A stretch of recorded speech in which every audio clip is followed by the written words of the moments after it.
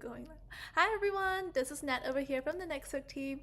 And now you are at part 2 of our 12-hour AWS projects marathon. Woo! If you've made it through part 1 and you were doing that chill study search with Amber, congratulations. I'm sure you would have done some amazing projects. And now over in part 2, we're going to be tackling a completely new AWS series. Well, I'd like to say completely new. Truth be told, we did start the first project 2 days ago, but I'm guessing it is still a pretty fresh one, and we are actually coming out with 3 new projects for that new series today. So all 3 of those projects are unreleased, and you're one of the first people to see it. Congratulations. And this series that we're going to be tackling together today is called the 3-tier architecture series. Have you heard about 3-tier architecture before? Is it completely new to you, or do you already know a bit about it? Let me know in the chat, and a big hello to everyone that's joining now. If you're completely new to 3-tier architecture, no worries at all. Just know that it is a very, very popular and common way to build web apps. And at the same time, what this project is going to do for you is it's going to do an introduction to 3-tier architecture in a very beginner, hands-on, and user-friendly way. So let's have a quick intro into 3-tier architecture before we go through, what are the 4 projects that we're going to be doing today. All right, get excited, y'all. The 3-tier architecture series is split into 4 projects because, as you can see here, it's like a 3-tier layer cake, 3-layer cake. And we're going to be munching on all 3 layers before we also have a bite of the whole cake. What's happening in that first project is we're going to be tackling this top layer of the 3-tier architecture series. And this top layer is all about the presentation tier, which is what the user can see and interact with in your web app. So once we tackle that, there's 2 more tiers to go. The middle tier is called the logic tier. And this tier is all about the brains of your application.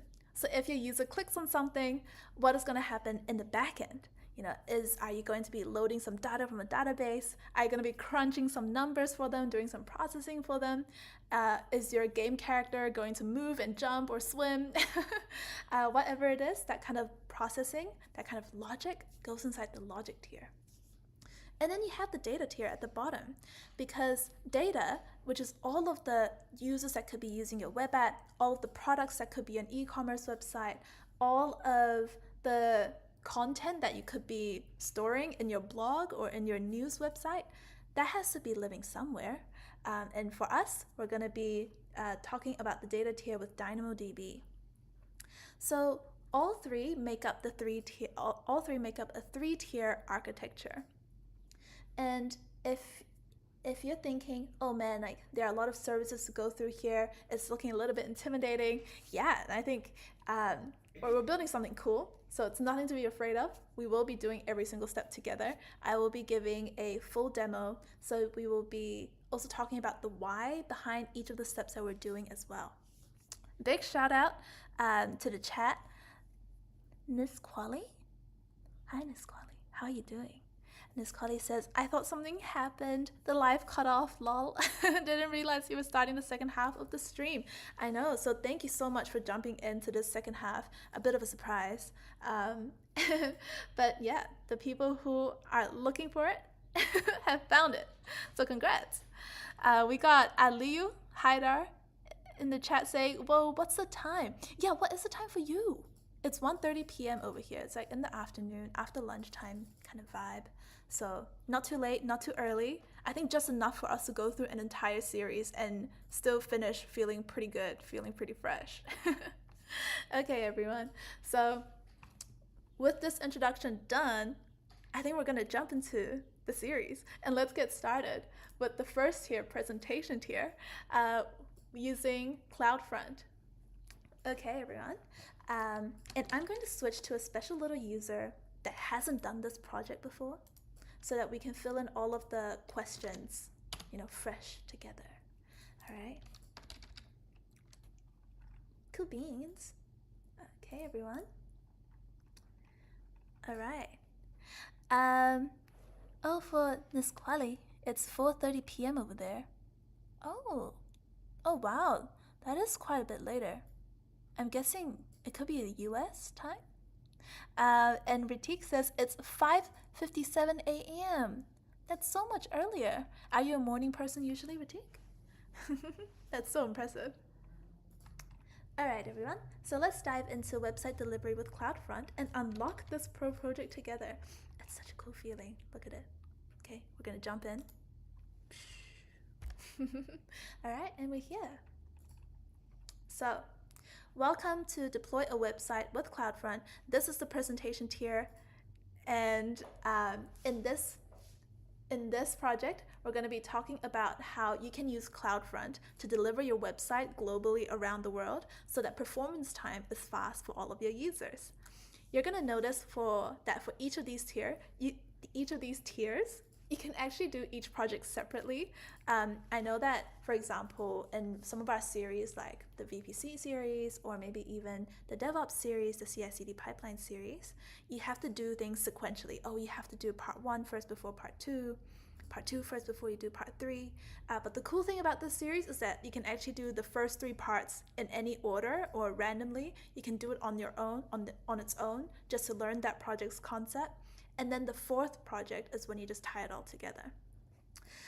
Nisqually is Brandon. I was gonna say, because I remember Amber mentioning your name, Brandon, during her live, and I was like, oh my god, Brandon's here. Ritik says, we'll go to sleep. I hope you have a really nice sleep, Ritik. So, with the presentation here and with CloudFront, one of the most important concepts to know, let me zoom in as well, is that CloudFront is a content delivery network, and it's one of the business's secret weapon for delivering content quickly and efficiently around the world. This project itself is really highly relevant for roles like cloud network engineer, front-end engineer, DevOps engineer. Why? Because it will be a key responsibility for those roles to optimize website performance, make sure that content delivery is very scalable and very efficient. So CloudFront, think of it as a way for you to distribute your website to everyone around the world, and so that your website loads very, very quickly for all of these different users around the world. Cool. So in this project, we are going to create a storage space, for our website's files, and that's going to be an S3 bucket. We're going to be loading all of our website files into the bucket. So we have 3 different files here: a JavaScript file, HTML file, a CSS file. All 3 files make up our website. I'm going to put that into our S3 bucket. And then we're going to be kind of connecting these two, S3 and CloudFront, to say, hey CloudFront, please hold hands with our S3 bucket. And you see those files that's inside that S3 bucket? Can you just go and distribute that to servers around the world, please? So CloudFront will go and do that. It's going to give it a really good go. And then it's going to run into a few errors. It's going to say, sorry, it seems like I don't actually have permission to do this. S3 bucket, can you please go check your permission settings, because it says I don't have access. And that's when we're going to be doing some troubleshooting and updating the permission settings on both S3 and CloudFront's ends, so that we can finally see a nicely distributed website together. Alright, so out of all 4 project demos that we're going to run through, this one is going to be the quickest one, because we have gone through a full demo, and that is already in our YouTube channel as well.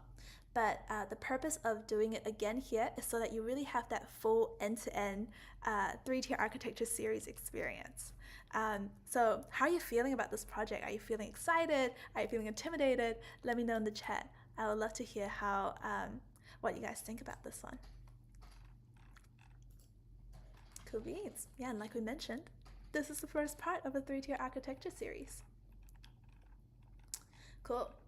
So we're going to be going through every single step together for all 4 projects, and that's why we'll be sticking with the high-touch version for all of those projects too. Cool. Let's talk about what we're going to be doing in this project today to kick it off. In this project, we will demonstrate.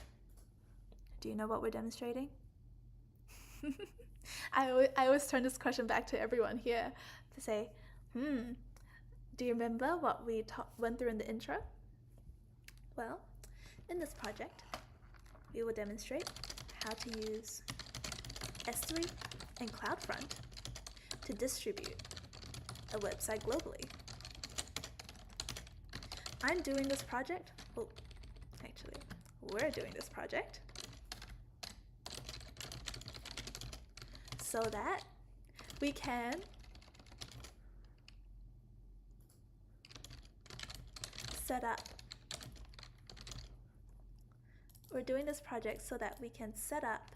the presentation tier of our 3-tier architecture. Very nice. Brandon is saying, I'm not seeing the project within Nextwork.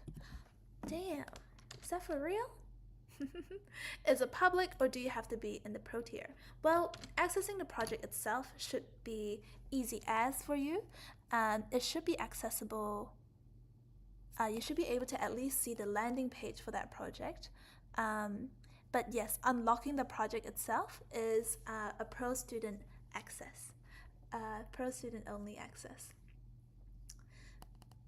Cool. Let me know if you can see the project now, Brandon, using the link that I sent in the chat.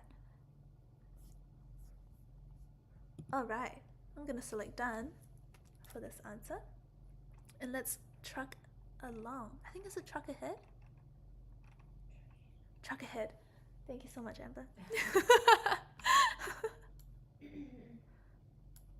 Oh, you didn't hear me? Okay, Brandon, here's the lowdown.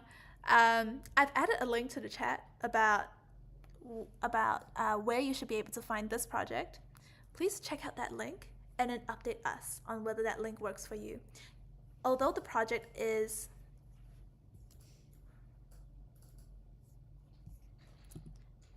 Brandon says I'm muted. Is that true? Let's see.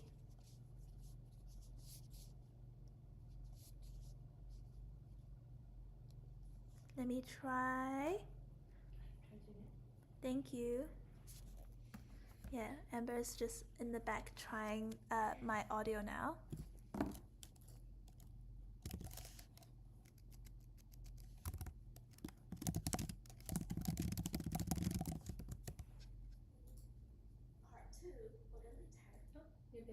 Yeah? Okay, I should be good.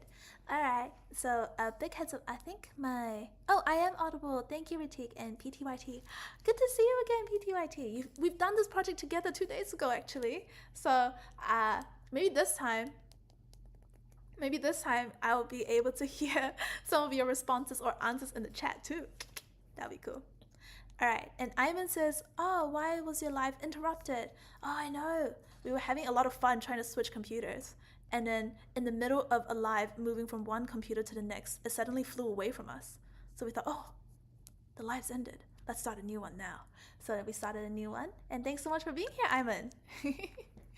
Okay, so we're going to jump into step 1 now of this project.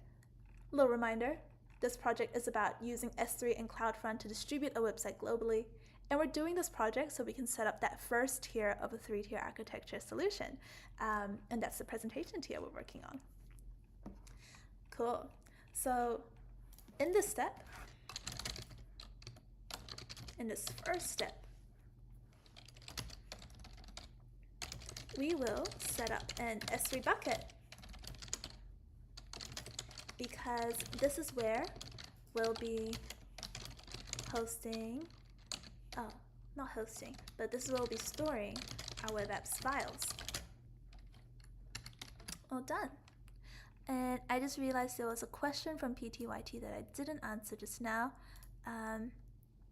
mentioning, oh, I hate it when I can't see pro pricing without supplying my email. Oh, thanks for the feedback. We'll make sure that this is something that we'll bring back to the team and talk about. It sounds like you're wanting to see pro pricing and you haven't created an account yet, I'm guessing, for Nextwork. As long as you sign in, if you already have an account, once you sign in, you should be able to see pro pricing details too. Okay, so we're going to first log into our AWS Management Console as an IAM user. Okay, so let's dive in now. And let's log in.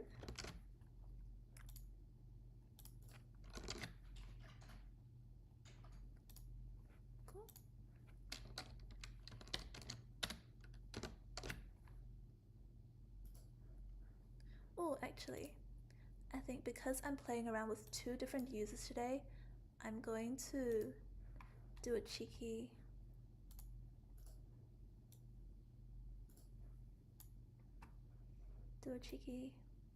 split like this for a second, so I can log in here. Okay, so I'm just logging in here now. Okay, perfect, you can see me. Very good. And then what are we doing next? We're gonna head to the S3 console. Alright, so we're gonna head to the S3 console, and let's have a quick yarn about what are S3 buckets, because that is such a cool service. And long story short, S3 buckets are just like containers in the cloud that you can use to store your files. And you usually would use S3 buckets to store anything. For example, you could use S3 buckets to store website files, which are the 3 files that we're about to upload.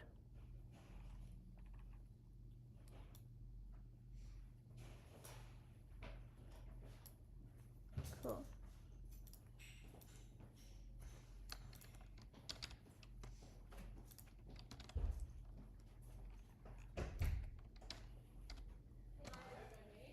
Awesome.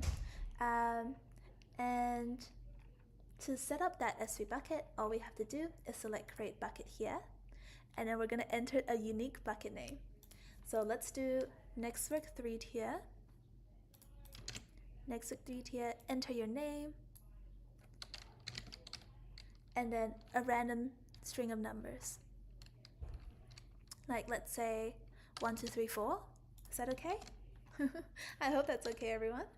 And then let's click create bucket at the very end. All done. So just like that, we've set up an S3 bucket, and we can now talk about that first question in here. Why are you using an S3 bucket in this project? I started the project by creating an S3 bucket to... Why are we creating an S3 bucket? To store our website's files. I can't use CloudFront for this task because, well, this is a harder question, but here's a little hint. I can't use CloudFront for this task because CloudFront is a distribution or delivery service, not a storage service. We need to store the files first before distributing. Cool, I hope that's clear. I think to make it even clearer, it's like we're storing the website files first before we try to distribute it around the world. Alright, select done. Alright everyone, step 2 is where we're going to start uploading our website's files. So now that we have our storage bucket set up, let's fill it with the actual content of our website. Website files include things like HTML files. This is where you write out, your text or the images of your files.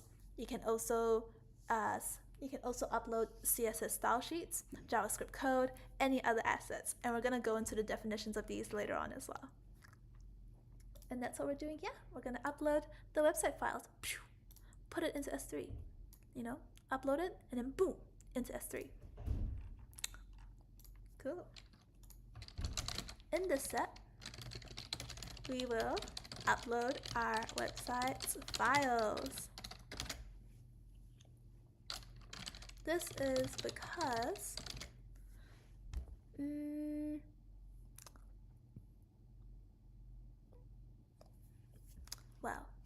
because our website files aren't in our AWS environment or infrastructure yet. It's nowhere to be seen. So we're gonna need to upload them to use them later on.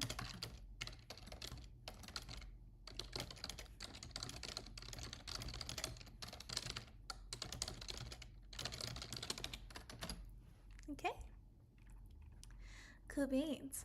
So how we're gonna go and upload these files is that we actually have those files ready for you today. You don't need to write them from scratch. All you have to do is right click on them and select Save Link As. So I've right clicked on one, Save Link As, and then save it into your downloads folder. So I'm saving index.html, I'm saving style.css,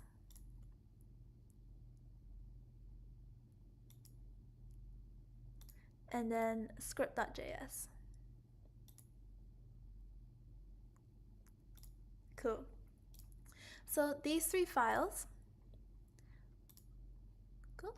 So these three files are, the main file for the website. It's where you organize the pictures, the text, and everything that makes up your web page. Style.css itself, you might notice CSS. You might have noticed this before, but CSS is all about how you style the visual appearance of those HTML elements in your website. Do you want your font size to be huge? Do you want it to be pink? What kind of font family should it be in? Or for images, do you want a border around it? Should it be in the middle of the page? Should it be at the side of the page? All these different kinds of visual styling happens inside style.css. Now, script.js is all about interaction. So do you want something to jiggle when you click on it? Do you want something to move, or do you want a form to be submitted, when someone clicks on a button? Anything that kind of takes a website to be more than like a PDF where it's just a static something where you're just looking and reading it, you now can interact with it. Any elements like that usually falls under script.js, which is also script.javascript. Okay, so now that you know what are the files you've downloaded, these files really do make up your website. In fact, you can even verify that now by going into your computer's downloads folder. So you can click on your downloads folder, open it up, all right? And then you can select index.html and try open that in your computer's browser. Okay, what do you see? Do you see a simple web page? If you do, congratulations. That is actually what our three files do. It just creates a simple web page that displays user information. There's a field that you can enter and a button that you can click on. Okay, as you can see, nothing really happens yet when I click on this button. Why is that? Well, we haven't actually set up any backend or logic on the logics tier to process what's going to happen when you click on that button. So we're going to have to go all the way into the logic tier first and set that up so that something will actually happen when you click on this button. In the meantime though, you can still see index.html and style.css at work, because you can index.html is where you would have written, oh, I want user information here, I want a form field button, a form field here, and I want a button here, and a little box over here as well. Style.css could have been the one to style up the font size of this, the color of this, how long this field will be, all of that kind of visual appearance and styling. Okay, so we've verified that these three files are definitely legit. They definitely make up a website. So now that we have that reassurance, we're going to answer a quick question before we upload them into our S3 bucket. And I'm laughing because I see that Iman's made a comment here and said, it's nice if we included Route 53 in this project too. Yeah, Route 53 is a good service to add to this. Perhaps in a final extension for the series, you could definitely challenge that. Okay, in the meantime, we're going to jump into answering this question. The three files that make up my website are index.html, and what does that do? What does that do, everyone? Index.html makes up the text and layout of my website. Style.css, which adds styling to my HTML elements. And what else is in here? And script.js, which adds interactivity, e.g. button clicks to my website. or really like form submission to the website. All right, team. So now that we know what we're uploading, what's next? How did you validate your website files? Well, we validated that the website files work by opening index.html in our local browser, because index.html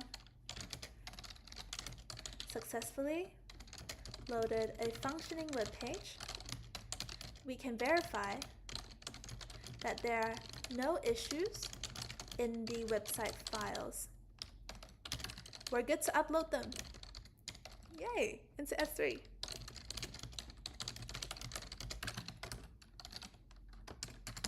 Okay, a big shout out to everyone that's in the chat here as well. Brandon, it sounds like you're getting a little stuck seeing that there's just the pro page when you see the list of projects.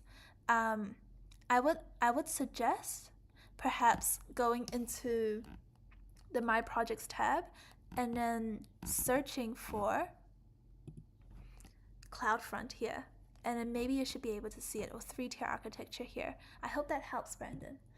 Keep us updated. Great. And here's a little tidbit here about what we're actually setting up, because a big concept to learn is whether something is a static website or not. In this case, so far, yeah, this is a static website, because we only have things loading in the client side or the browser side here.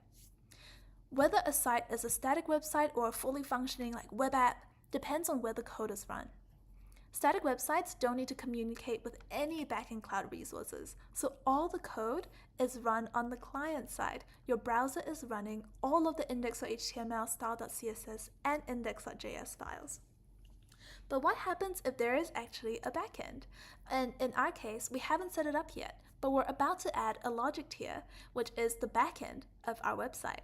So when there is a backend, it means that there is some code that's being run in the server side of things, not run in your browser, but actually run in some sort of server, maybe an EC2 instance, maybe a physical server, maybe someone else's computer, and after it's run, that data gets passed to your browser. Now, in that scenario, you will have to say that's not exactly a static website anymore, because there is some calculation, there is some processing that's happening away from your browser. Okay, so web apps, on the other hand, execute code on the server side. Apps that use databases, APIs, Lambda functions in the backend, you'd be calling that a web app and not exactly a static website anymore. So in this scenario, because we don't have the logic tier set up, it's kind of a website, but you're going to notice that index.js is going to link to a Lambda function, and when that link is complete, it's definitely not a static website anymore. Okay, I hope that was helpful, by the way. I found this to be a really great personal learning to have, whether or not something is a static website and how it depends on where the code is run. So let me know in the chat if that was helpful or interesting, and then we'll move on. Okay, so we validated that these files are legit, sets up a good website, so let's upload it now over here. Okay, and I will select upload over here in my S3 console, add some files, and there we go. Let's select all 3 files, because all 3 of them make up the website, and get them uploaded now. Okay, let me know as well, by the way, if the text is ever like too small, or you'd like me to zoom in a little bit so you can see something clearly. Okay, and then we're gonna select upload to get all the files uploaded. Very nice, upload success. This is where we can take a screenshot to show that we've uploaded some objects. And we'll move right on to the next step. Great stuff. Next up is to set up a CloudFront distribution. So now that the files are uploaded, we have some website files, we put it up into the cloud into a storage bucket with S3. So what's next is we're going to need to introduce a good handy friend here called Amazon CloudFront. This is our secret weapon for delivering that website all over the world. Okay, in this step, we will set up Amazon CloudFront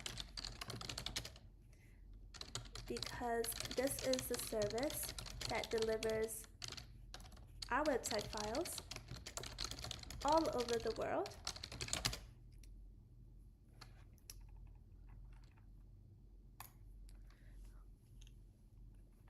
Great stuff. Okay, so from here we're going to head on over to the CloudFront console. So we're going to click in that search bar, select the CloudFront console, and open it up. Okay. And over here, you're going to notice that I do have another cheeky little distribution over here when I was testing it. But you know, if you have 0 distributions, your page should look a little bit like this. Okay, and if that's the case, you can just click on create a CloudFront distribution like this, and then you can jump straight into and it will be in the same place. Otherwise, if you also already have a distribution, please select on create distribution like this, and then you'll be in the same page. Cool. So we're about to set up a distribution, but do we know what CloudFront really does? Or do we really know what a distribution is? Okay, ask yourself these questions. You know, can we confidently explain it to someone else? If you can, that's pretty cool. And I would really appreciate it if someone would like to take on the challenge of adding in their own explanations in the chat. That's an amazing way to learn. Okay, so CloudFront is a content delivery network, and a content delivery network is all about speeding up the distribution of your static or your dynamic web content, such as HTML, CSS, JavaScript, image files, all of that. Amazon CloudFront, its job is really just to speed up getting those files to your users' hands. What that means is, instead of storing these files, it's all about spreading it out all over the world. And the moment a copy of that website is close to you, physically close to your end user, it means that when they load the website for the first time, or after a while, that website or that web content is going to load much faster than if CloudFront didn't exist. And CloudFront does all of this by using caching. So caching is this process where you're storing copies of those files in a cache. Cache is like a temporary storage location, which means that instead of having to go to the origin, which is where that original file is stored, you can just visit your copy and grab the copy.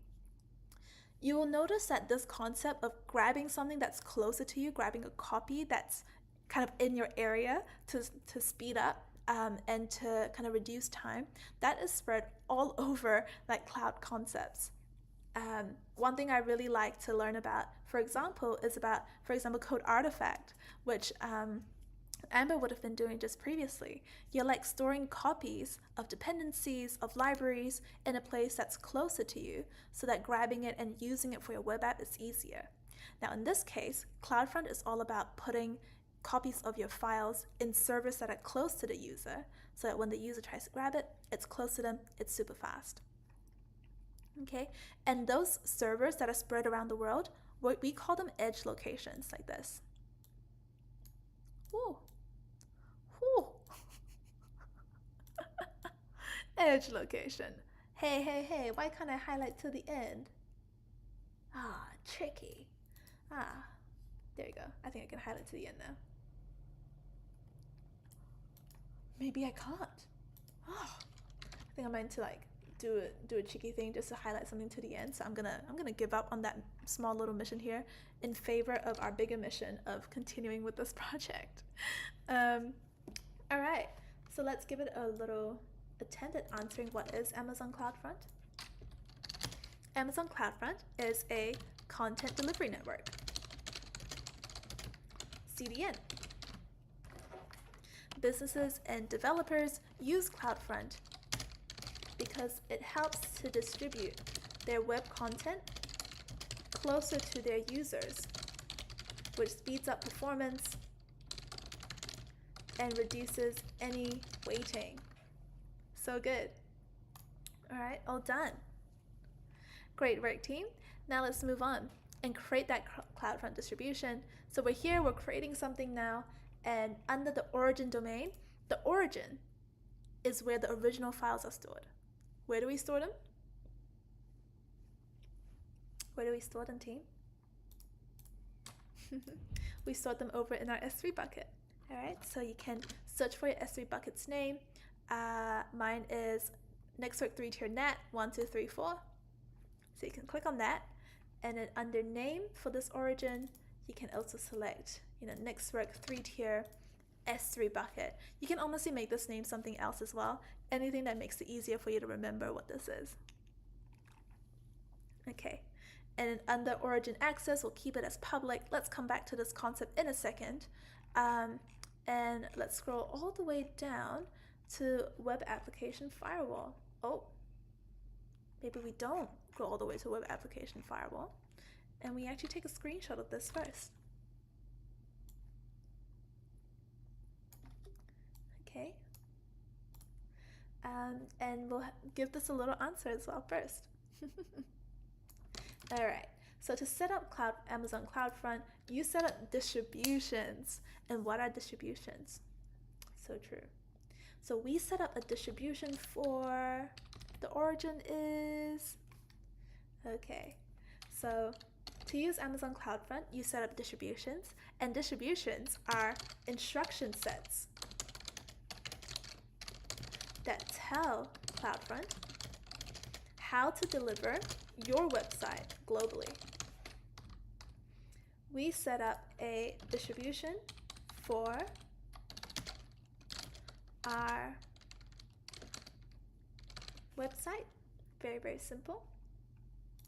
Oh, actually, you can say, if you want to have a bit more almost like diversity in your sentences, you can say, to use Amazon CloudFront, you set up distributions, which are instructions that tell CloudFront how to deliver your web content globally. We set up a distribution for our website, and the origin is the S3 bucket, storing those files. Great stuff, team. Okay, so once we have that, still we keep the origin access as public. I'm going to choose to go through origin access in detail all together later on in this project, splitting that explanation in half, half here and half later on when we actually use it, can be a little bit more confusing. So trust the process. We're going to skip that for now, and then we're going to skip some of these pro explanations, which you can listen to in detail if you'd like to have a full rundown. And the full rundown or the full explanation for these are in the live demo that I recorded 2 days ago, which is also in our YouTube channel. But trust me when I say these ones that I'm skipping here, they don't affect our project, which is why we're going to be speeding through them a little bit so we can focus on the key parts that make up our 3-tier application today. Okay, so another setting that we need to put in is to put in do not enable security protections for web application firewall, and that is just to protect us from getting charged. It can cost $14 for 10 million requests. Interesting. Let's just say that we're not going to enable it to save ourselves from all possible charges. And then as we go here on the settings, the settings panel should have a space for your default root object over here. So easy to miss. So this default root object is all about what file should your main website URL load. Usually websites will have a load landing page, like a main home page, and this is what you put in for the default root object. Oh, when students land into the home page of my blog, I want them to see this file that I've prepared. For us, we only have one HTML file, so this is a very easy decision. Let's just put in index.html. But if you have so many different HTML files that all make up a big website, this is where you can be picky and just pick one file that your URL is going to load by default. Okay, So we're going to create our distribution now and answer this question here. My CloudFront distribution default root object is index.html. This means that my website will load index.html by default when a user visits my website's root URL. And the root URL is like example.com instead of example.com/project. You know, that would be like a subpage, but the root URL is just the .com, the .org. And we'll just close that bracket like this. Okay, and that's all done. I appreciate that this part of the demo is probably going to be a little faster than the rest because this part is something that we have done before. A big shout out to Brandon though. Brandon, I'm not a pro member yet. That's what's going on.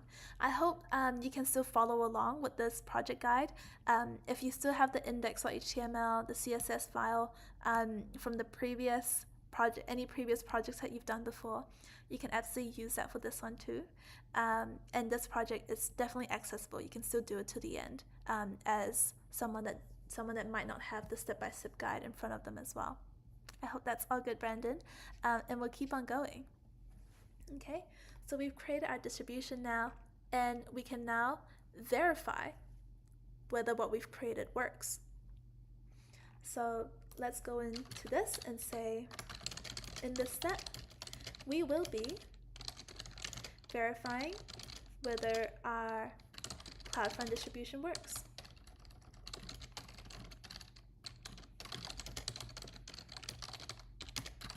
We've uploaded the website files now.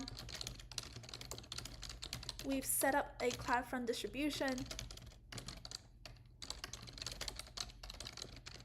that's supposed to deliver our files globally.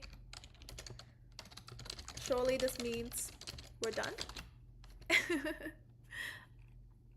Surely this means we're done. You know, if we've already uploaded our website files, we've connected CloudFront with S3. We've even kept all of the default settings for our CloudFront distribution, which gives it instructions on how to deliver our website. So with those instructions, surely CloudFront's already off and distributing our website. So let's verify that, shall we?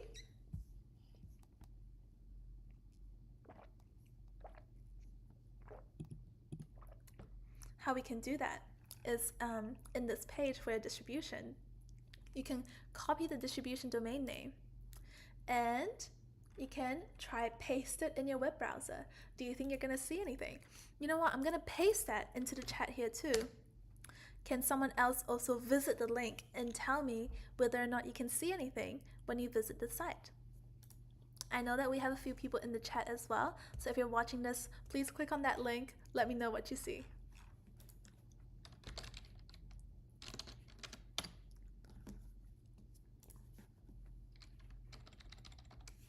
Okay, so I can see that access is denied for me. Is it denied for you too? Let me know. All right, so we are running into an access denied error. What's going on? Why do you think we ran into an access denied error, team?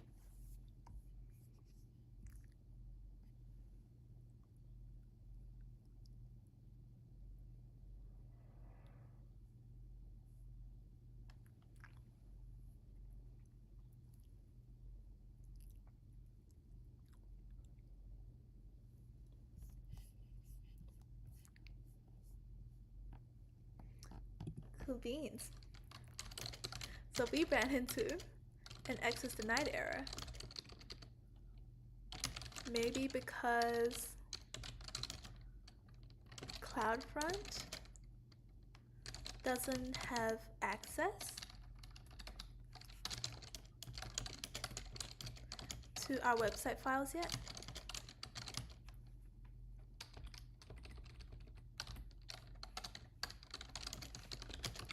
maybe our S3 bucket just blocked access to our IP? What could have happened? Why do we think we ran into an access denied error? It looks a little scary, doesn't it? But it's okay. Nothing's not fixable. We're going to figure out the reason for this, and then we're going to solve it. It's going to be easy as, guys. Especially with you here. I'm sure it's going to be all good. So let's click done, and let's keep on going ahead. Alrighty. So why is access denied? Don't worry. That error was expected. We haven't given CloudFront the permission to access our S3 bucket yet. By default, S3 buckets are private. You can't even see what's inside. You don't even know what the bucket is. It's just so private. It's like hidden somewhere. So CloudFront is actually going to need explicit permissions to see the files inside the bucket. CloudFront is going to have to actually grab those files, have access to them in order to distribute it to everyone else. So we're going to take a screenshot of this error. Nothing to be embarrassed of, guys. Let's take a screenshot of the error. Okay, upload that and give it a little explanation. When I tried visiting my distributed website, I ran into an access denied error because CloudFront does not have access to my S3 buckets web files yet. Okay, so because of that, we're going to need to set up our CloudFront distributions access before we can go into actually distributing it around the world. Okay, but at least we visited our CloudFront distribution for the first time. We can see that this link does take you somewhere. It's just that this somewhere is an error for now. So we'll fix this error in the next step by updating our CloudFront's distribution settings. Rohan in the chat is giving a few great suggestions. It gives an access denied error. Maybe we did not enable public access. Ooh, good suggestions, Rohan. And you're going to quickly see what is going on in terms of the reasons for this access denied error. Not enabling public access is a very, very, very close suggestion to what we're about to do. So to resolve this access denied error, we're going to first go into our CloudFront's distribution settings. Okay, and then we're going to tell CloudFront, hey, give yourself the permission to access your S3 bucket. Okay, so in this step, we will update our CloudFront distributions. In this step, we will update our CloudFront distributions permission settings because it currently says that access is denied. Perhaps we need to grant CloudFront access from the CloudFront console. Let's find out, shall we? Okay, so we're going to go back to the CloudFront console now, and we're going to select Origins in this main tab here. And Origins is all about where your web files are stored. So for us, we know that we have an S3 bucket that's connected to this CloudFront distribution, and we can edit this origin to really figure out how are you getting access to this origin. If we edit it, maybe we have a way to give ourselves access now. And here's the way, okay? So notice that we have a setting here called Origin Access. Origin Access, the setting, is all about telling CloudFront, hey, this is how you're going to get access to that S3 bucket. And you have three options. You can either get access to your S3 bucket by making that bucket allow public access so everyone in the world can get access to it. You can give CloudFront access by enabling Origin Access control settings. This is the recommended way, and we're going to talk about it. Or you can use some legacy methods called Origin Access Identity to access the S3 bucket. Do we want to use Origin access identity, not really, like as it mentions here, it's a legacy method. So we're gonna, shove that away for a little bit. Do we want to allow public access? Do we want to make our bucket completely public in order to get access to it? I don't think that's a very safe choice, team. I think there's gonna be something better out there. And yes, I think it's called Goldilocks, right? Goldilocks and the Three Bears. How something's like, too hot, too cold, this is just right. And for us, we do have a middle ground that is just right. Origin access control settings, the recommended way, is a way that we're going to be choosing for how CloudFront will get access to S3.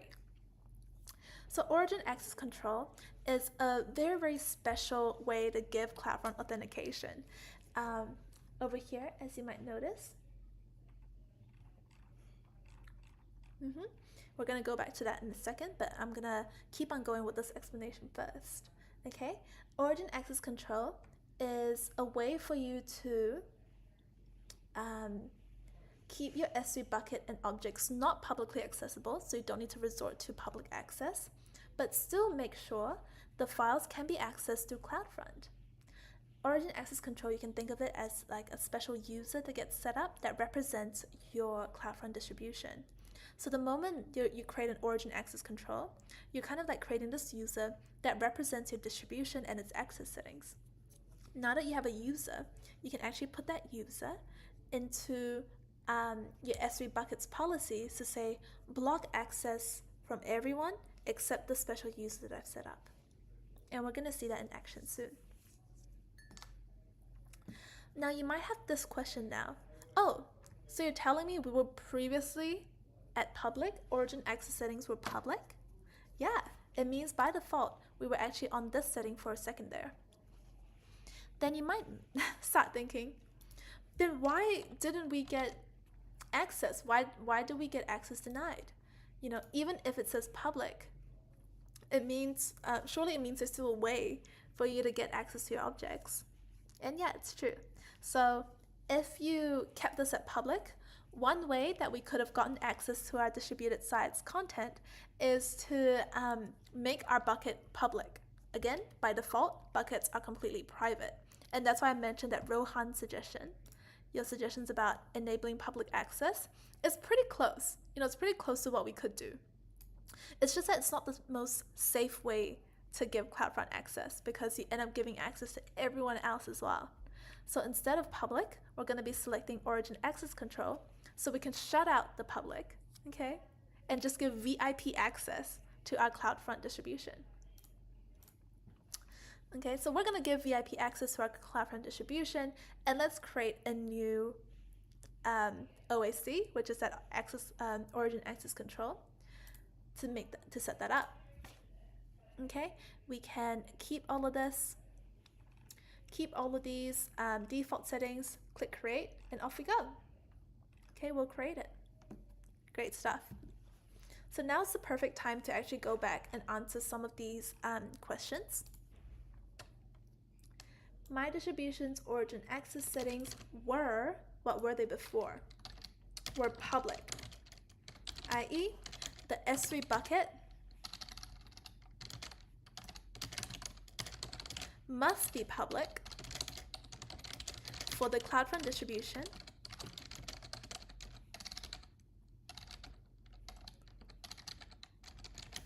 to have access to the files inside. This caused the access denied error. Why?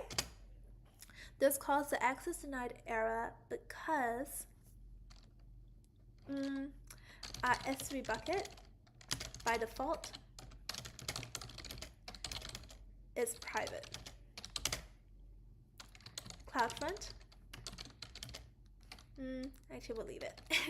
As you can see, I was running out of characters, but you could totally say,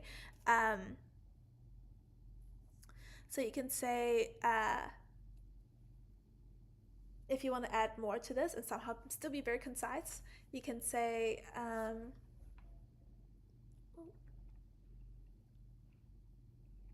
I had a mind blank over there. Sorry, team. I had a small little mind blank for a second, but I was going to say that the distribution's origin access settings were public, so the S3 bucket must be public for the CloudFront distribution to have access to the files inside. This caused the access denied error because our S3 bucket by default is private. CloudFront did not have access. All done. Rohan has a suggestion in the chat here. Rohan is saying, origin access control through CloudFront works, so public can have access to CloudFront, but not the S3 bucket. Oh, I see what you mean here. Yeah, so it's very, very similar to, it's quite close, Rohan. So what you're saying is the public would have access to CloudFront, but not the S3 bucket. That's true. Once you keep your S3 bucket as private, but your CloudFront is definitely going to be public, the public can definitely still access CloudFront, but they won't be able to go straight into your S3 bucket. That definitely protects your S3 bucket from any sort of threats or people wanting to get inside the S3 bucket and delete files or manipulate things inside. Okay, so great tip, Rohan. And then we'll move on.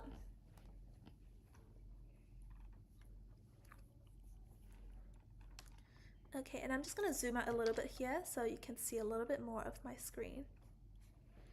Okay, so now that we have also set up origin access control, we're ready to actually explain what it does too.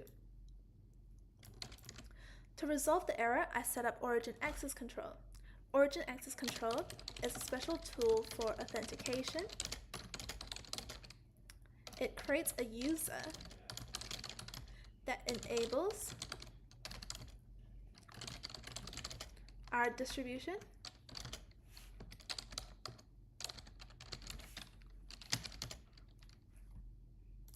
It creates a special user that enables our CloudFront distribution to be assigned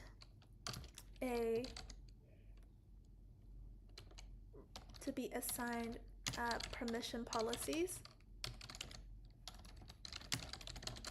directly. Okay, great. So under this new heading, you're going to notice that we actually have a little pop-up here that tells us to copy a policy. And the reason for this is because we actually have just set up the permissions on the CloudFront side, but not on the S3 side. For now, S3's objects are still completely private to everyone. The OAC itself is just almost like you're opening up a method for CloudFront to get access to S3, but ultimately it's S3's call on whether or not it wants to use the OAC in the first place. So right now, we haven't touched our S3 bucket's permission settings yet. So by default, it's not really using the OAC or granting anyone access. What we're going to have to do is we're going to have to copy this policy that OAC has written for us, and we're going to have to add that into S3 so we can tell S3, hey buddy, we have this thing that we set up called an OAC. I know everything in your bucket right now is private, but can you just make your objects accessible by this one entity that is the CloudFront distribution? And the OAC, what it's created, when we created this OAC, is it's created this policy for us that we can, that will automatically give us that access. And I think what we'll need to also mention, okay, is that if you don't put in this OAC policy into S3, then creating this OAC pretty much had no effect. Okay, you will still need to update things on S3 side so that these changes can be seen. So let's give that a go. And let's explain what we've just learned as well. Once I set up my OAC, I still needed to update my bucket policy. Why is that? Because my S3 bucket's objects are still completely private to everyone. We need to update the permission settings on S3's side so that it can have access Oh, so that CloudFront can have access. Can have access to the objects.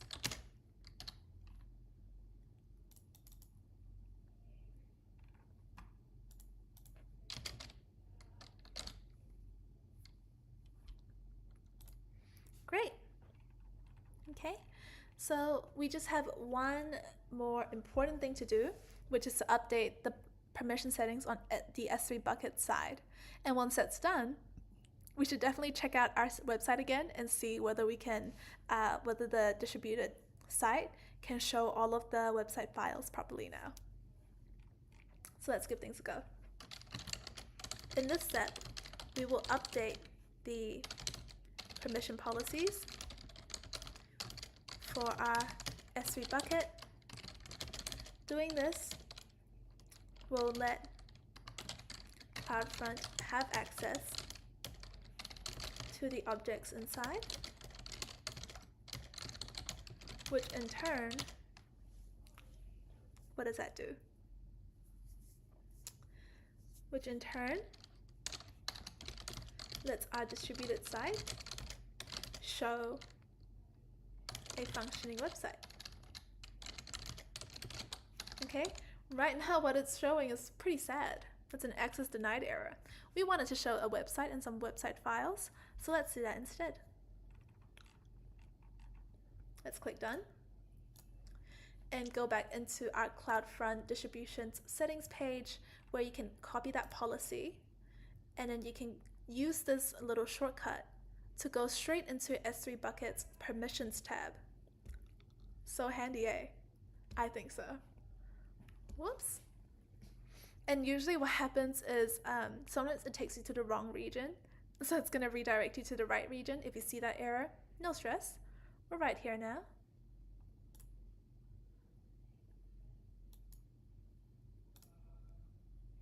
Nice. And I'm just going to make sure that my files have been uploaded. Ah! Oh, that's so funny. I accidentally uploaded my website files into a different bucket. Completely different name that I just randomly selected because I saw next work and then a list of numbers. But this was not the right bucket to be uploading the files. This was next work 3-tier net 1, 2, 3, 4. This is the correct bucket. Oh my goodness, team. So let me upload those files again into the right bucket. Select upload. Okay, and then we are going to revisit our site and see, can we see anything now? Okay, still nothing. We still can't see anything. That's okay. But wow, that was so random, team. Turns out I uploaded my files to the wrong bucket, but they're now uploaded to the right one. And we're going to keep on going with our mission for updating this bucket's permission settings so we can now let in CloudFront. Click on permissions, click on bucket policy, edit your policy, all right, team, and copy and just paste that policy in. All right, do you see how this policy was completely just written the moment your OAC was created? All you had to do was click on copy policy, and you can even just use it straight away, which is so handy. Okay, so when that's done, you can take a screenshot of your bucket policy and add that to your project. Okay.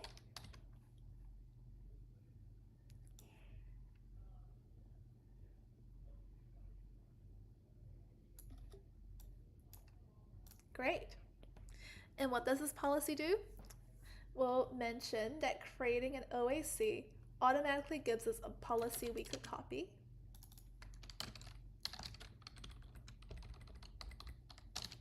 What does that actually grant? Okay, what does this policy grant? This grants CloudFront. This grants our CloudFront distribution the permission to read the S3 bucket's objects,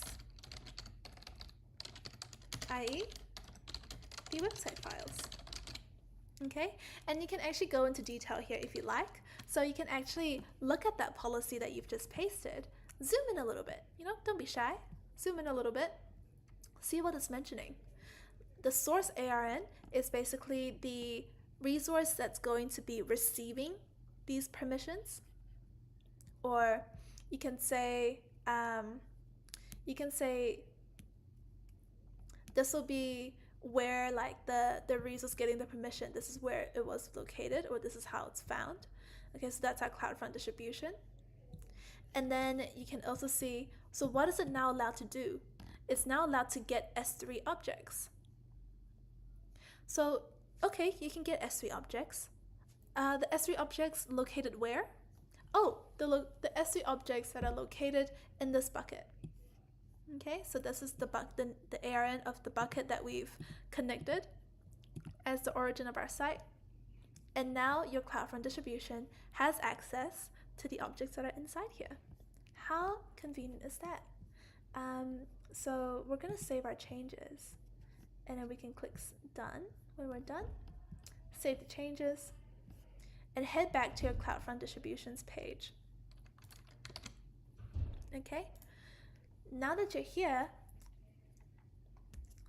you can select Save Changes for your CloudFront distribution too. So now your settings are saved for both CloudFront and for S3, and this is where you can now revisit your site. Oops, I just realized you still can't see it yet. I think I know why. Maybe something needs to change. Oh, there we go. I was about to go into a rabbit hole that updates this website, but thankfully we don't even need to go there. As you can see, it took a few seconds there for all of the changes to be delivered to all of the edge servers around me, because for a second I was still grabbing the cached copy in the server that's closest to me, and that cached copy was the one that gave me an access denied error. But now that we have updated the copy that's inside our edge location, the edge location that's closest to us, when I refresh it again, I could see the most updated version of the website, which, as you can see, definitely has access to the website files, and you can see it right in front of you. Dari is in the chat as well. Hey Dari. Dari says hi everyone. Thank you so much for the friendliness, Dari. I really appreciate it. This is really, really nice. I hope you've been having a good day.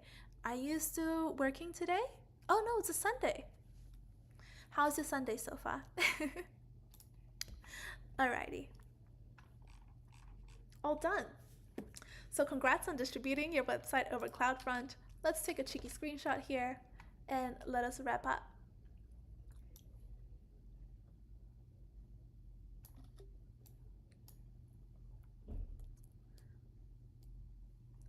Great job. We'll click done. And you can see that we have a little secret mission. So this secret mission is all about comparing S3 static website hosting compared to CloudFront. Now, we actually have done this secret mission before, 2 days ago when we went live for this project. So I think in this project, we're actually going to be leaving behind the secret mission, so we have enough time to go through a proper demo of the 3 other projects that we're going to be doing, okay, in this series. Do we have any objections? Is there anyone in the chat that really, really, really wants to do the secret mission and wants us to go through it? You always have the option of viewing the demo of this in our YouTube channel. But if you're wanting to ask questions about it, or you just want to go through it live here today, ask. Yeah, no worries. We can do it. For now, if we don't have any objections, I'll just keep going so that we can wrap up this one project that we have done to kick off the series.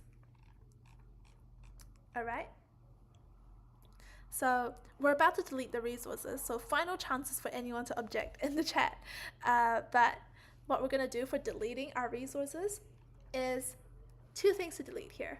We have a CloudFront distribution to delete, and then we also have an S3 bucket that we need to delete.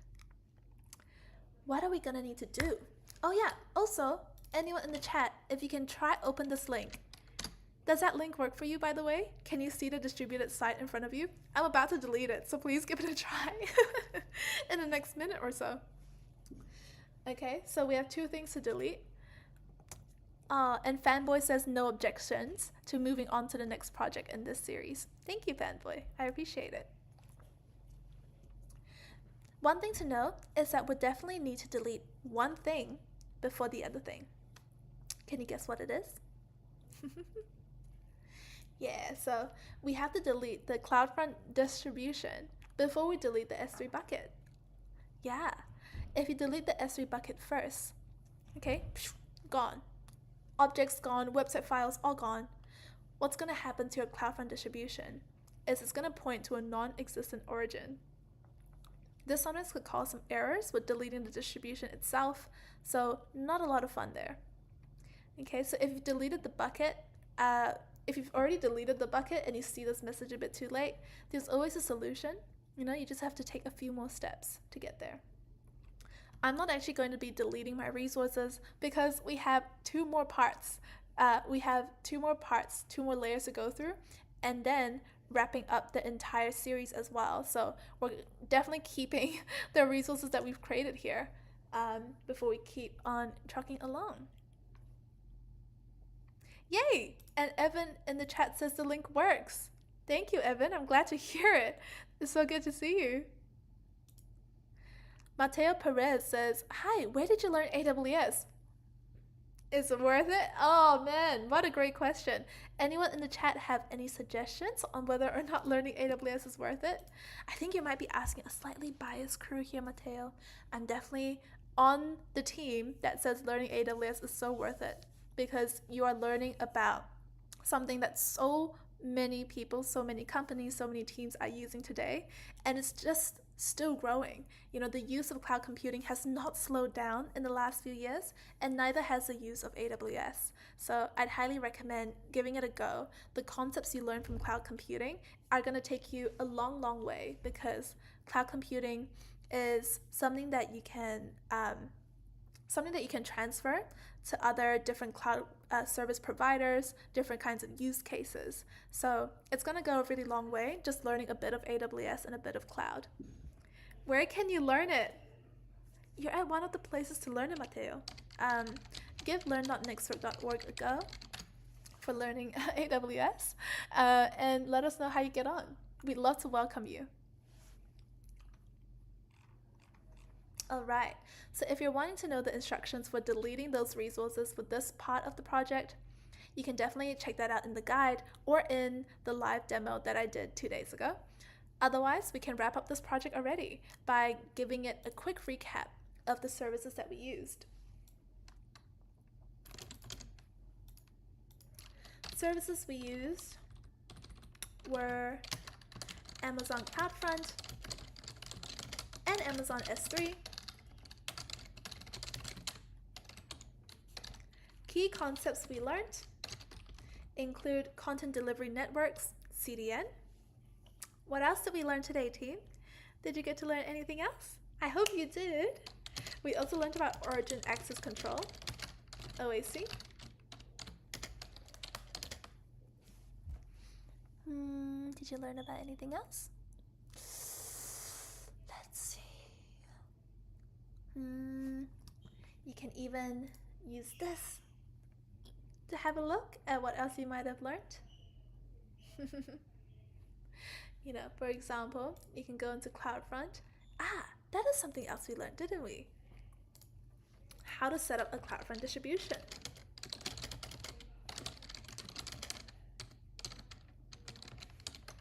So many great learnings. Okay, and how long did it take you to complete this project? Oh my goodness, how long did it take us? Was anyone keeping time? I'm gonna say this project took us approximately 1 hour, including the demo time.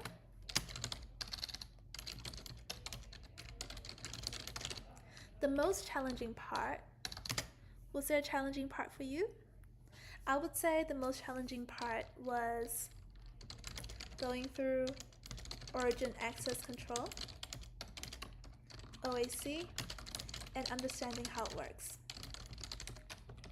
But it was also most rewarding to fix the access denied issue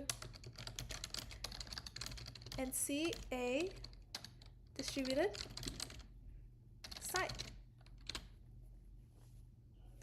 feeling very, very good about these answers here. And we can keep on going. Thanks for doing this project. Why did you do this project today? Did this project meet your goals? Give it a go. Answer with your heart. You know, this is probably the last thing you'd be copying for this one, because it's probably a different reason for many people.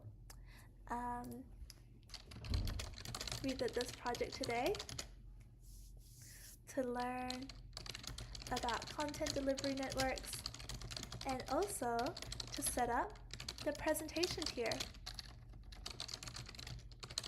of our 3-tier architecture. Very well done. Okay. We'll just submit that. Congratulations. That's already the first layer of your 3-tier architecture all done. That is so satisfying, and that's a wrap. So for the first layer, you've learned how to use S3 and CloudFront to deliver your content or your website content around the world. Oh, another concept that we learned. Caching. We learned about caching. CloudFront is able to deliver your content around the world and also store them at edge locations.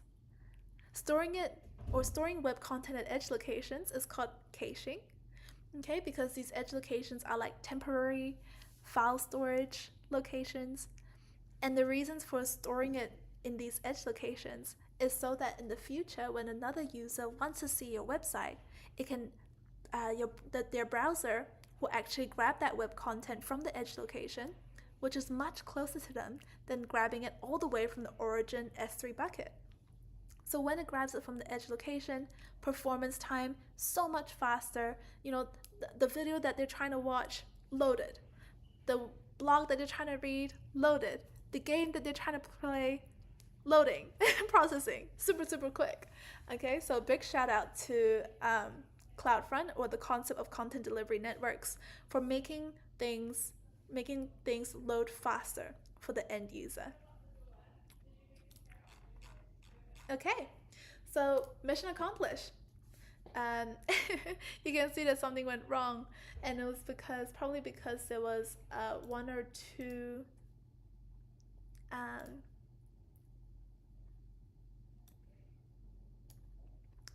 it's probably because there are one or two questions that we need to answer, submit again, and that's okay if that's the case.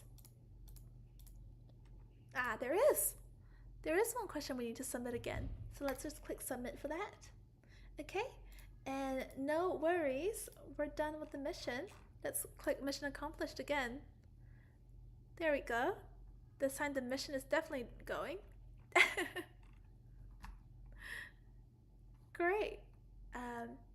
We should be able to download that documentation. Beautiful.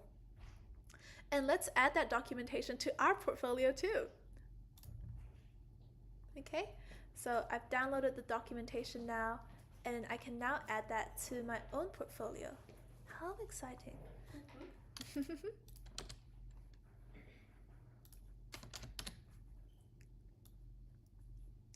All right, so I'm just gonna open up my portfolio.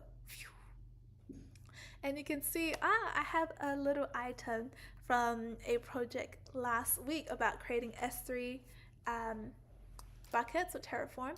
I'm actually just gonna clear that away because I'm gonna change this to nets, let's say 12-hour marathon, and in bracket 3-tier architecture projects. Shall we put the emoji, make it a little cake? Because we have 3 layers in our architecture, like a 3-layered cake.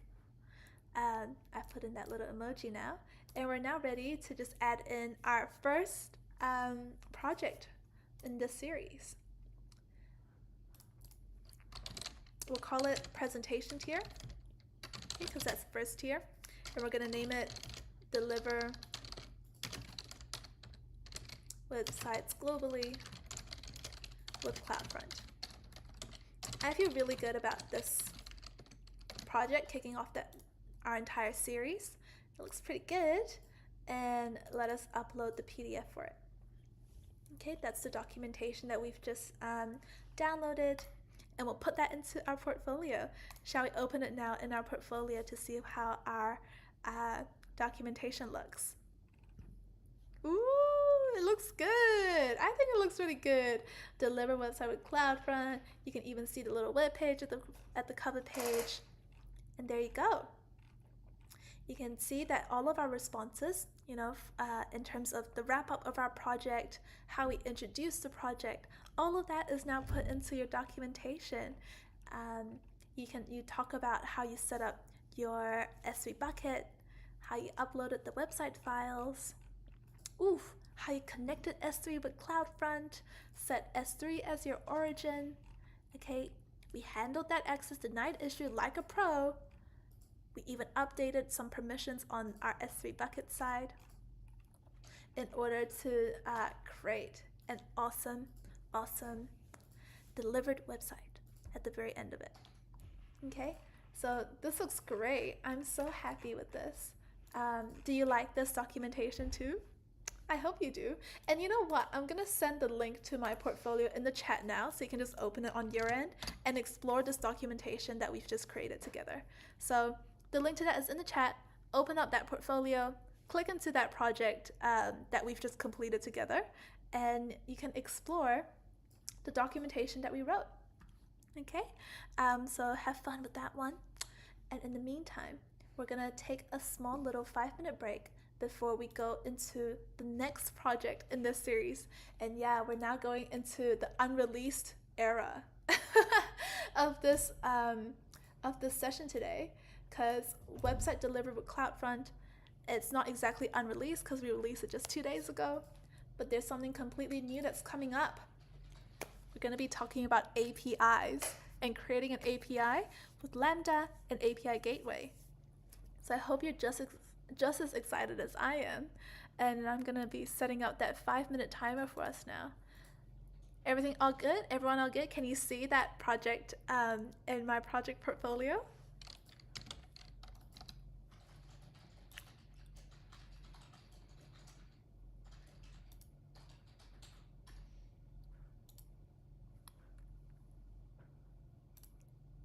Ooh.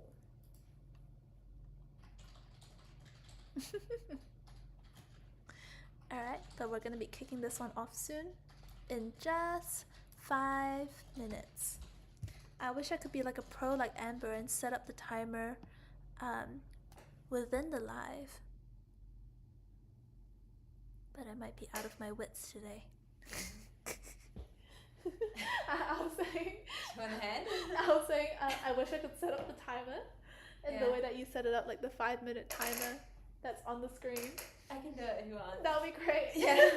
I was like, I'm out of my wits today. Okay, hello. Okay, cool. We need the overlay edges here. Oh. Oh yeah, nice. Oh yeah, and then you just need to like set it to 5 minutes. Nice. Cool. Oh, that looks so nice. There it is. I love it. I love 5 minutes, but you might want to put it on a different background. Yeah. This looks nicer. And then we'll put the 5 minutes. Oh. We'll put the 5 minutes right above the project. Like this, maybe? That looks nice. So you know we're about to start. Great job. All right. See you in 5 minutes. Cool. Grab yourself a cup of tea. We're going to be continuing the tea marathon as well. Nice. Do you know how to mute it as well? Oh, actually, I would love to know. Woohoo. Sound here.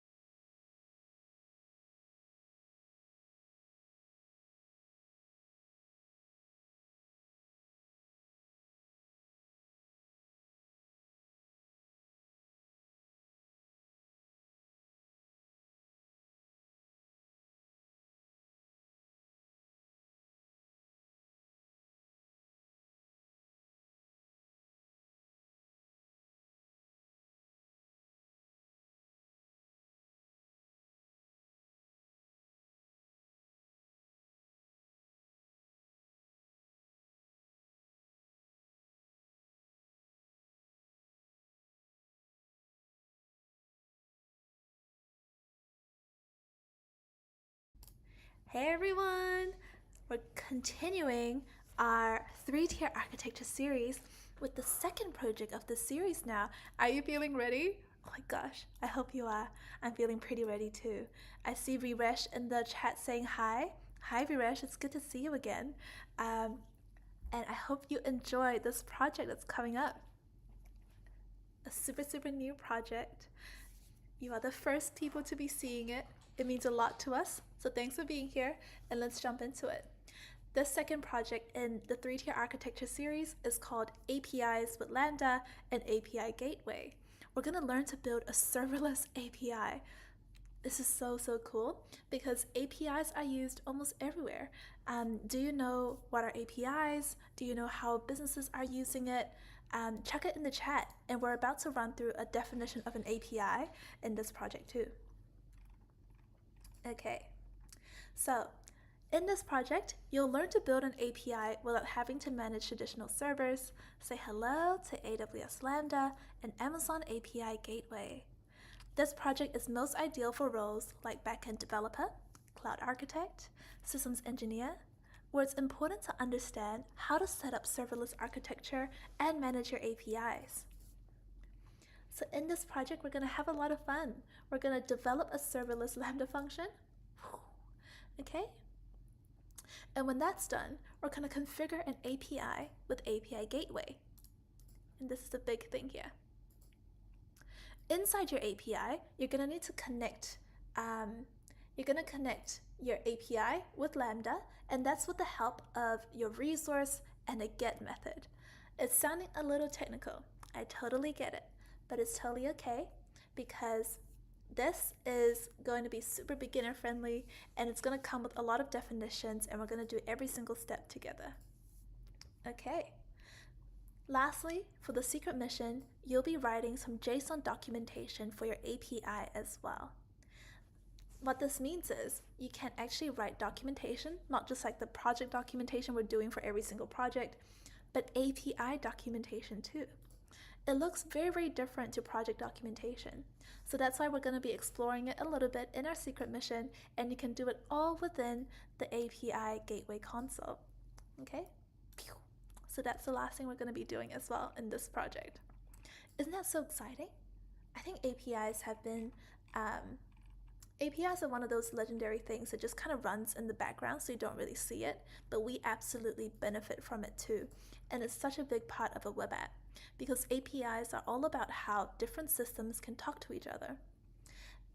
For example, if you ever want to make a database, if you ever want to search something, okay, in maybe an e-commerce website or a website where you can buy something, and you search boots.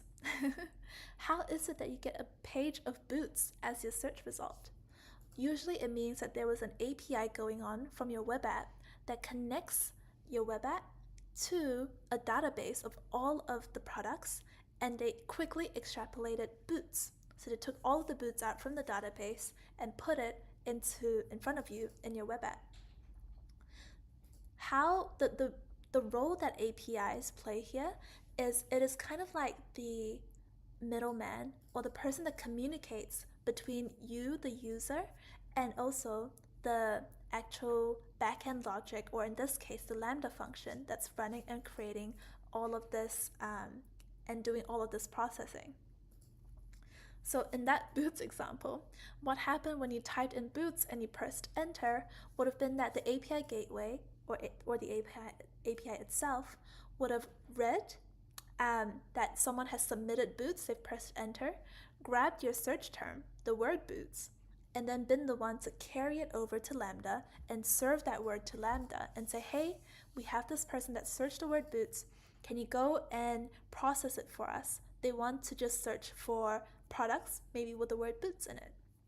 Lambda does its job, returns all of the search results, and the API gateway is again the middle manager or the middleman that grabs all of those search results and displays it back onto your browser. So as you can see, API gateway just plays such a great role in order for us, the user, to interact with the application itself. That's the reason why API gateway and Lambda make up the middle tier of our 3-layer cake for our 3-tier architecture. We've set up the presentation tier now, so there's going to be a nice, beautiful website that our user can interact with and click on. But what's actually going to happen when they click on a button? You know, in our case, we have a website here.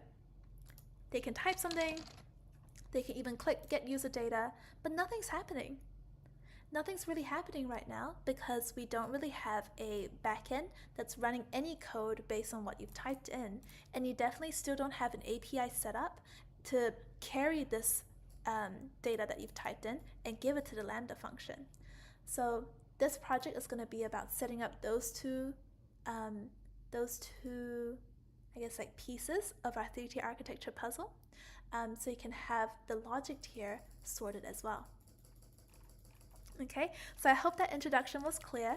If you have any questions, please let us know in the chat.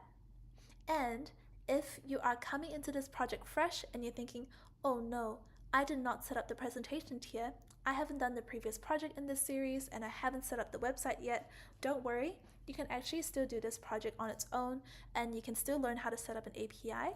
It's more that setting up that website will be an important thing to do either before or after this project, so you have a full solution at the end of the series.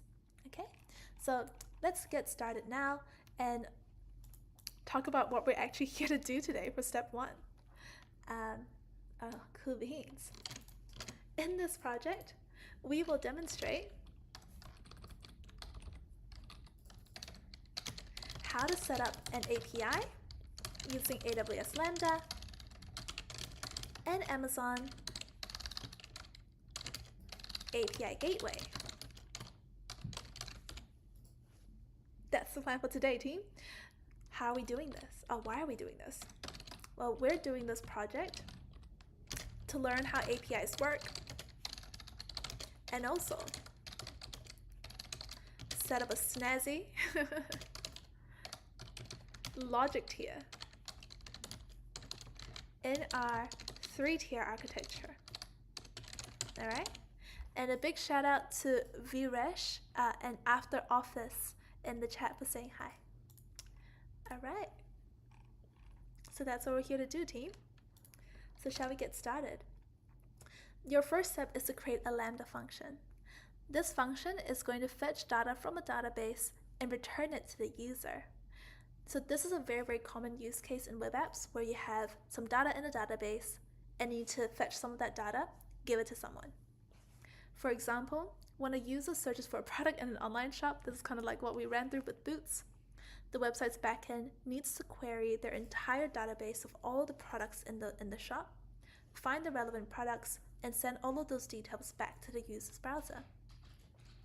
So Lambda functions aren't actually the only way for you to do this. You can absolutely create your own microservices or small apps just to take care of the searching and how you will be retrieving data from a database and giving it to the user. Lambda functions are one of the many ways that you can do this, and we're picking Lambda functions because 1, it's serverless, so we don't need to manage any EC2 servers, and it's all around very, very quick and efficient to set up. So in this step, we're going to be creating that Lambda function. We're going to be setting up, configuring some of its settings so it matches our use case and why we're using Lambda today. And then we're going to be adding some code to retrieve user data that can retrieve user data using that function. Okay, so we are here.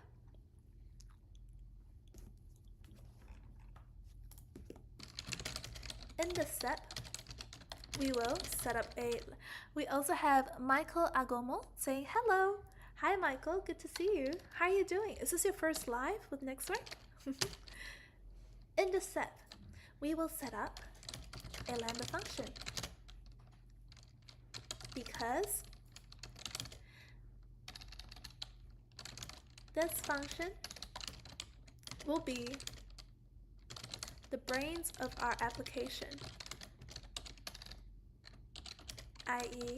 grab data from a database and display it to a user.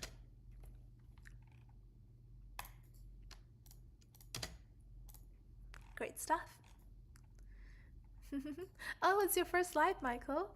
Oh, good. This is so cool. Well, thank you and welcome.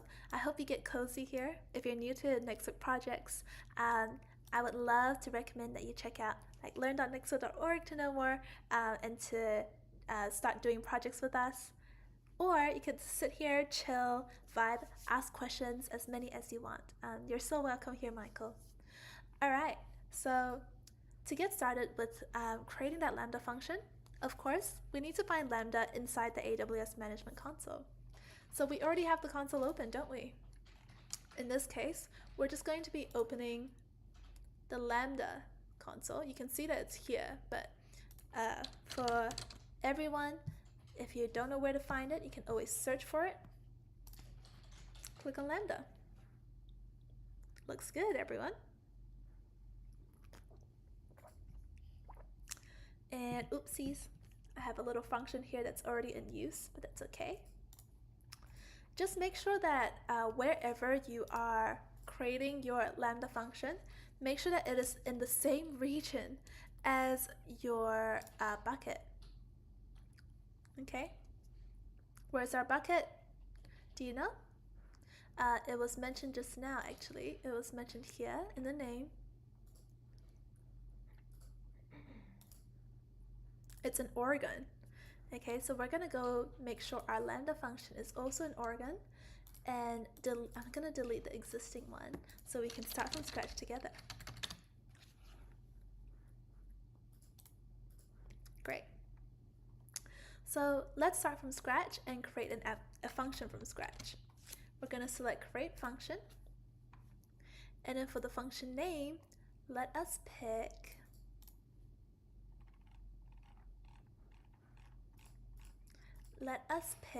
retrieve user data. Nice stuff. So we're going to click on retrieve user data.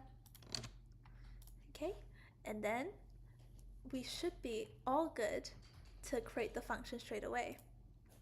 Before we do that, it's good to call out that you can actually select on changing the default execution role, and notice that we're going to be creating a new role with basic Lambda permissions as we create this Lambda function itself. Interesting. There's going to be an execution role named retrieve user data, so on and so forth. Great. So two things we're technically creating here, a function and then its execution role. So let's break down what those two things are. What is Lambda? What is Lambda function in the first place?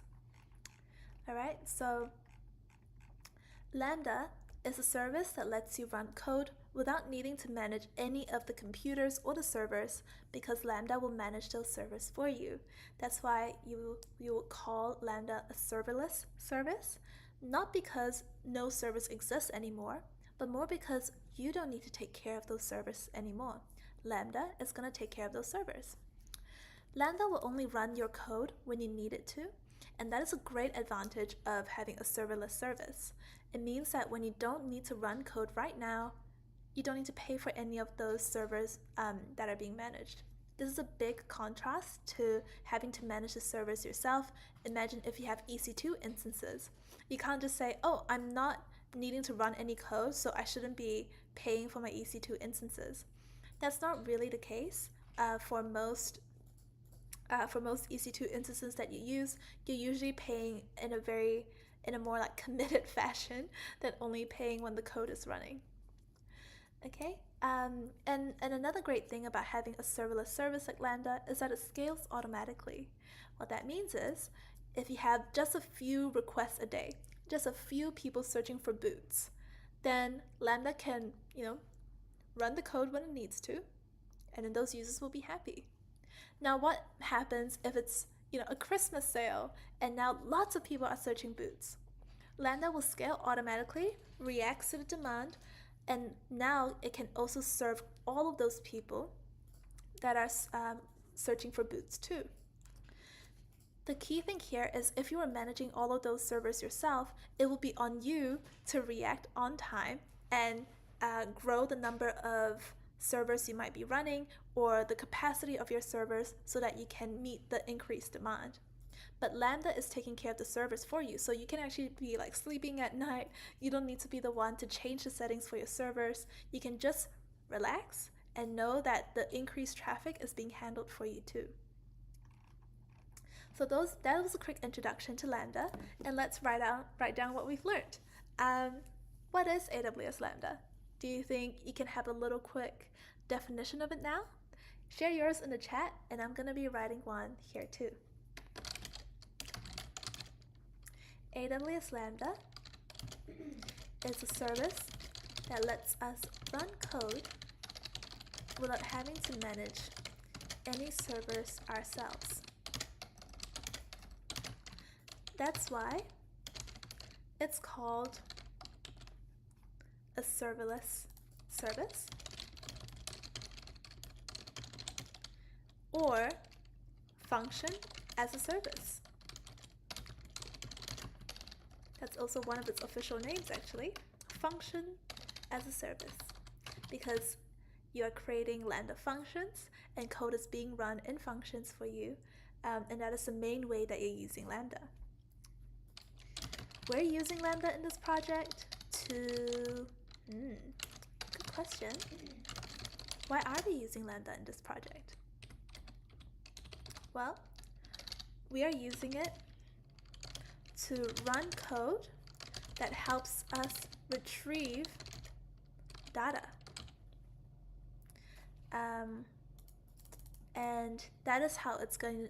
That is what it's going to be doing in our 3-tier architecture. But Lambda's role can be different depending on what your web app is here to do. Would it be something like calculating a number for you? Could it be something like making something else change? For example, if you upload a file to your web app, maybe Lambda could be the one that grabs that file and uploads it to an S3 bucket in the back for you. So a lot of different things you can use Lambda for. Rohan's asking a real good question here. Would the serverless services be considered as PaaS, so platform as a service? Not quite, Rohan. So platform as a service is what you use to have a platform that gives you the tools to create your own applications. In this case, I don't believe that serverless or Lambda will be considered PaaS, probably because it doesn't really have a full suite of tools to be creating your own application. PaaS usually has more tools around the actual development of your code, any other tools or libraries you might want to bring into your development of that code.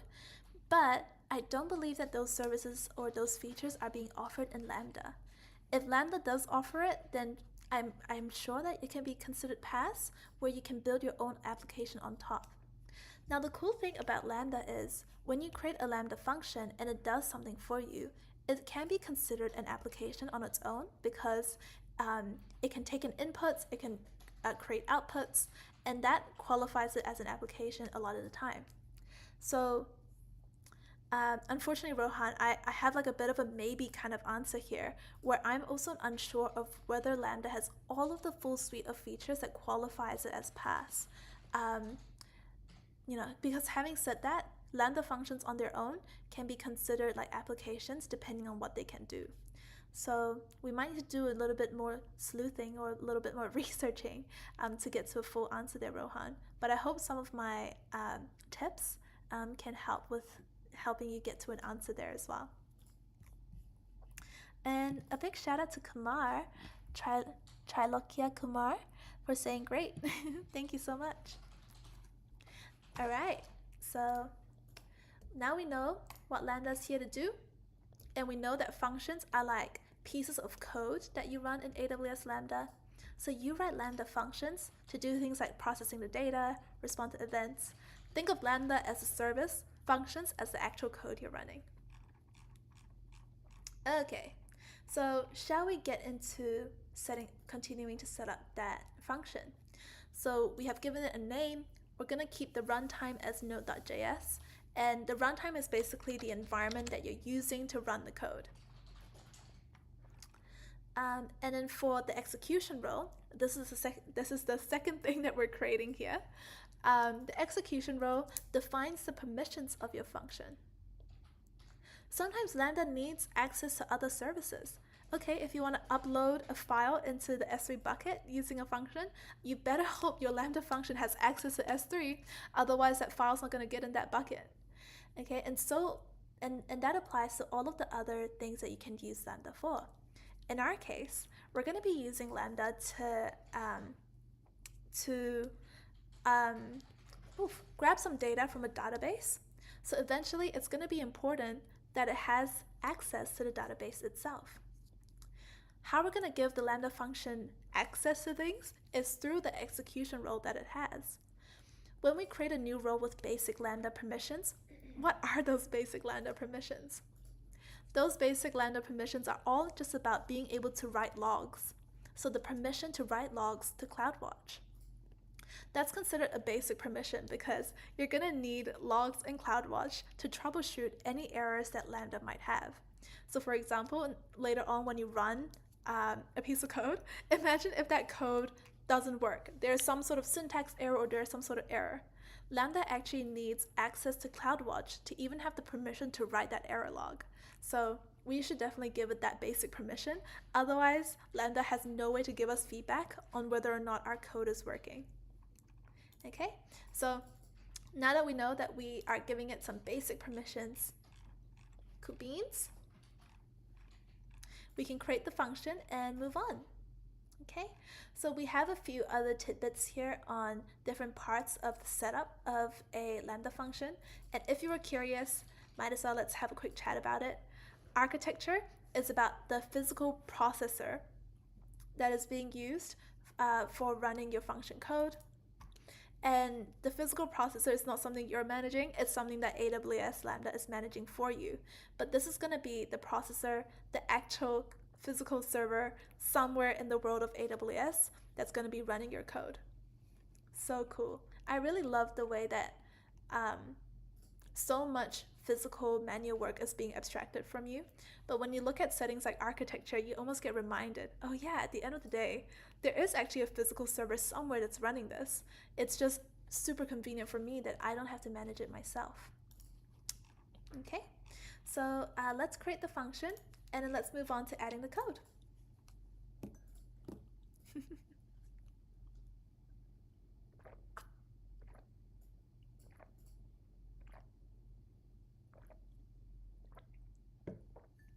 Great. So you can see that we've successfully created the function and it's called retrieve user data. A pretty good hint on what the code is about to do. So you can now change its code and configuration. Let's do it now. Let's dive straight into the code and talk about how we can edit the code and give that function something to do. You might not see that error. That is an error you would get if you had a function with the same name. So I don't think that would apply to you. If that error alarmed you just now when you saw it on my screen, just know that it's no big deal. You can accept it if you see it too, or if you don't see it, even better. Okay, but for our code, we can actually copy this code that's already been prepared for you and use it for this project today. No worries, we will still go through this code in detail so that you have full understanding of what we're actually doing. Let's copy this code that's given to us and put it in the code editor. Make sure you replace your region, this little placeholder here, with your actual AWS region. I am so guilty of always forgetting to replace the placeholders, which is so ironic because I'm also supposed to be the one that make sure that everyone is replacing their placeholders. Okay, so once you copy it into your code source, make sure that you're just changing this now to your region's code, not Oregon, but US West 2. Okay, so for you, if you're based in, for example, Ohio, don't type in Ohio, type in US East 2. Okay, so match whatever region you're using, go to the right hand side of it in your region list and note down whatever the code is for that region. So mine is going to be US West 2. All right, and then we're going to go straight into deploying it. Okay, And as you deploy it, you should be able to take a screenshot of your code and upload that into the project guide as well. So let's take a screenshot of our beautiful code and upload that into our project guide. All done. All right, so while that code is busy getting deployed, let's talk about what this code actually does. This code is called retrieving user data. This is our function's name. And just like the name, what this code sets up is a function that grabs data from a DynamoDB table. It will look for specific user data based on a user ID, and it returns that data with that user ID back to you. If there's an error, it also returns a lovely error message so you know what went wrong. We haven't actually set up the DynamoDB table or anything like user ID yet, and that's totally okay. You know, that belongs to the next tier. We're in the logic tier right now of our 3-tier architecture, and the DynamoDB and all of that user data stuff belongs to the data tier, the last tier for this project. So no worries if you don't see that data yet, but let's at least understand the code a little bit better. This code is actually using Amazon SDK, which I think is super cool because I don't think we've actually used SDK before this. And from SDK, it's saying, can we grab or use DynamoDB today? I want to be using some DynamoDB functions in this code. And then in that using that DynamoDB kind of library or package, we are actually going to be querying what data matches this user ID. And this function here is basically where you break down a user ID that you input. Guess where? Yeah, the user ID you put in here. So the moment you type in your user ID, you click get user data, that triggers an event. And that event is like the biggest wake-up call for Lambda to be like, wake up! Something just happened. Go check it out. And Lambda's going to be like, oh my gosh, yeah, an event's just happened.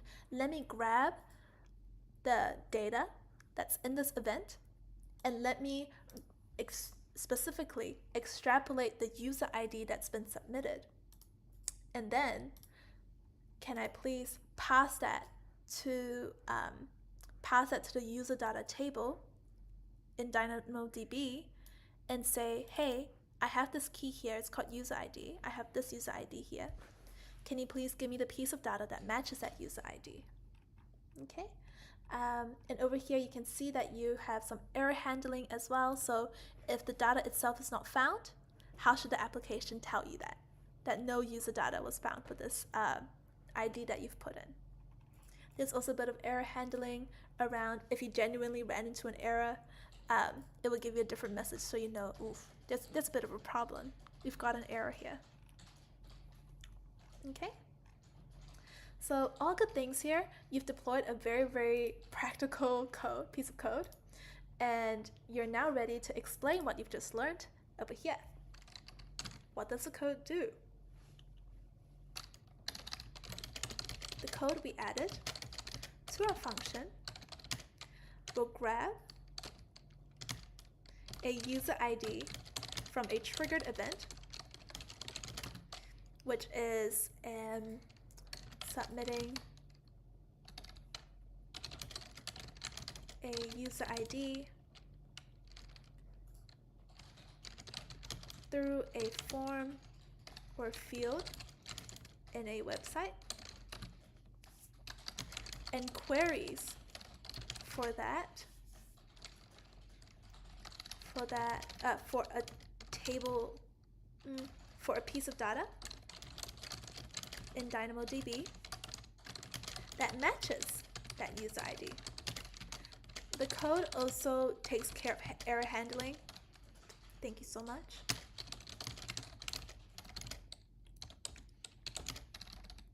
Which is so good. All right. Ria says, late but made it. Hey everyone.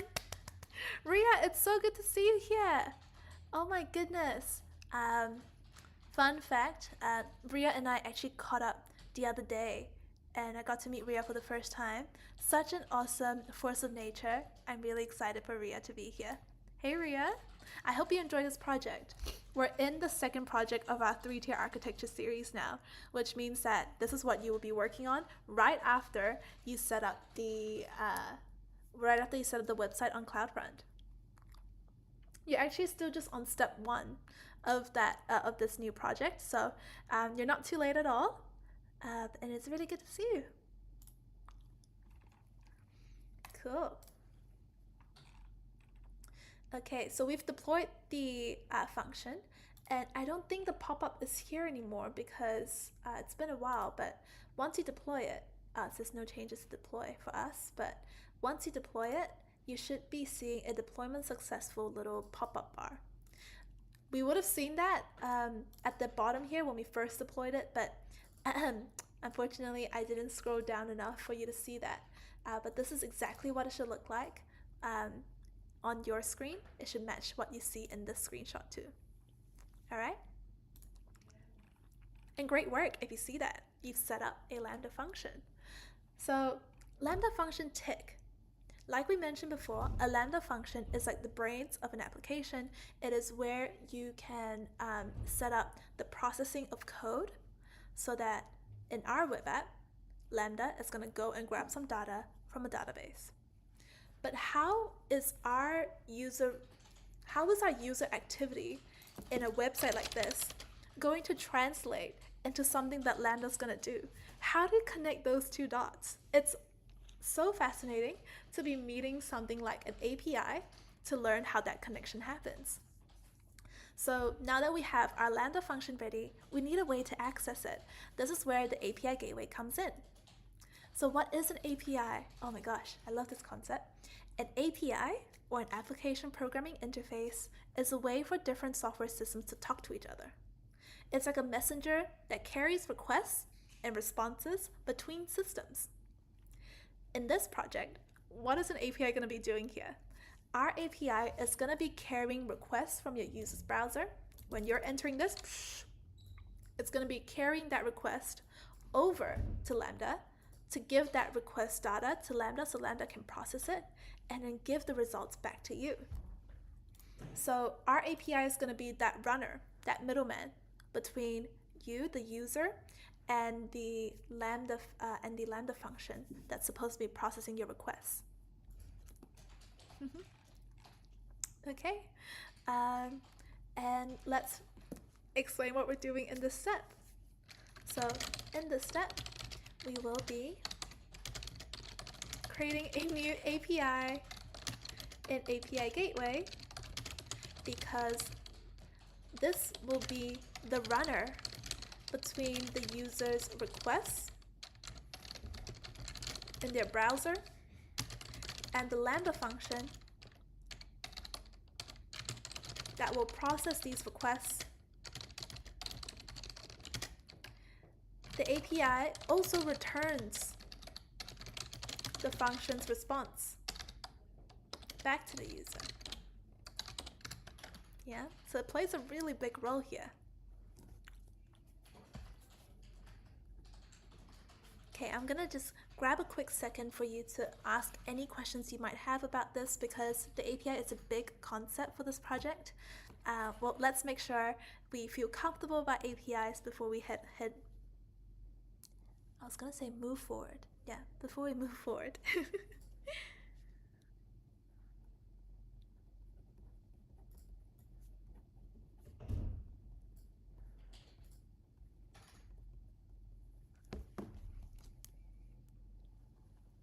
Alrighty, everyone. So now that we know we're here to set up an API with API Gateway, let's head to the API Gateway console. Here are some steps that are coming up for us. We're going to head to the API Gateway console. Ooh, and what is Amazon API Gateway? And then we're going to answer what it does. Okay. And then we're going to be creating a new API using the gateway. Okay, cool. Nice. And then we're going to configure the API by choosing a few settings. Okay, cool. And that leaves us with creating the API itself and setting it up. Okay, so that's what's coming up for us. And I hope you're also ready to be going through that API setup now. So we're gonna head to the API Gateway console.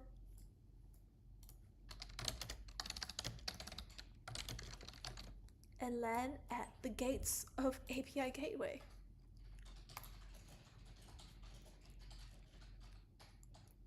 Let's see it.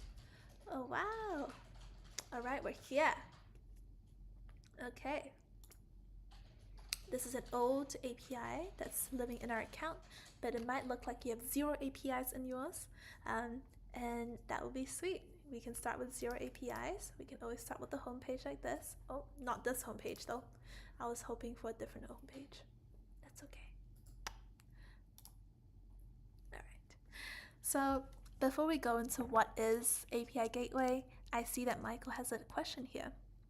What's the function we just wrote for the API? Oh, good question. Is the function we just wrote for the API? Now, the important thing to know here is that the API's role is that it's the runner between our user's activity or their requests, okay, over your web app. So it's the runner between this and your Lambda function. So no, the function we just wrote isn't for the API. The function we wrote is all about grabbing data from a database. But the API, and the reason why it's here, is because it's here to connect the user with the Lambda function. How can you, through this web app, tell the Lambda function that you're looking for some user data based on a user ID of 1? The moment you click on this, what's going to happen is that the API gateway is going to go grab this data and pass it to Lambda, and almost be like the translator for Lambda as well.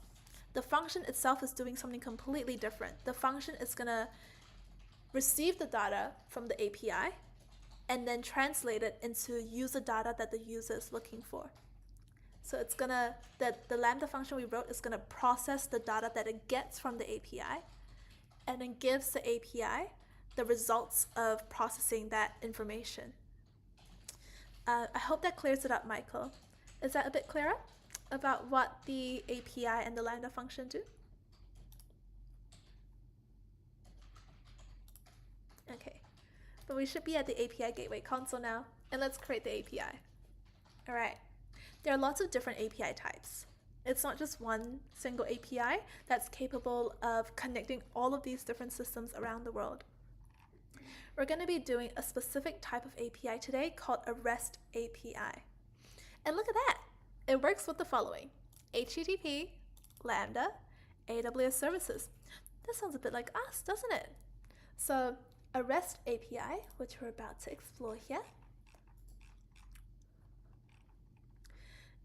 represents APIs that uses HTTP methods to interact with your resources. We're going to talk a little bit more about what this very technical definition means. You can always also use simplify to understand it better. A REST API is a way for different programs to talk to each other. It uses simple commands to send information back and forth. Okay? REST, compared to the other types of APIs here that you can see, is a very popular type of API, like extremely popular type, because the way you can use REST is very flexible to any programming language. And for us today, we're going to be using that API to connect the user with the Lambda function. But pardon me, before we go down into the rabbit hole of creating that REST API, I see that I have actually skipped something here, and it's just about explaining what is Amazon API Gateway. What is the service that we're on right now? Okay, so Amazon API Gateway, it's an AWS service that makes it easy for you to create, to publish, maintain APIs. It manages incoming traffic, for example, directing them to the correct services, and making sure only the authorized requests can get through. So in our case, we have so much traffic that could come through from this web app. We could have so many people opening up the distributed website that we've created with CloudFront. have it open in front of them, and like spamming the button for getting user data. So API Gateway's superpower is that it can handle all of this incoming traffic and direct them to the correct service. What if you had 7 different buttons and each button connects to a different Lambda service? API Gateway is a great like traffic manager to say, okay, you to this service, you to that service. It can read all of the traffic, the events that are happening, and take you to the right place. It's also great as almost like a security checkpoint because it makes sure only the authorized requests can come through. Imagine if only logged in users can click on a certain button. Imagine if only pro users can only use certain features. One thing that API Gateway can do is it can actually receive the events that are coming in, determine whether someone's actually authorized to do it, and then send their request to the right Lambda function if it turns out that they are authorized to do it. If they're not authorized to do it, the API Gateway is where you block that request and say, oh, sorry, can't do that for you. Otherwise, the Lambda function itself doesn't really have the capability to determine whether or not something is authorized. So you can see why API Gateway is so important. It's almost like this traffic manager and security bouncer for your Lambda function. And that's, the reason why we call it like the front door to a Lambda function. Okay? And for that reason, directly exposing Lambda functions to user requests, possible. You can actually do it, but it's just simply not best practice because it just doesn't have that built-in security or management features. Okay? Great stuff. Amazon API Gateway is an AWS service that helps developers with creating, maintaining,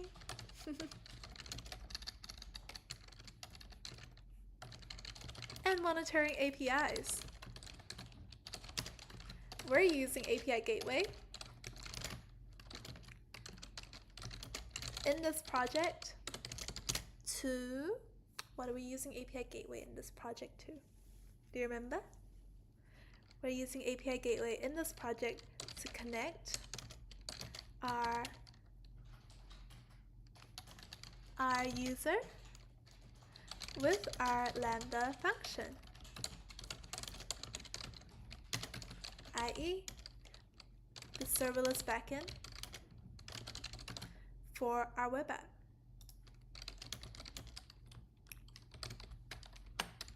All good?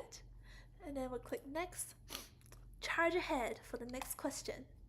How do Lambda and API Gateway actually work together? When a user makes a request, i.e. submits a get user data, or we can say if they click on a get user data button, API Gateway's role is to receive the traffic, determine whether or not it's authorized, and pass it through to Lambda if it is. In scenarios, API Gateway is also a traffic manager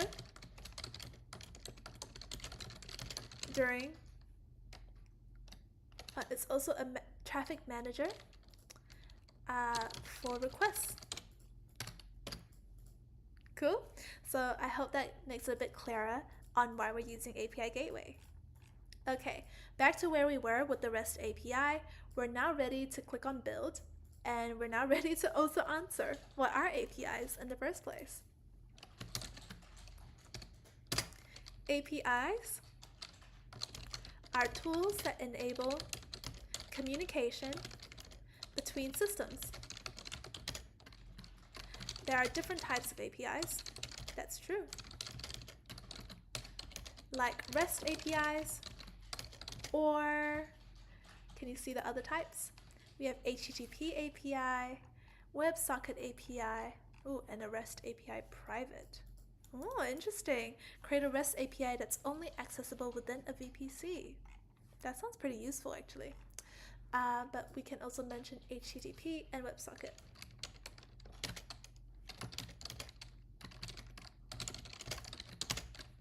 My API is based on my API is a REST API,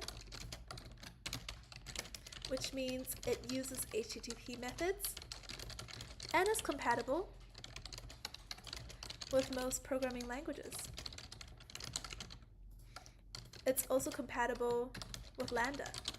It was mentioned here that it works quite well with Lambda, so that's awesome.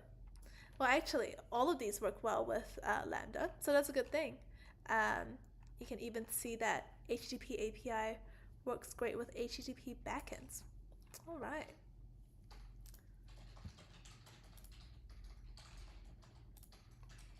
Cool.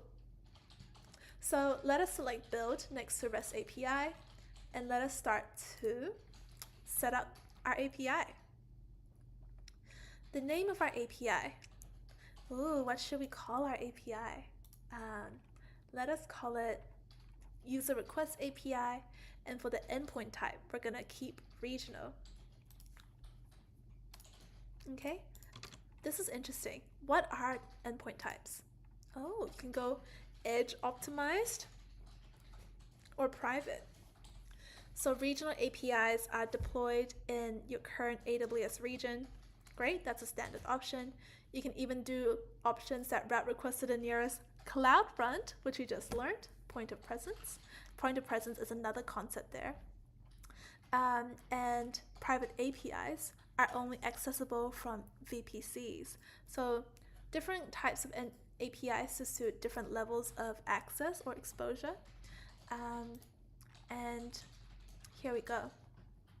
For us, we want to choose regional because AWS endpoints are accessible within a specific AWS region, which is great for localized applications because it has low latencies for clients in that region.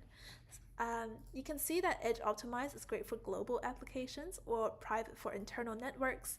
We can just go for regional because we're not really creating a global application today. This application only needs to be within the region that's close to us because we're probably one of the only users that will be using it. So let's go for that. Okay, but you can always pick Edge Optimized.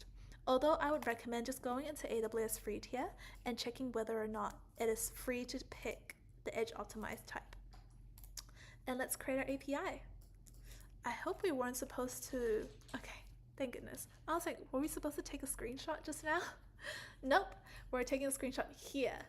So let's take a screenshot with our resources page. Heads up, by the way, this page we're gonna come back to a lot. A very, very, very helpful page for maintaining your API. So we're gonna be seeing this page definitely more than once. And let's upload that. Cool. So why are we gonna be using this page so much?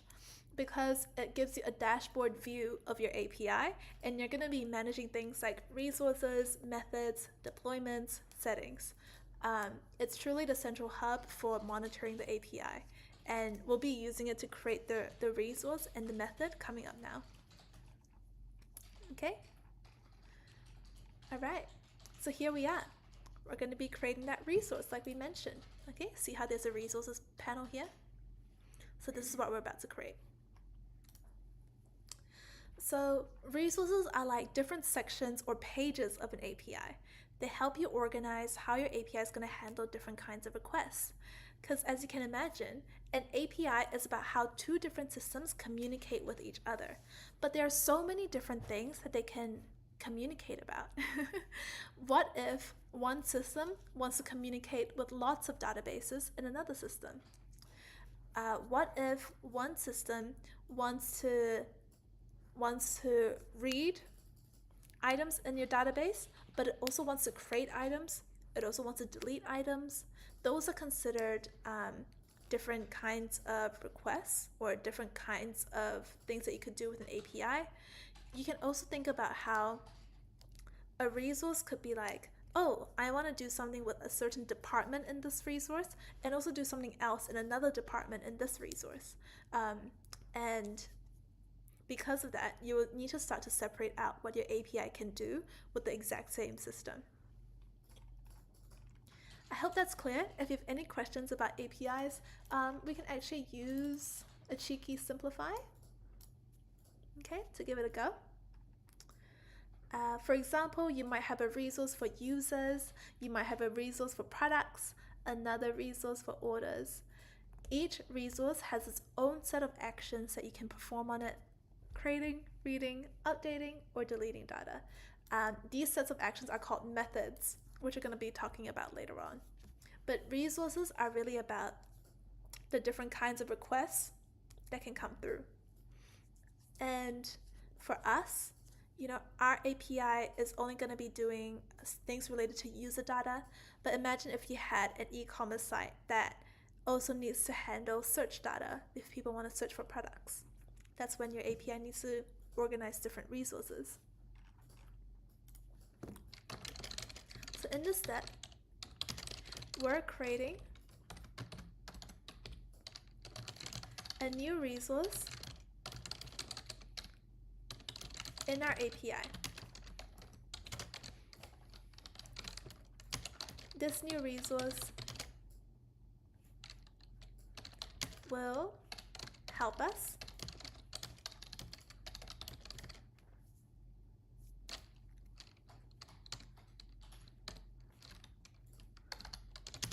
to organize what we want to do.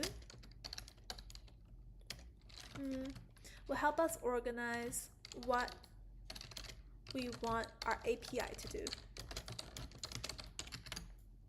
Great. Okay, so we're about to create a resource called users. Okay. And oh, here's another example of resources as well if you want to see it. An API for a messaging app could have separate resources for retrieving messages and retrieving user profiles. Again, that's like two different realms of the same application. So you'd separate out what that API could do based on kind of the department that you're using or the section of the app that you're using.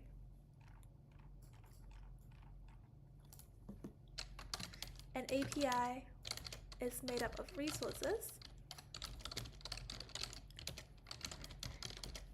which are different sections or different parts of the same API.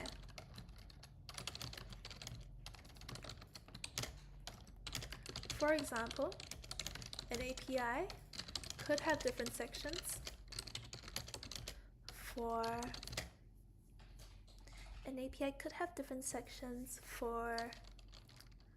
retrieving user data versus retrieving messaging data versus retrieving product data in the same app. Okay, very cool. So for our resource name, we're going to enter users. And let us enter it here so we can see it visually too. Once we click on create resource, we're going to type in users like this. Interesting setup, isn't it? There's a resource path like a slash, and then there's a resource name like users. So what's going to happen here?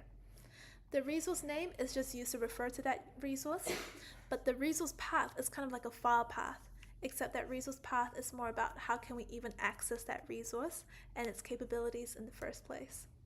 You're going to notice the resource path a lot later on when we actually use the API. We would put in the API's URL, and then we're going to say /users to say that we want to use that specific resource.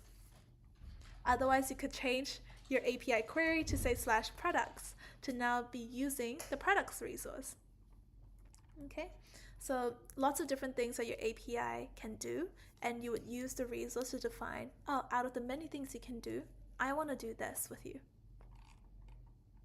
Okay, so let's create the resource and let's take a screenshot of it before we move on.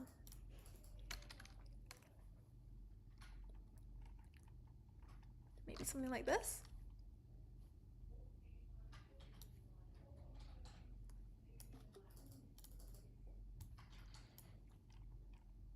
And then let us click done. Great work.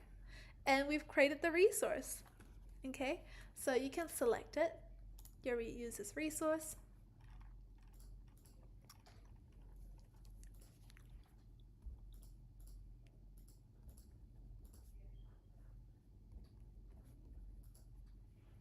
Okay, so you can select your resource and just know that you're getting really, really close now to finishing the setup of your API. We only have 2 steps left in this project, which is awesome. Okay. Since a resource can be used for many different kinds of actions, we actually need to separate down a resource and break it down into different kinds of actions. So for example, you can say, I can use the user's resource to retrieve data, delete data, update data, create new data. All 4 of those are different methods, different things you can do with the same resource. So you can see how you have your API made up of different resources, and each resource is made up of different methods.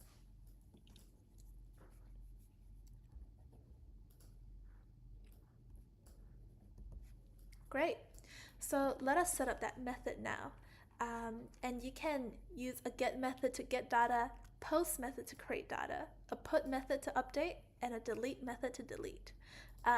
It gets a bit technical. Don't worry, we're only going to be focusing on one method today, which is get.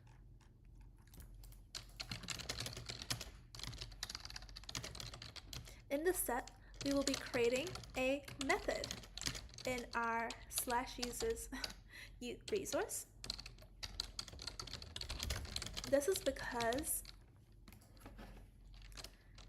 you can perform many different actions in the same resource. So methods define exactly which actions are possible and how they will be carried out. Great. So here's a little question before we dive into it. How do you think we're going to be carrying out the get method? How might we actually use a get method and retrieve some user data? We've created something that's going to help us with doing that. What do you think that thing is?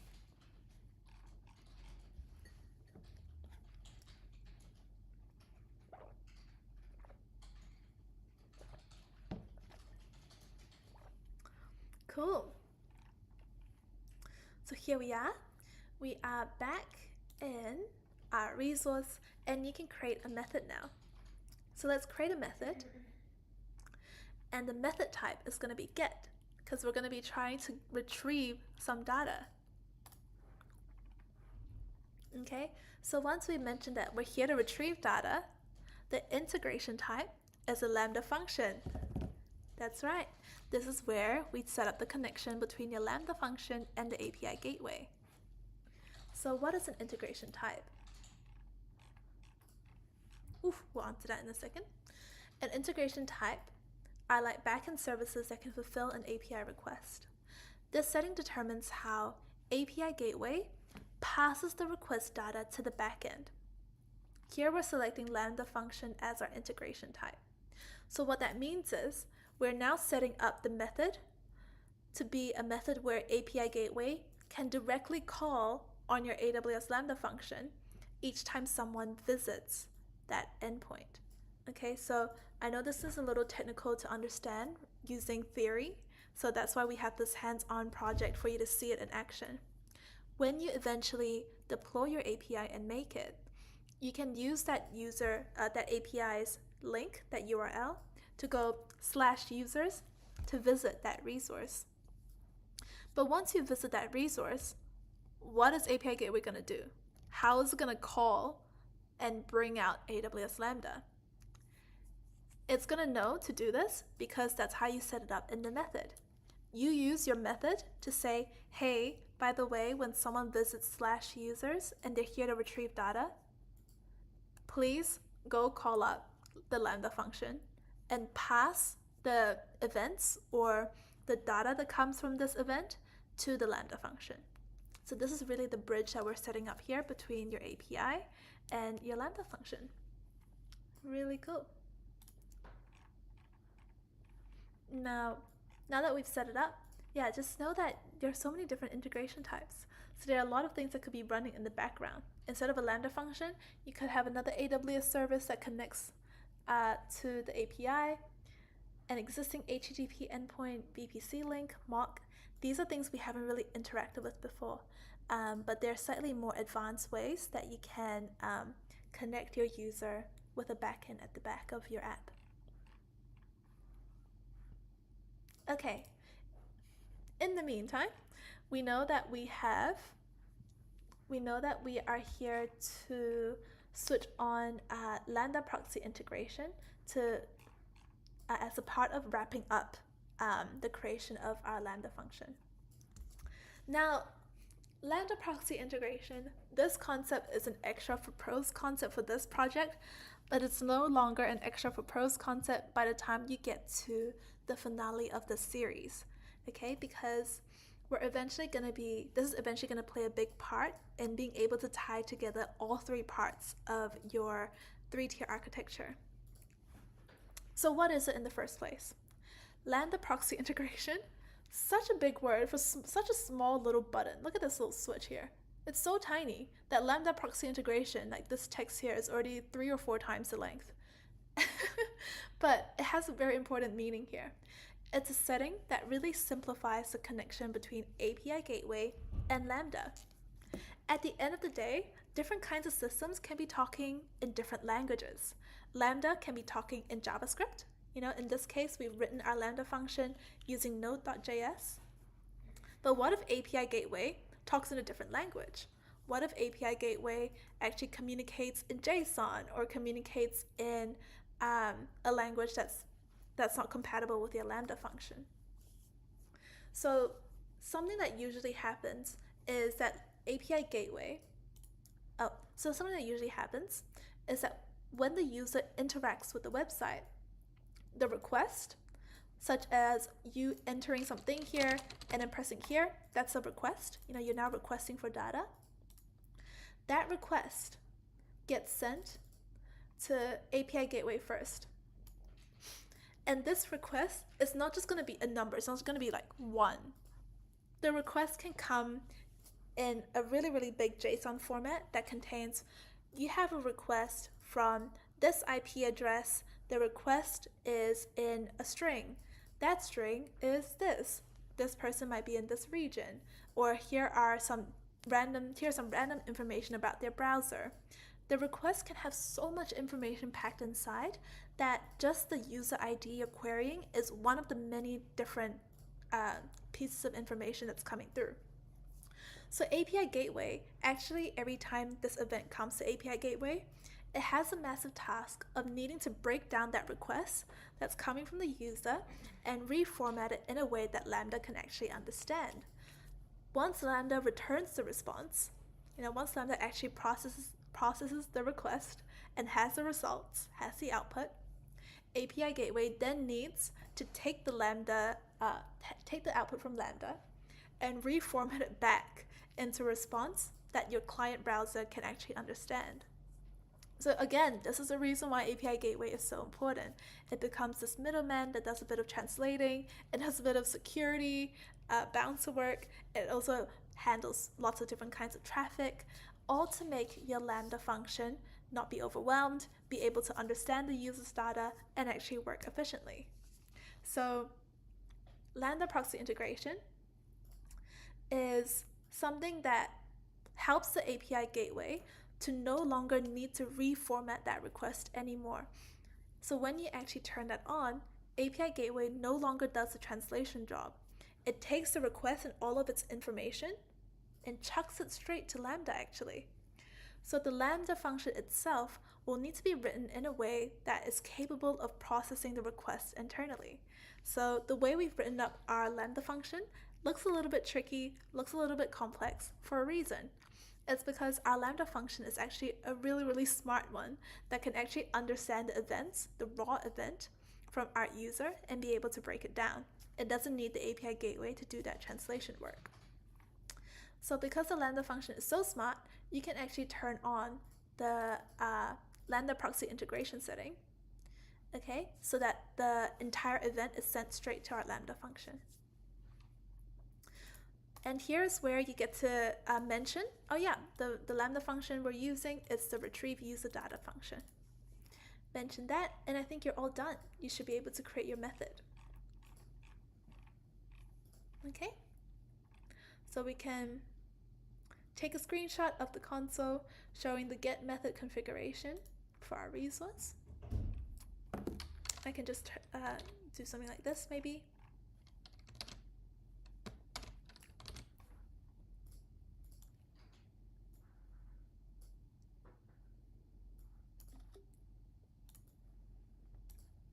Okay, so I've uploaded it now. And we have a question from Rohan here asking the Lambda function we created at the start. Correct. So this is going to be the Lambda function we created at the start that's going to be receiving the full event from the user.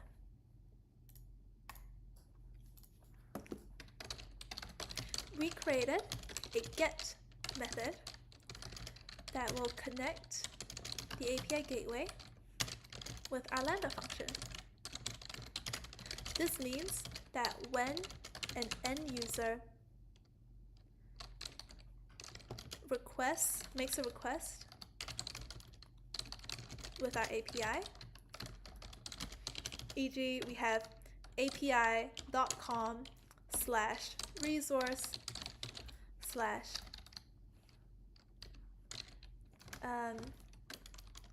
with our API, maybe like this. Oh, well, we know our resource name is called user, so we'll just put that in. This means that when an end user makes a request with our API knows to pass the event or the information to our Lambda function if it's a get request.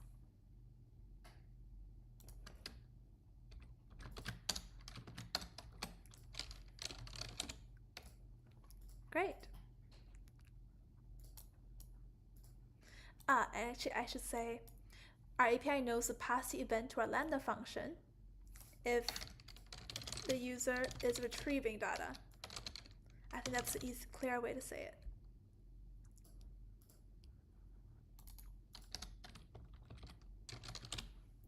Okay, we created a get method that will connect the API with our Lambda function.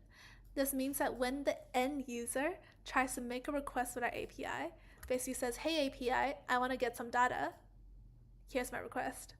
The API knows to pass that event, pass the information in their request to our Lambda function because it can recognize that it's using the get method the user's trying to retrieve data. So here's a use case that you can do this. What if in our web app, we actually had the ability to say, not get user data, but type in something and delete user data. If we had something like delete user data in here, we'd need to set up a delete method to say, hey, if it turns out that the user is wanting to delete data, can we please link that to another Lambda function that's capable of deleting the data for us? Okay, and that's why methods are so important. It maps the user intention to the right Lambda function. Cool. Okay, so once we've created the method, that means we've actually just set up our API. All done. Very, very good job, team. So now we just need to deploy the API and see it in action. Deploying the API, what that means is it makes it accessible through a public endpoint, so your users can actually start to use it. It's like you publish a website, make it live. Make it so that end users can actually start using it. So in this step, what you're going to do is you're going to deploy your API to a new stage. What is a stage, you might wonder? Well, we're actually going to talk about the definition of stage in just a second.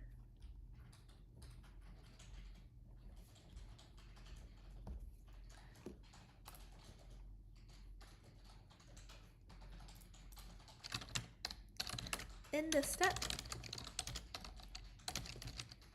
we will deploy our API because that's how our API will become accessible to end users. Great work. And a quick midpoint check, everyone. How are you finding this project so far?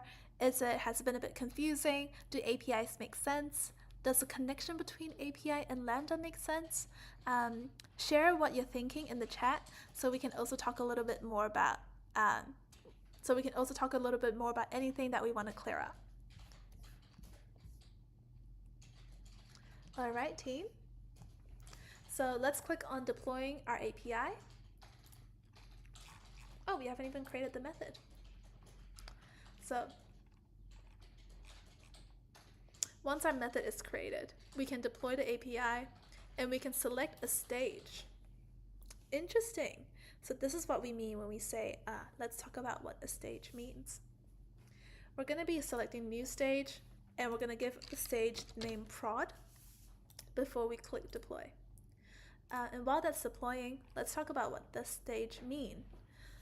A stage is basically a snapshot of your API and what it can do at a specific point in time. So you're basically pointing at your API, you go click, and this is exactly a version of your API that your live users can be using. API Gateway lets you deploy different versions of your API to different stages. You want to be doing this because that's how you can control who can access what version of your API and when. This is very helpful for developers because you can be working on some features and you can be working on some unreleased features that only you can have access to. You want to deploy it anyway so that you can at least test it in some sort of live environment. So because of that, you can set up a new stage for this. You can set up a development stage to develop your API, or a testing stage specifically for testing your API, and deploy it into those stages so that you can internally test a live version of your API without it affecting your live users. Your live users would usually be in a stage called production, and that production basically means it's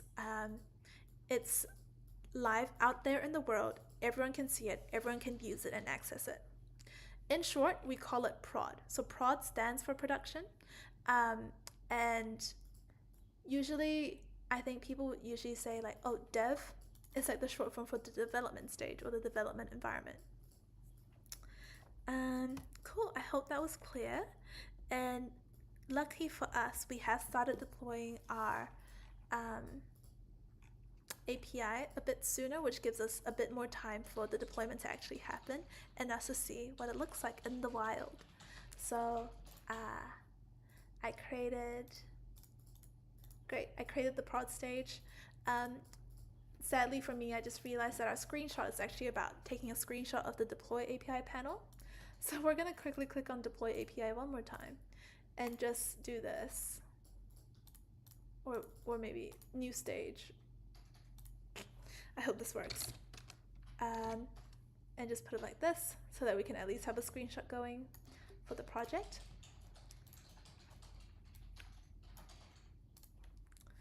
Okay, and let's explain what we've learned about stage. When you deploy an API, you deploy it to a specific stage, and a stage is a snapshot of your API at a specific point in time. I deployed to the production stage, aka prod, which is where there is live traffic.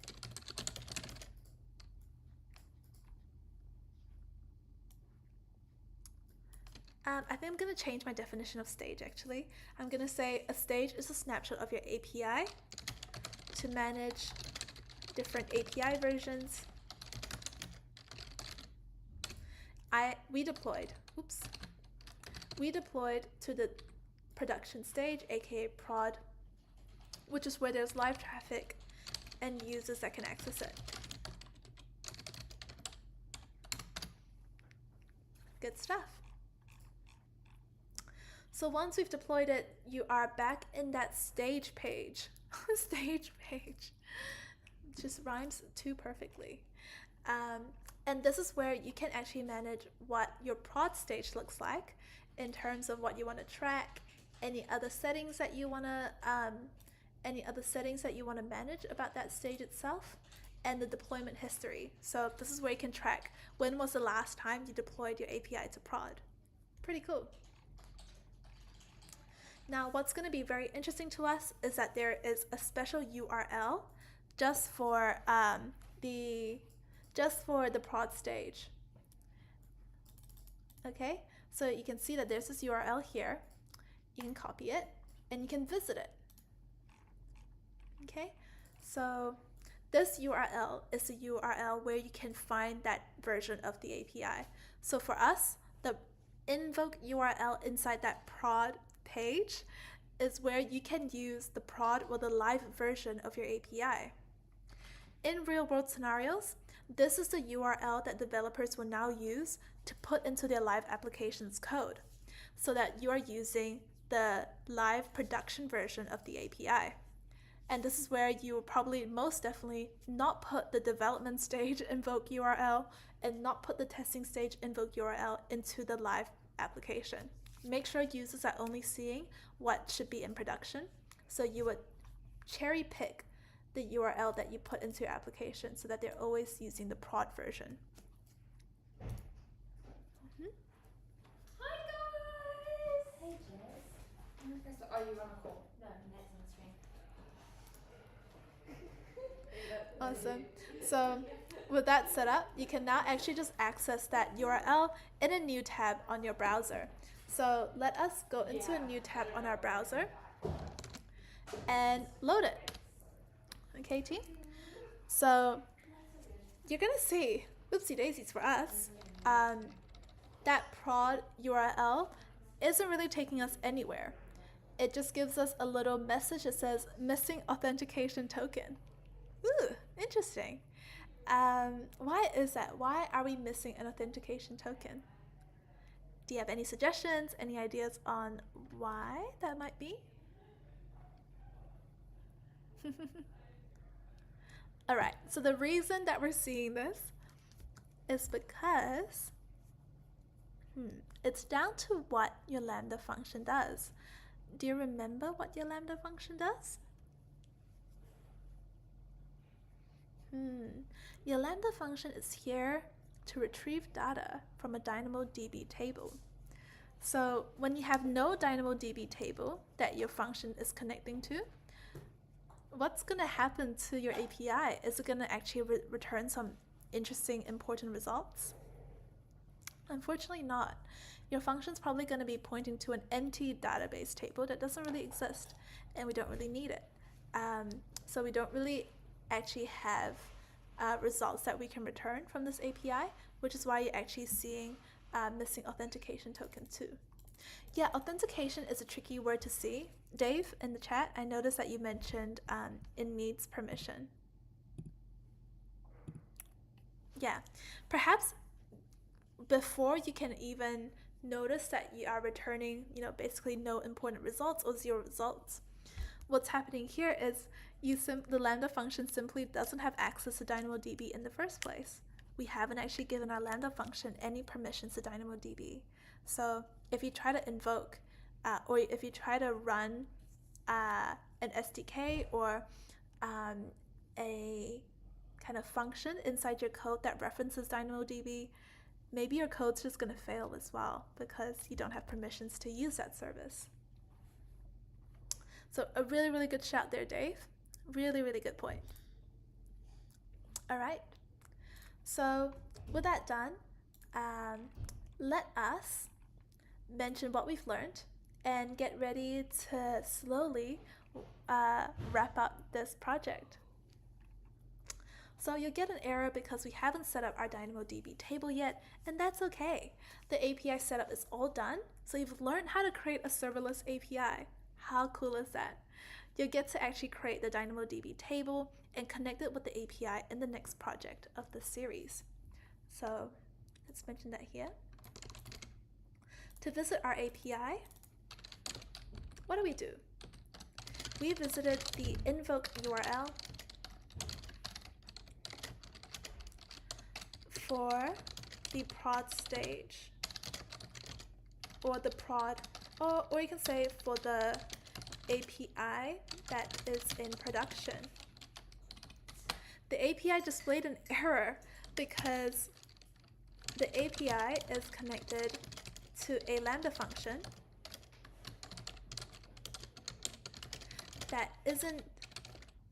that doesn't have permissions to DynamoDB, which might trigger an authentication issue.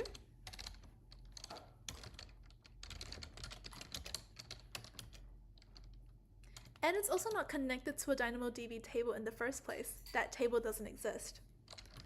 I don't have any characters left to mention that, so let's see if we can make our answer more concise. To visit our API, we visited its invoke URL. We visited the prod API's invoke URL. The API displayed an error because the API is connected to a Lambda function that doesn't have permissions to DynamoDB, which might trigger authentication issues. Also, no DynamoDB table even exists yet, so we probably need to fix that.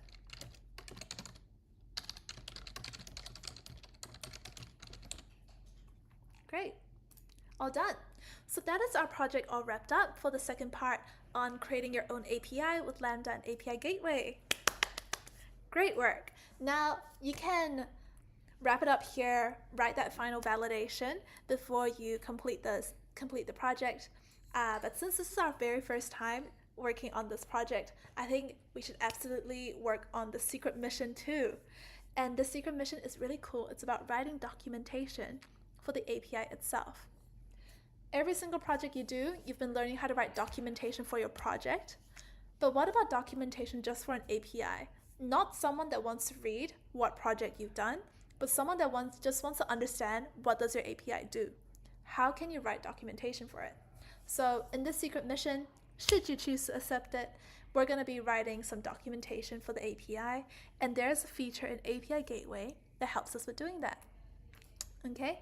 The documentation we're going to write is going to be in JSON, and then in API Gateway, you can even publish and download that documentation too. Shall we jump in, team? Are we ready to go in? I'm pretty ready. Let's do it. Woo, we're in. All right, so that is our secret mission unlocked. We're committed now. I think we're committed now. We got to do it, team. In this secret mission, we will write documentation for the API itself. This is because API documentation helps other developers to understand the purpose and use cases of our API.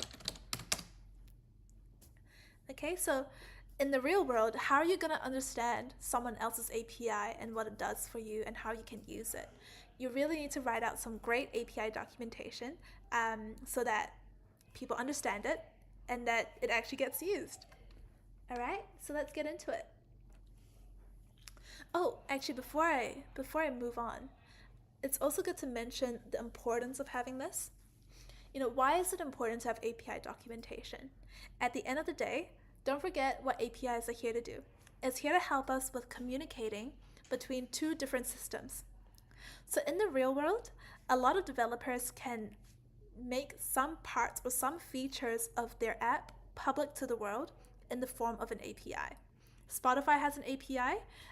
A lot of news channels or forums have APIs, and those APIs can help you with extracting their database and the products that's in their database, the features that's in their database, information that you can access.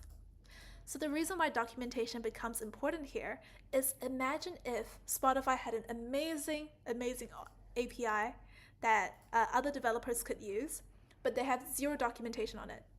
You don't even know what URL to use. You don't know how to integrate it into your application. You don't know what kind of methods or resources are available. Just, oh yeah, we have an API, use it. It's going to be really, really difficult for you to actually make the most out of something that's incredible, something that's so useful. So that's also a reason why we should be writing great documentation for our own APIs, so that when we eventually create APIs that other people can use, that they actually go and use it, so it doesn't turn into unused or like wasted efforts. All right, so let's dive into this now and find the documentation tab for your API. It's in the console under the API section here. Okay, you're gonna need to find the documentation tab. Nice. Oh yeah, there's even subtitles that backs me up. I wasn't just saying random things, it's true. Add documentation to help developers understand how to interact with your API. Okay, an API gateway can store your content, so you can create different versions of your documentation. Oh, you can also import documentation. Okay, if you've written it somewhere else and you want to just add it to your API as well. Thanks, Ria, for adding that. It's so important. Right? Thank you, Ria. Do you have a personal experience with documentation or APIs yourself? Really appreciate it. All right, team. So how are we going to be using this? We're going to be using this by going down and explaining why we're writing documentation first. Okay, before we talk about how we actually do that. For our project's extension, we are writing API documentation. For our project's extension, we are writing documentation because it is crucial for other developers to know how to use our API. Otherwise, if developers didn't have instructions, our API might not get used at all.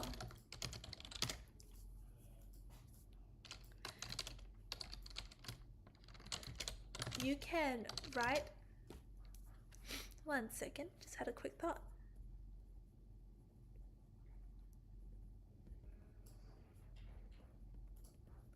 You can write documentation in the API. Have I run out of characters? Oh my goodness.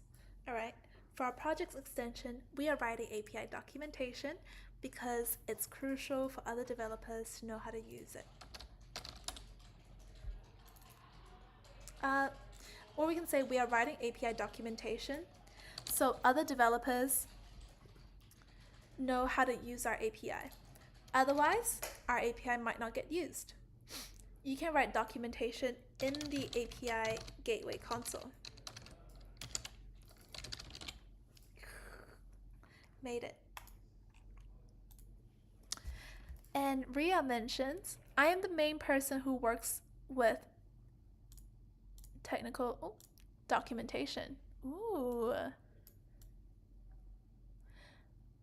I am the main person who works with technical documentation for my team and projects.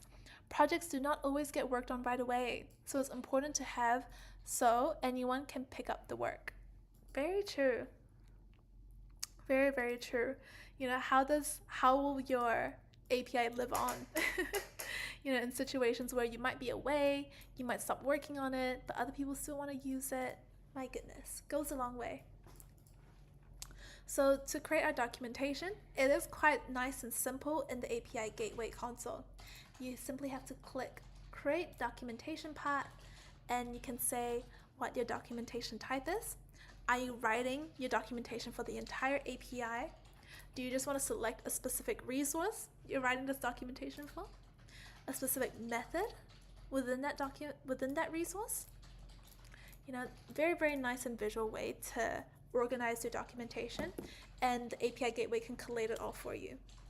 For us, let's stick with something nice and easy and general, and just write on documentation about the API itself. So,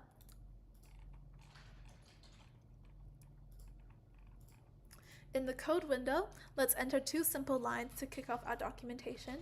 So we can kick it off like this. Here's a description that you can use.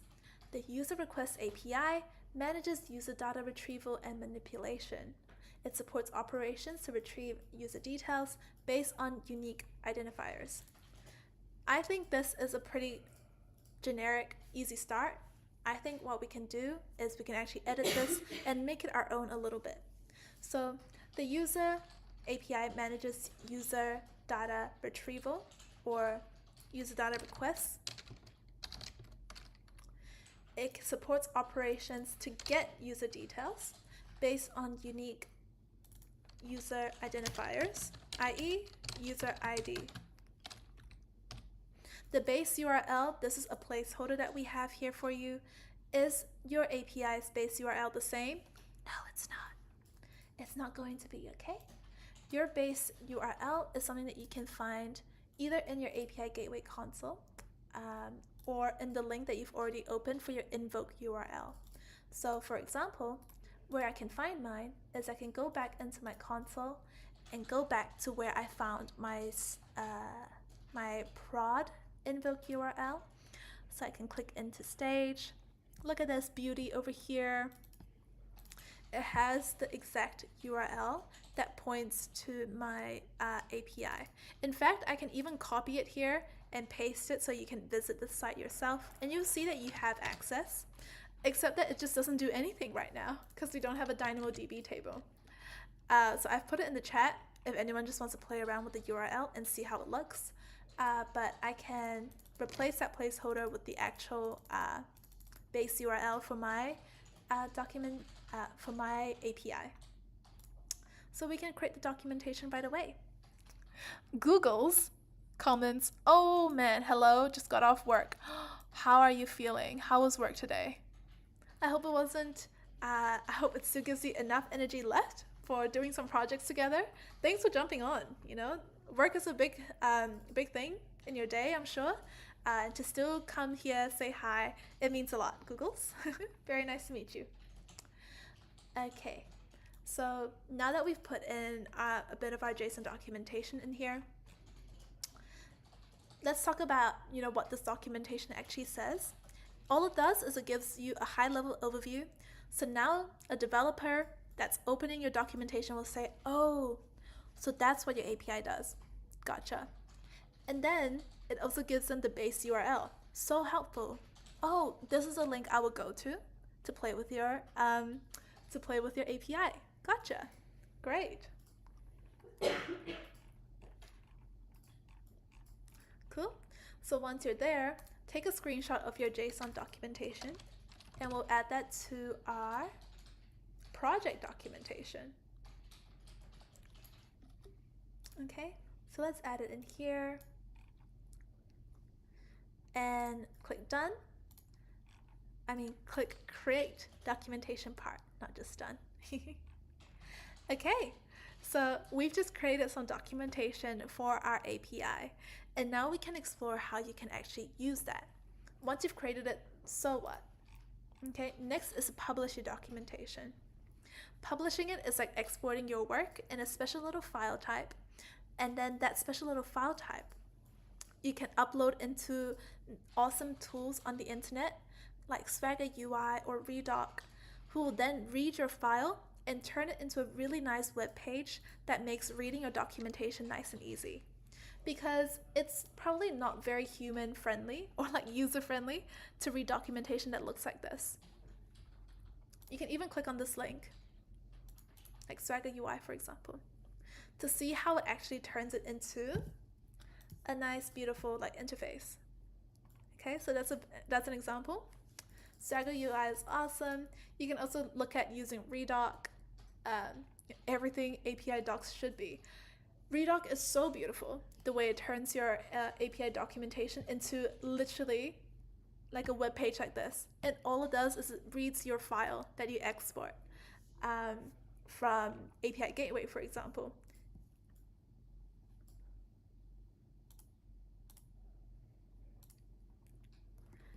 Awesome.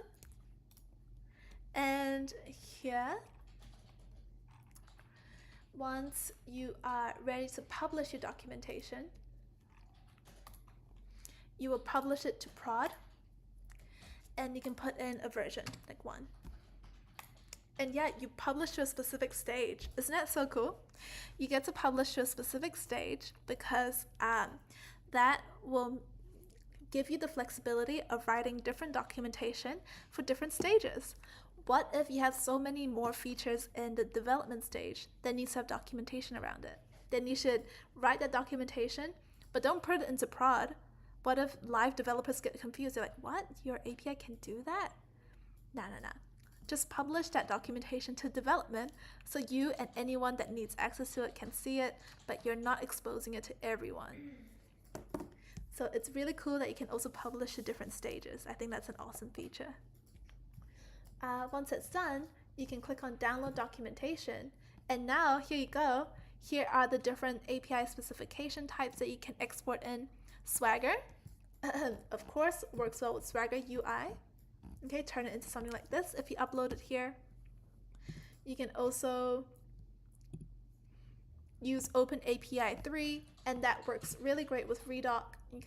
What if you can turn your API documentation into a web page like this, once you upload it here, after you export it as OpenAPI 3. But yeah, once you're done, you can just click publish.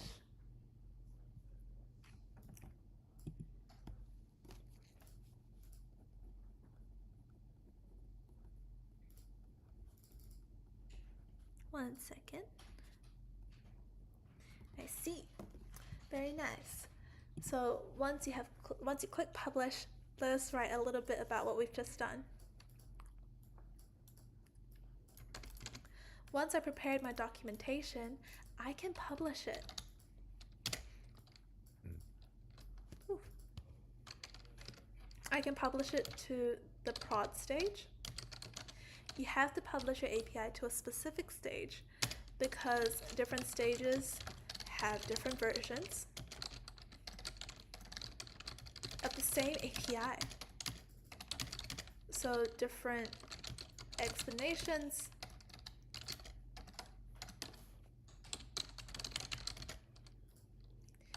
different explanations or requirements would be handy.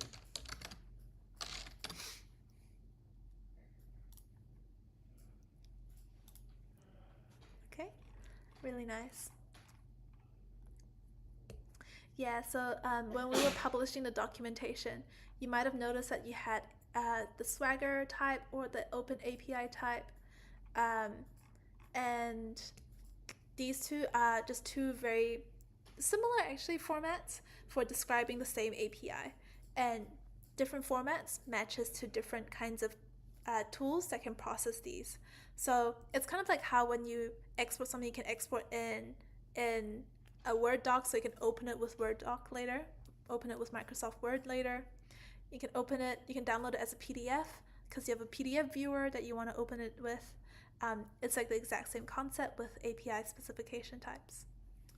But in our case, I just realized we exported our API, but I forgot to click on the export with API Gateway extension. So please click on this extension, and you'll notice that this extension lets you see additional API settings that are specific to API Gateway.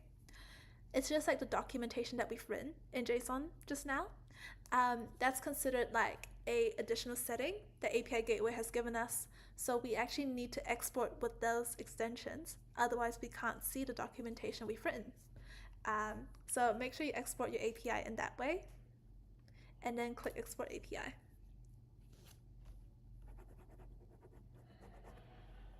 All done. All right, so this is where you can actually open Whoa, interesting. All right, this is where you can actually open the file that you've downloaded. And here you are. Isn't it so heavy, like what documentation looks like for an API? This is a lot to take in probably if you're new to API documentation. But yet just API Gateway alone can automatically generate all this interesting stuff for you. And this is the part where we've manually written things. So we wrote documentation, it was version 1. The type of documentation we've written it for, it wasn't for a resource, it wasn't for a method, it was for the entire API. And we wrote these two things. Yeah? So that's how it ends up getting stuck to the end of our API Gateway documentation. So the other text in this file are documentation that API Gateway has generated for you.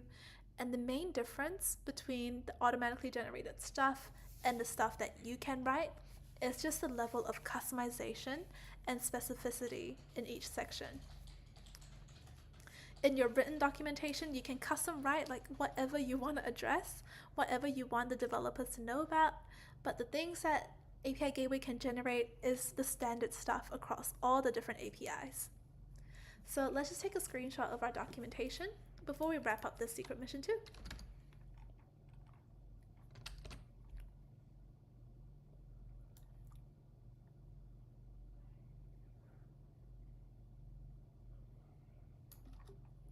Nice work.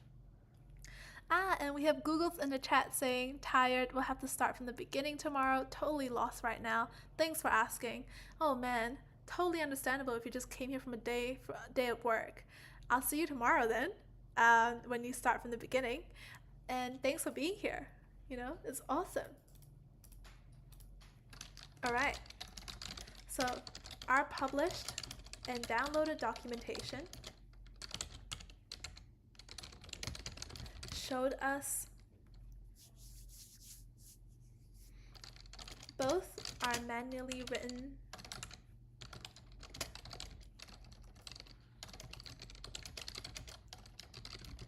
and some automatically generated documentation from API Gateway.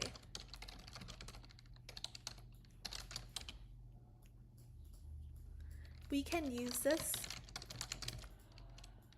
We can upload this into tools like Swagger or Redoc to generate beautiful web pages about our API. Great stuff. Nice work. You've just learned how to write and publish your own API documentation. So we're ready to actually delete our resources and wrap up for this project. Now I'm not actually going to delete mine because we're keeping it for the next part of the series, but it becomes pretty simple for this one. First, we delete the API and API Gateway, and then you delete your Lambda function. In terms of your local computer files, you can also consider deleting some of the downloaded documentation you've generated in the secret mission. Okay, so here are some details on how to delete both resources, and then you'll land here in the final validation of this project. Services we used for this project were, what services did we use? Do you remember? We used Amazon API Gateway and AWS Lambda. Key concepts we learned include Lambda functions, definitely, API resources and methods, Lambda proxy integration, such a big word, my goodness. Writing API documentation. Anything else we've learned today, team?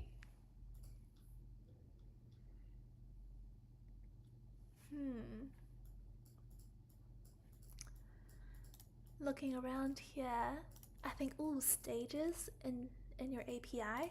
API stages are pretty good. What else have we learned? Deploying Lambda functions is a good one. The fact that we had the architecture, we even talked about this. That's pretty good.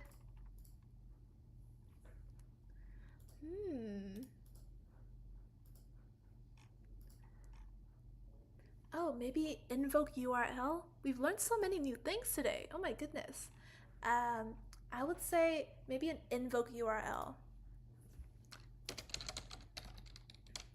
Invoke URL for an API. And as a reminder, the invoke URL is the URL that you would visit to see a specific version of an API, which is awesome. Man, all these learnings in one project. I'm really glad we got to do it together, team. And thank you, Michael, for the heart hands. Awesome. Nice work. This project took us approximately, how long did it take us? Again, I forgot to keep time. I think it took us approximately 1.5 hours, including demo time, including demo and secret mission time. The most challenging part was, what was the most challenging part for you today? Would you say, what would be a challenging part? Would you say the Lambda function code was quite challenging? I would say so. Yeah, let's say that was it. The most challenging part was understanding and writing the Lambda function code.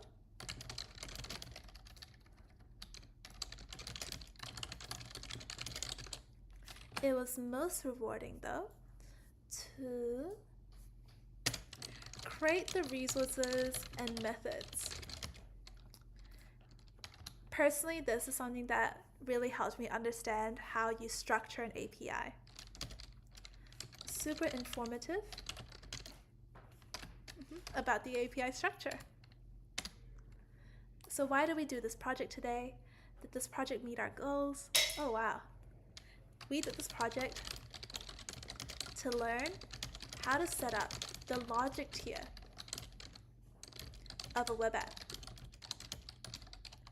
i.e. how code is run, or actually, i.e. the backend or the brains of our web app. This project definitely met our goals, and we learned lots about how an API works along the way. I really enjoyed learning about an API. The more you look into APIs, the more you realize just how much it's being used in the world and how many APIs are available in the world. I wonder how many APIs are available in the world, actually, now that I say it out loud. Alright, team. So that was a wrap on the second project of our 3-tier architecture series. 2 projects down in 3 hours. Not too bad. Not too bad at all. And I have to say, this project, the API project, is probably the harder one of the hardest ones. I think maybe the hardest would still be the last one, where you're trying to tie together everything. But this one is the more technical one, where you really need to understand the user, API, Lambda, and how it just connects together. But yeah, today you've learned how to create and configure a Lambda function. I love that the emoji is a lamb, by the way. I don't know if anyone else picked up on that. You set up and configured an API gateway. You created some resources and methods inside your API. This is so fun. it really taught you how a big API can be divided into different resources, like different things it can do. And within those different resources, specific actions you can take. And yeah, you deployed your API to a live stage. Bit of a bummer that you can't really see things right now, but that's the reason why the next two projects exist, okay? So we can tie together everything. Okay, everyone. I can see that we still have that pesky still task to complete. And when you see that, no need to panic, team. Usually, there's a reason for it. Aha! Then we found our reason. I still have 2 tasks that are not completed yet. Although it says I have completed it here. Oh, I missed the whole validation here though. That's definitely on me. Okay. Oh, and sorry, I noticed I mentioned the word validation, but what I was really referring to is just the different kinds of boxes of questions and screenshot uploads that you can click done for in a project. All right, so each resource consists of methods. Can you remember how to define a method? Well, methods are specific actions you can take within the resource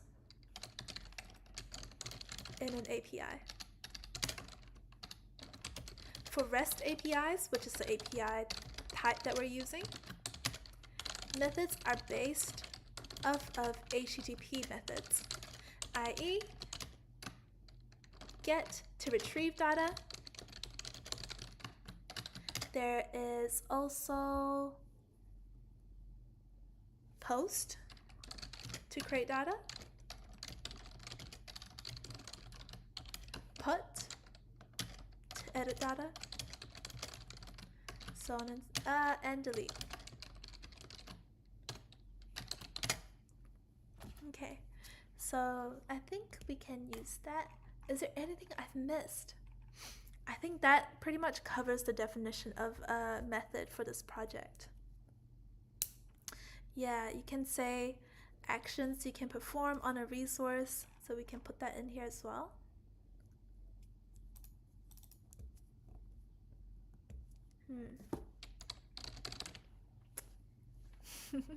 Small changes. I think we're just ready to click done though. I think we finished everything pretty well. And DevOps Methodology is here. Hi, DevOps Methodology. I hope you're having a good day. Really, really, really appreciate your good vibes. It's awesome to be in a live with you. And you're so welcome here. Hello. How's your day? All right, team. So we've, I think, finished all of the questions now, so we can click mission accomplished. Woo! Congratulations. 2 projects down, just 2 to go before we're done with the whole series. So, as always, you can share on LinkedIn. Let's do it. And you can post and be extremely proud of the amazing work you've done. What I'm going to do is I'm going to add this to my portfolio in NextWork. So if you do post, by the way, make sure that you change this text from @NextWork to an actual tag, and that you upload your documentation like this as a document. Like this, for example. But for me, let's make sure I actually click on download documentation here. And perfect, let us add this to my portfolio. Okay.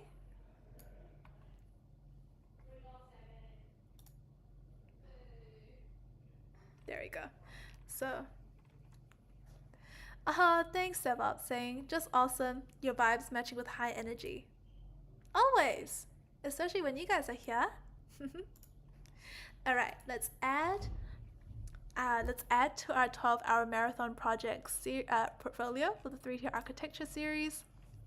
And let's add this project. Sometimes I forget what a project is called because you're so deep in the work. Like, what is this project called again? APIs with Lambda and API Gateway. That's the name. So we're going to upload the documentation as a PDF. Okay, do a little dance, sip a little bit of tea, and then upload your project. Ah, so good. I just realized I named the presentation tier in a specific way, and I want to vibe match that for my second project. So we're going to call this logic tier in our 3-tier architecture. Save our changes. Looking good. And here we go. Here's the documentation for our APIs with Lambda and API Gateway project. Wow, looking good. Services we used, our introduction to the project, Lambda functions, the Lambda function we created at the start. There was a whole API gateway we had to set up. That was pretty cool. Learning about how there are different types of APIs. API resources and methods. Oh yeah.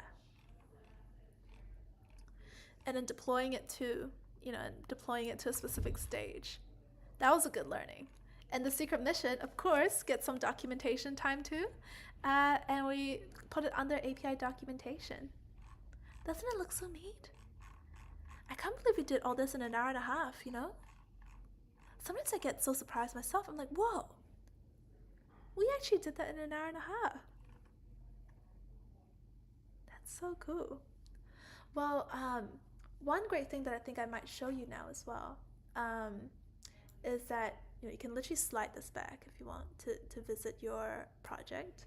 But one thing that I wanted to show you was about editing your documentation.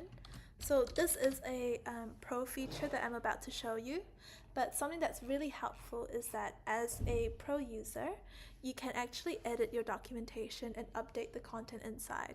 So you can update your documentation too. So for example, you can go here and you can, over here, let's say we really liked the fact that we mentioned that we learned about different API types, and we want to add this in here in terms of key concepts we learned today. Then I can actually go here. As you can see, I unlocked the question, and I can even say key concepts we learned include Lambda functions, API types. Okay, click done, and again, click mission accomplished to generate the new version of your documentation that includes that updated answer. So yeah, that's a very, very helpful part of being a pro student that I thought I'd mention because I don't think I've showed that before. All right, team. We're about to go on another break. High five on getting 2 projects done. How did you find the API project? It is a little bit tricky. I think there are a few moving parts, but I hope this project made it seem a bit simpler, a little bit more approachable, a little bit more doable. You can absolutely create your own API with your own Lambda functions. Give it a go. You can even go online and see what other APIs are out there and think about, how do you think we've created that? Was it a get method? Was it a delete operation? So many things you can look into.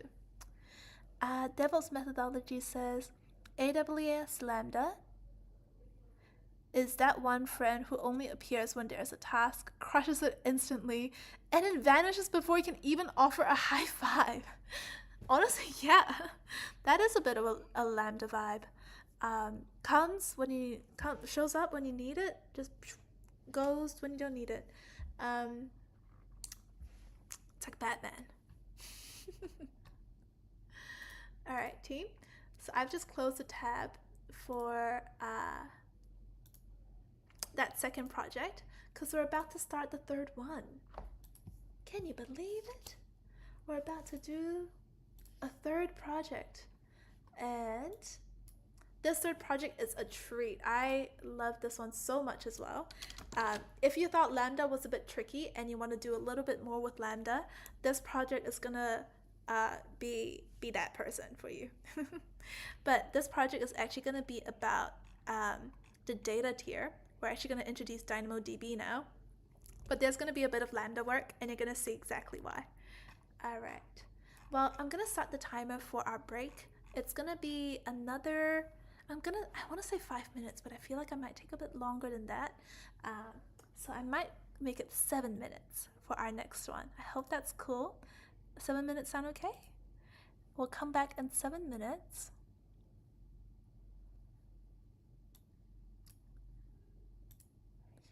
In time for our next project.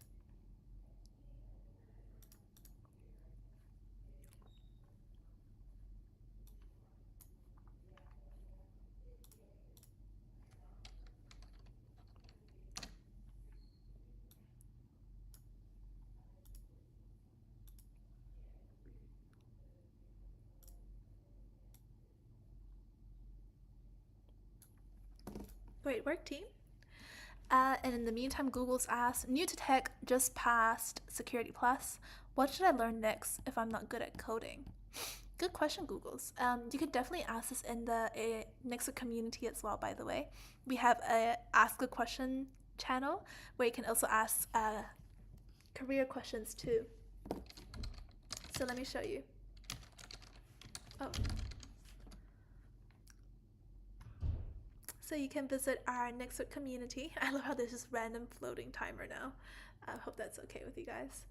But you can visit our community. Oh. And then visit the I Have a Question channel. And you can always ask career questions too. And I'll just put that in here in case it's anything interesting, because we have a lot of people that have asked about coding and what to do when you're not good at coding as well. Okay. In the meantime, it really starts with what your skills are and what you're interested in. So what did you like about the Security Plus? Is there something you want to continue with? Do you want to explore a completely different path? There are some paths that require more coding than others. But usually, unless you're really in the application development side of things, the coding can really be done with the documentation that's available today. Like for example, DevOps, you will have to do a bit of coding when it comes to automating and using Terraform, for example, writing some files. But the documentation for those files, combine that with maybe even using ChatGPT or something that can help you understand the documentation, you can easily pick it up or just give it a go. It's not as intimidating as needing to pass an entire boot camp before you can use any of the code in some of these different areas. So yeah, that's a quick tip from me, Googles. Please, I'll be back after the 5-minute break. If you have any other questions, I would highly recommend that you ask it or search it in the community. Yeah? All right, we'll be right back.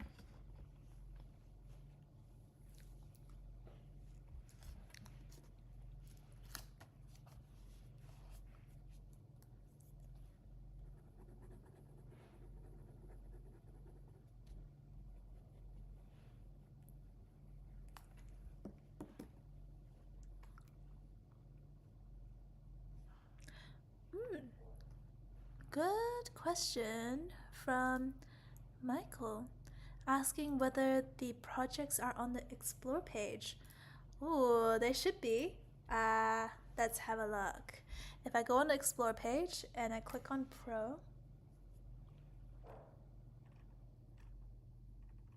cool, they're here. You got me for a second there.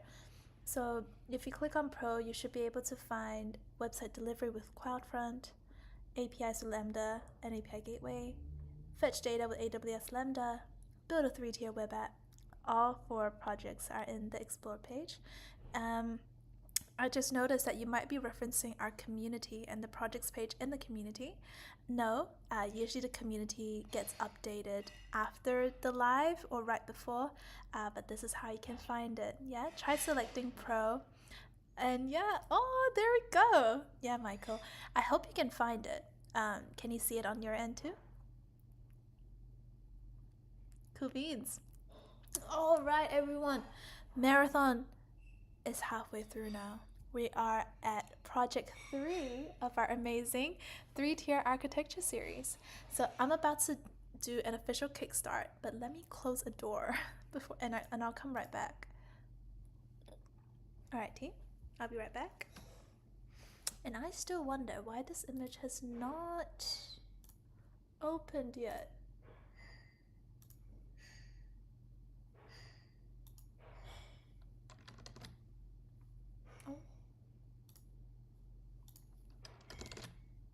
Oh, right, I should be just doing Command-Shift-R. I wonder why. Oh, okay, we'll come back to it.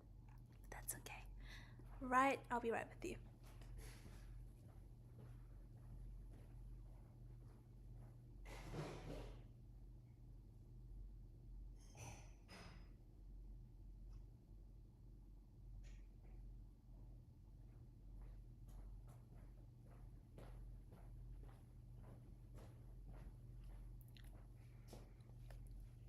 Cool beans.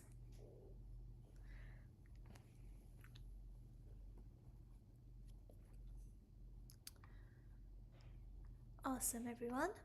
I'm also getting a message from DevOps Methodology mentioning that the links provided in the description is not working. Server error. Oh, bummer. Well, I can always have a look at that too. So let us have a look at... Will I be seeing my own stream?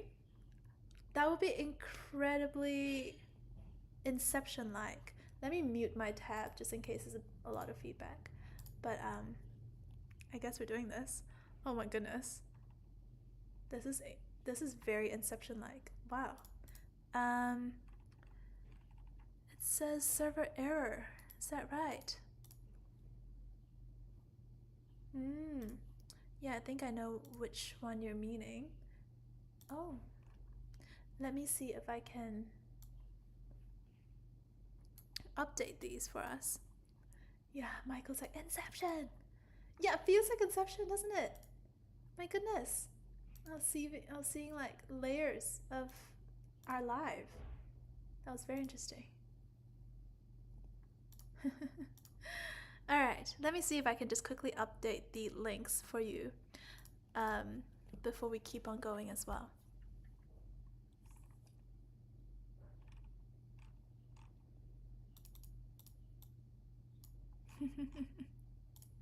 Okay, I know exactly what's happened. So let me just fix that up and I'll be... let me just fix that right up and I'll update the description. Thank you, DevOps Methodology, for mentioning. That's really helpful.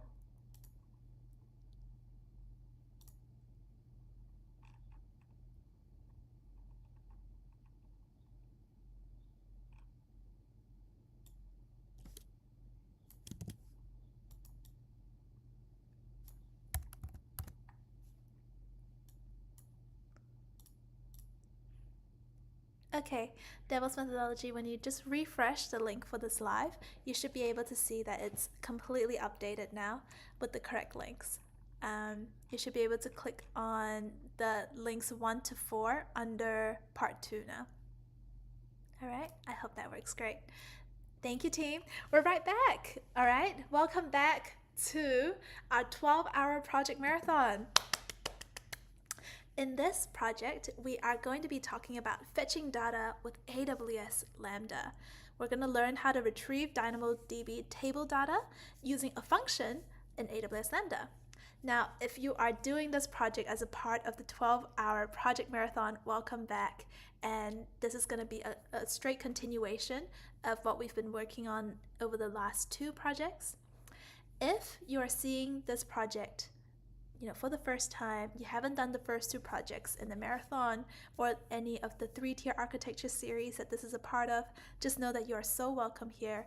You can definitely do this project on its own. You don't need to do the first 2 projects to catch up here. Just start from step 1 here, and you can still make it to the end easy as. It's more that this project is a part of a big series where if you do every single part, you can pull together a beautiful 3-tier solution that is a fully functioning web app as well. Okay, so let us jump into it and talk about what this project is going to be about. Now, this project is about fetching data with AWS Lambda. And what you can imagine when you think about Lambda is that you think about building applications that can just grow effortlessly to handle thousands or millions of users without you actually needing to manage the servers behind them. That's the power of serverless computing. That's the power of Lambda. This project is your introduction to serverless. You will learn how to use a serverless AWS Lambda function to retrieve data from a DynamoDB table. So, quick pause here. If you were doing the 12-hour project marathon, you might think, this seems very familiar. It feels like we've done the AWS Lambda function and we've even created the function already in the previous project, and that is true. But the one thing that we definitely didn't cover yet is DynamoDB itself and how you can link the function and actually retrieve real data from a database with your function. This is perfect for roles. This project is perfect for roles like backend developer, cloud engineer, cloud architects, where it is a key responsibility to create these scalable cloud solutions that can handle large amounts of data. In this case, scalable, Lambda, handling large amounts of data, DynamoDB, and Lambda both. So what we're going to be doing today, we have this little process diagram for us in this project. We can create a database table to store some user data. Cool. And when that's done, we can create a serverless function to retrieve that data. So that's a Lambda function we're going to create. We can write some tests to validate if the function can actually fetch data from DynamoDB. So is our function working? The Lambda function is supposed to fetch data. Can it actually fetch that data? Let's find out. And then you can secure your function with the proper permissions, and then secure your database with an inline policy as well. That will be our secret mission today. Very nice. So with all that checked off, let us talk a little bit about the 3-tier architecture and where it sits. So in this project, you are diving into the data tier of your 3-tier architecture, and I'm gonna move myself away. Okay, cool. So this project tackles the last tier of a 3-tier architecture solution. In the presentation tier, you set up the front-facing interface of a website, of a web app. So this is the website that users can see and click on. You use CloudFront to set up that presentation tier. So you use CloudFront to actually distribute the website around the globe so that the website loads very fast for all your users. Next is your logic tier. So the logic tier is like the brains of your web app, the actual logic around how it does what it's supposed to do. So is your web app supposed to retrieve some data for its users? Are users supposed to be able to search for things? Are users supposed to be able to upload PDFs or process PDFs? Once you realize what your users are supposed to do in your web app, the actual code that processes those actions, that actually creates these results for your users, that sits in the logic tier. And our logic tier that we've set up for this 3-tier architecture solution is in a Lambda function. And how your user's requests will map to the right function is with API gateway over here. Okay, and finally, we have our DynamoDB database, and this is our data tier. So this is where we actually store the actual data of who are our users, what are our products, and maybe what are the blogs and articles and videos that belong in our web app, so that when our functions, when our backend needs to use it, needs to retrieve it, this is the place where it's going to retrieve from. This is kind of like our home base for all of the data that makes up what our Lambda function is trying to get. So our Lambda function is trying to get data, it's going to get it from DynamoDB. I feel like that was a much more straightforward way than that long ramble I was on for a second there. Okay, we've got Alex 10 in the house. Alex, great to meet you. I know we haven't actually chatted one-on-one yet, but I definitely remember seeing you around in the community, and also as one of the top project completers at Nextwork, so welcome. Great question from DevOps Methodology as well, asking, is there something involved in securing your serverless function and database with proper permissions and policies in this project? Wow, great question. And I feel like it's almost like Jinx DevOps methodology, because it is definitely one thing that we'll be working on in both the project steps and the secret mission. Okay, so we're about to get started. Are you ready for this project? Woo, let's go. Like every other project, the first thing we're going to do is recap. What are we actually here to do today in this project? So do you think you can answer? In this project, I will demonstrate. I'm doing this project to learn. Try answering this question yourself, and then I will submit my answer too.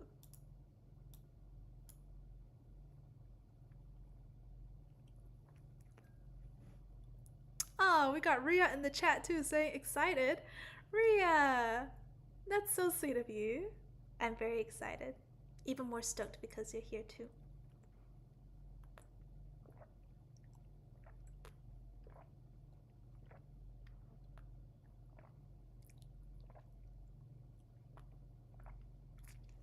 All right, team, let's get into it. So, in this project, we will demonstrate how to use AWS Lambda to retrieve data that's in a DynamoDB database. We're doing this project to learn how to set up the data tier of a web app and connect that with a Lambda function too, i.e. the logic tier. You're kind of doing 2 tiers at once in this project, because you're setting up the data tier, which is the simplest part of this project, to be honest, and then you're setting up the connection to AWS Lambda, which is actually the harder part. And Michael says, let's go. Oh, you guys are the best. Thank you so much. This energy is amazing, isn't it? You guys really you guys really make us like go further, you know? This is really cool. Thank you. All right, all done. So let's set up DynamoDB now in our very first step for this project. So we're going to create a DynamoDB table, and that's going to be used to store some user data. All right. In this first step, we will set up a DynamoDB table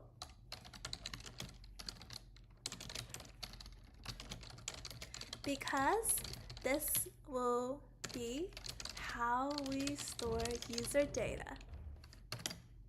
Okay, our web app is going to store some user data. Where is that going to live? DynamoDB. So let us go into our AWS Management Console and open up the DynamoDB console. Where have we been this entire project? We've been in the Oregon region. So let us make sure that when we open DynamoDB, we stay in the same region. Okay, let us open this up. All right, it's opening up.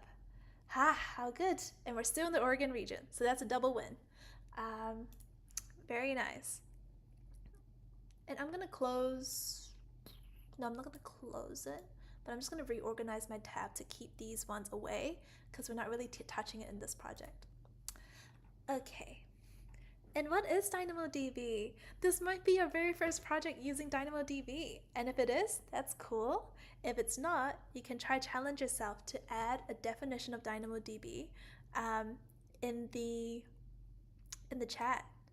See how that goes. All right, so DynamoDB at its very, very foundation is a database service. So what that means is you would use it to create a database and store your data inside it. It really stands out because AWS has a bunch of different kinds of database services, all for different kinds of use cases. What's the use case for DynamoDB? So DynamoDB stands out as a database that's really high performing in terms of speed. So if you really need to grab data in a very, very quick way, DynamoDB is kind of the guy. Sorry, didn't mean to just call DynamoDB a guy, but DynamoDB is like the person to call. And that makes it a really great choice for apps that just need quick access to large volumes of data. Games. Imagine how quickly your game needs to react. For example, a leaderboard that's constantly changing, a game, game characters that are constantly adding or getting associated to different accounts. So that's a great use case of DynamoDB. DynamoDB is also a great database if you are trying to store data that's just completely random or flexible, data to data. So what that means is when you have a relational database, so kind of like a spreadsheet, every single row, every single column needs to be aligned and filled out. If it's not filled out, it was still going to be no data. Let's say you have rows and columns of day and weather or temperature. And let's say there was a day where you just didn't measure the temperature for the day. You're still going to have to actually enter something in that field in a relational database to say no data or 0. And that maybe doesn't matter when you only have a piece of data. But imagine if you have a million pieces of no data. That makes your database look a little, incomplete.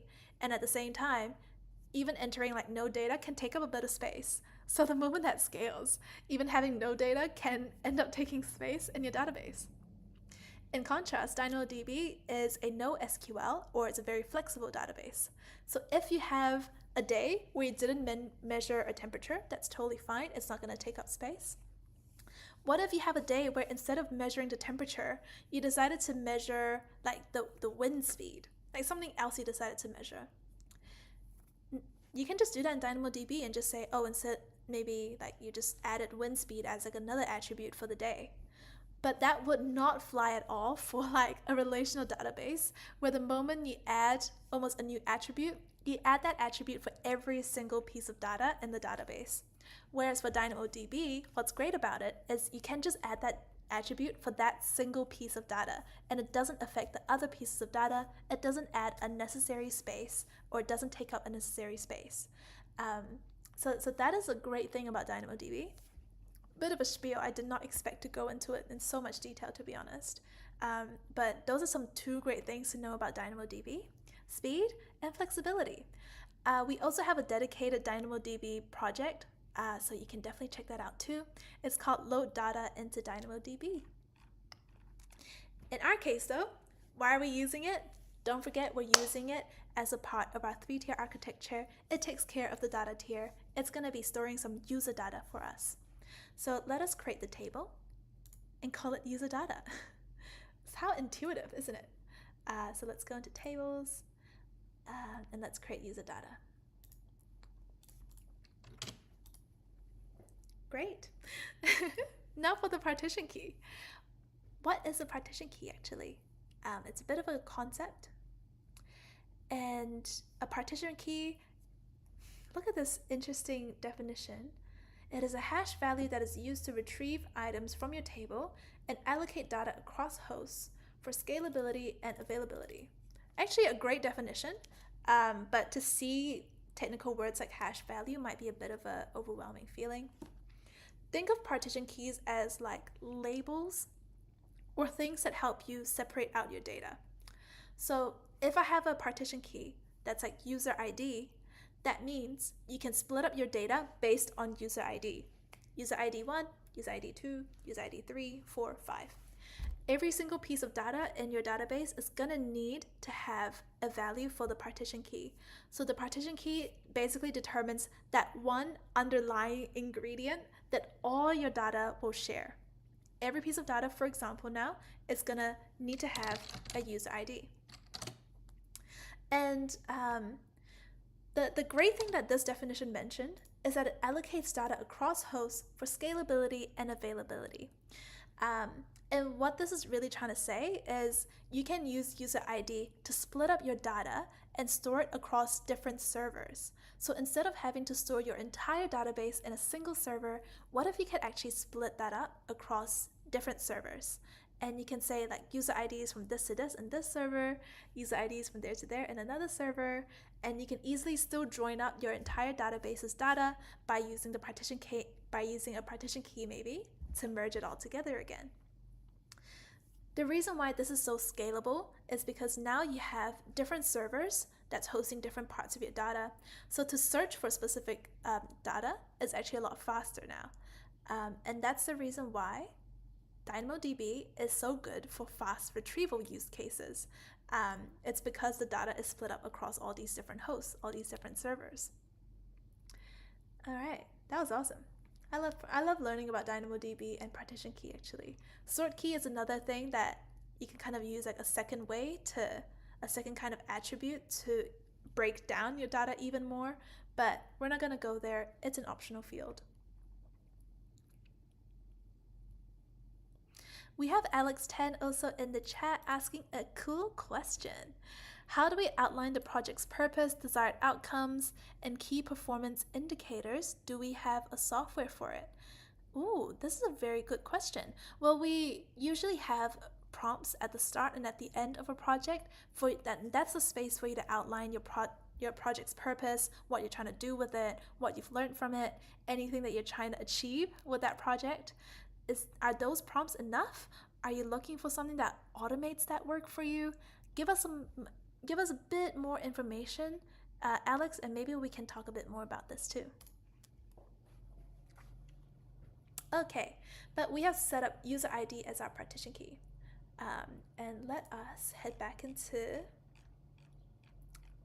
the steps where we're going to just leave the default setting for the rest of the options, create our table, great, and then answer a question, also great. So let us create our table here now, and let us now answer the question. To set up our project, we created a database using DynamoDB. DynamoDB is a NoSQL database.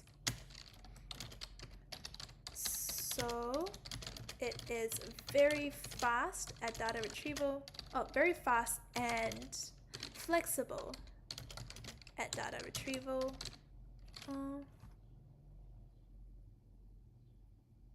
So it's very fast at data retrieval and flexible for data storage. The partition key. The partition key is user ID, which means the key identifier for each data is its user ID. If I want to search for data, I'm searching by the partition key. Okay, done. Okay, great work, team. Great stuff. You've taken the first big step in this project and you've set up your DynamoDB table. All right, we're breezing through it. Let's add some sample data now to the user data table.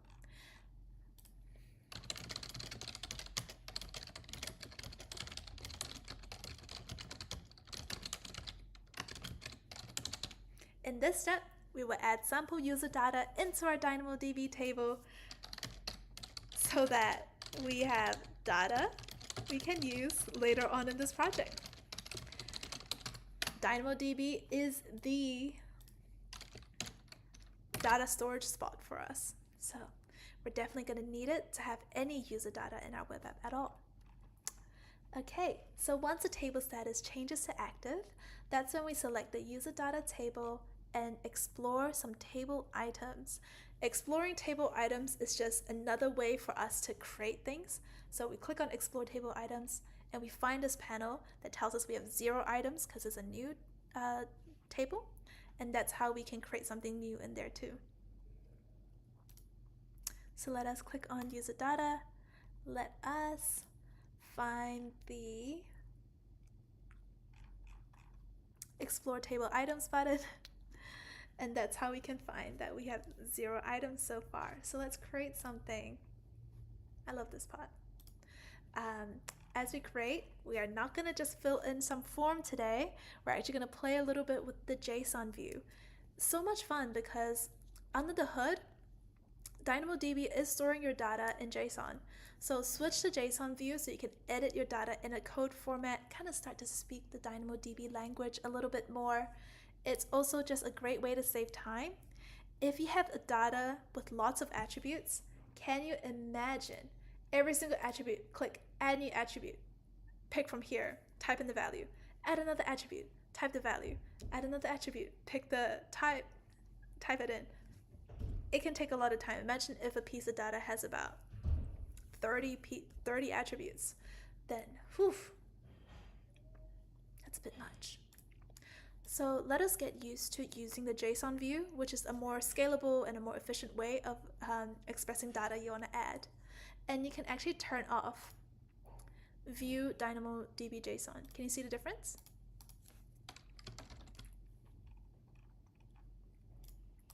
As you can see, there's a bit of difference between DynamoDB JSON and just the traditional JSON.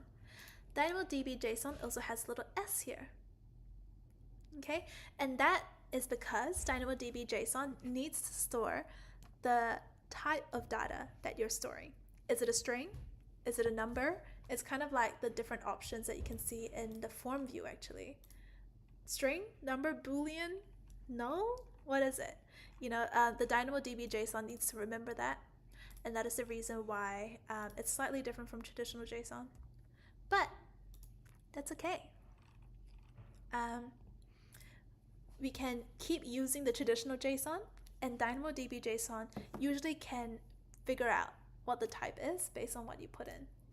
So we're going to say we're going to store some data for a user ID of 1, and then we can say that there's a name for this user, it's test user, and here's their email too. So if you were to sneakily click into DynamoDB JSON, can you see how it intuitively picks up that all of these fields are strings? Great. So when that's done, I think we can take a sneaky screenshot and put that into our documentation.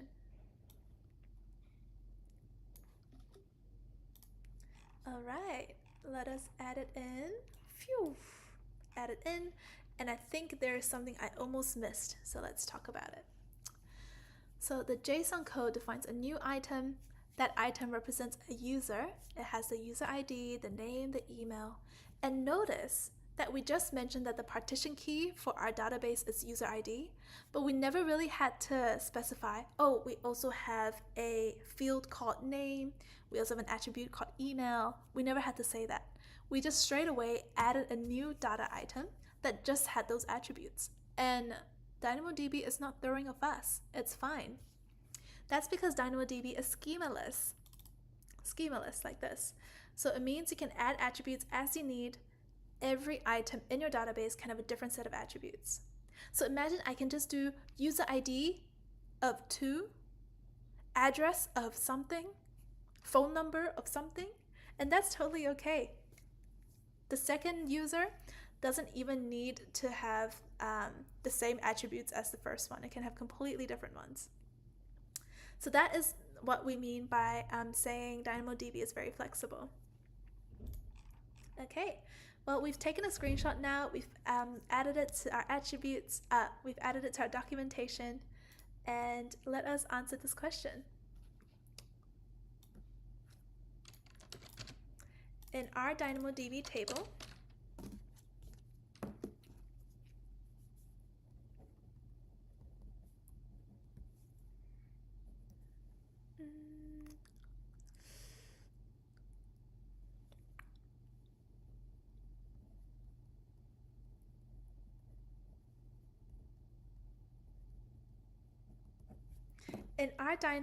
table, what do we add?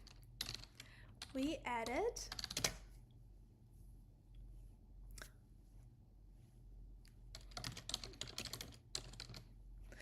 a piece of data. DynamoDB is schemaless, which means that the data we add can come with new attributes, and every piece of data can have its own set of attributes without affecting other data. Okay, very good. Is there anything else about schemaless? I think that is all we need to say about schemaless. All right, we're all done. A big shout out to the chat as well. I know that there's been a bit of fun activity going on here. So I can see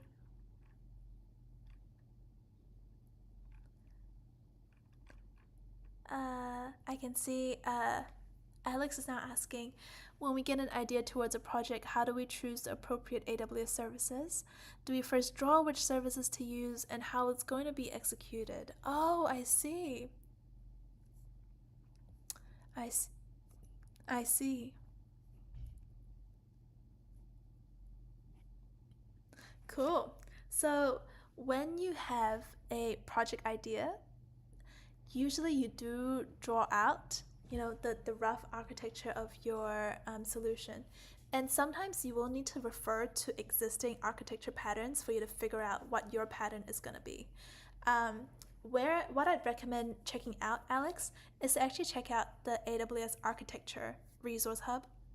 And that's where you can find existing architecture patterns. For example, 3-tier architecture is a pattern in there. You can also find other existing solutions and how people have built them. And hopefully that gives you a bit of inspiration around how you can build yours. Absolutely, before you actually start building anything, the ideal case is that you just draw out everything first and just have a rough idea of how it's going to connect together before you start to just go into the console. Because the design stage or the architecture stage is where you can actually explore all the other services you could be using, all the other options you could be doing, ways you can connect things, ways you can make sure security is great. Because the moment you start, you might end up getting stuck in a solution that isn't actually the best one. So I hope that helps, Alex. If you have any other questions, add them to the Nextweek community, or you can follow up, honestly, right here. Because it's a really good question. I appreciate it a lot. All right, so we've created, we're gonna select create item, and then we're gonna make sure it was created successfully. So let's make sure that our DynamoDB item is listed in the items return tab. Okay, so that's how we're gonna verify that the item was actually created. So let's go down, select create item, and let's spot it now. Can you see it here? Items returned. I hope you see yours. Cool. So you can see we have user ID, the partition key, it's happy because it has its own value, it's 1. And then we also added some attributes called email, name. Nice work, team. So now this is where Lambda function makes its big entry. So now that our DynamoDB table is set up, the data is there, we now need to add the function that can retrieve the table items on demand. Heads up to everyone that has done the previous project in the series, you're going to notice that this Lambda function actually looks a little different to the previous one. Okay, so the previous one was set up so that you can use it with an API. This one is going to be set up so you can use it immediately without needing the API in the middle. So we're going to be playing around with this version of the Lambda function But then when we are tying everything together for the last project of the series, we're going back to that API version, okay? Because that's the version we're going to be using for the full 3-tier architecture. For the purpose of this solo project, if you're just wanting to set up that Lambda function, you don't really want to set up API as well, then you can just stick with the code that we give here. All right? Cool. In this step, we will set up a Lambda function,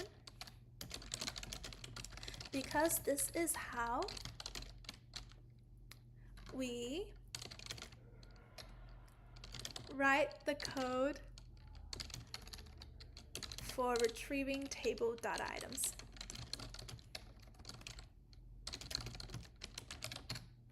From DynamoDB. Great stuff, team. Okay, so now that we've created the function, we're gonna navigate into the Lambda service in the AWS Management Console. If you're new to Lambda, totally okay. Just know that Lambda is a service that lets you run code in the cloud without you needing to manage the service or the computers yourself. Lambda will just manage all of those servers for you, which is why it's called a serverless service. And the great thing about Lambda is that it only runs code when you need it, so you're not paying for any idle time. It also scales automatically. So if you have just a few requests today, just a few people wanting to search for items, Lambda can serve them. But on days where you have explosive traffic and so many people are trying to search for items, Lambda can also serve all of that big crowd of people too. It can do both. It's really, really good. And because it only runs code when you need it to, it only charges you when the code is being run, which is a lot more cost efficient compared to having to manage your own servers if you're someone that doesn't need that much compute power. So the AWS Lambda, I would say, is great for solutions where you aren't needing to process a lot. You might notice that as you become more experienced with Lambda, people start complaining that Lambda is actually a very expensive solution. And that's because maybe what they're trying to run is very process intensive, like they're trying to run things that require a lot of processing time. And maybe the traffic is so high that is happening so much, which is why you end up racking a big bill. And on that tangent, that's the reason why, like Alex mentioned, it's so important to actually draw out your architecture, draw out what you're building before you start building, because the decision between Lambda and EC2 instances or containers really comes down to how you envision the product to look and how many people are going to use it. All right, so yeah, that's a whole tangent, but I appreciate you listening. So that was about Lambda, and Lambda, just think of it as serverless. You're just running code. Think of Lambda as running code, and think of Lambda as something that reacts to events. So when you trigger it, it's gonna run, and once it finishes running, it's just gonna go back to sleep. So we're gonna be creating a Lambda function, basically a piece of code that we need to run. And we're gonna go into Lambda now and let us create a new function. So you can head into the Lambda console, and you can search Lambda here as well. If you don't know how to find it, click on it and then click on create function. Okay, here you are. So what is the function that we're gonna create today? I wonder. We'll find out soon. Let's first explain what is AWS Lambda. AWS Lambda is a serverless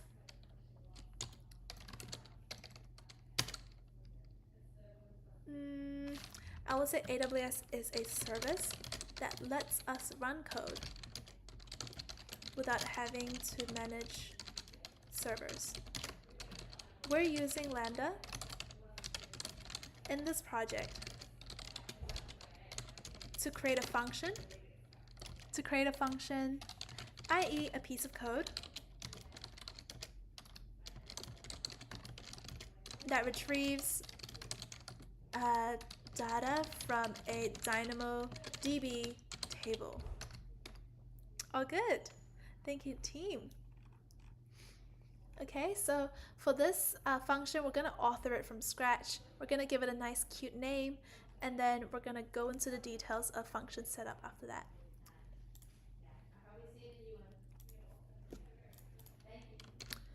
Oh yes, we do have a function with the same name, which is the function we created earlier in this marathon. And for anyone who might be watching this afterwards or watching this video solo, because we were doing this project in sequence after 2 other projects, I do have a saved function in my account. You probably won't have the same issue as me, but if you do, you can simply add a little number to the end of this to make your function name unique again.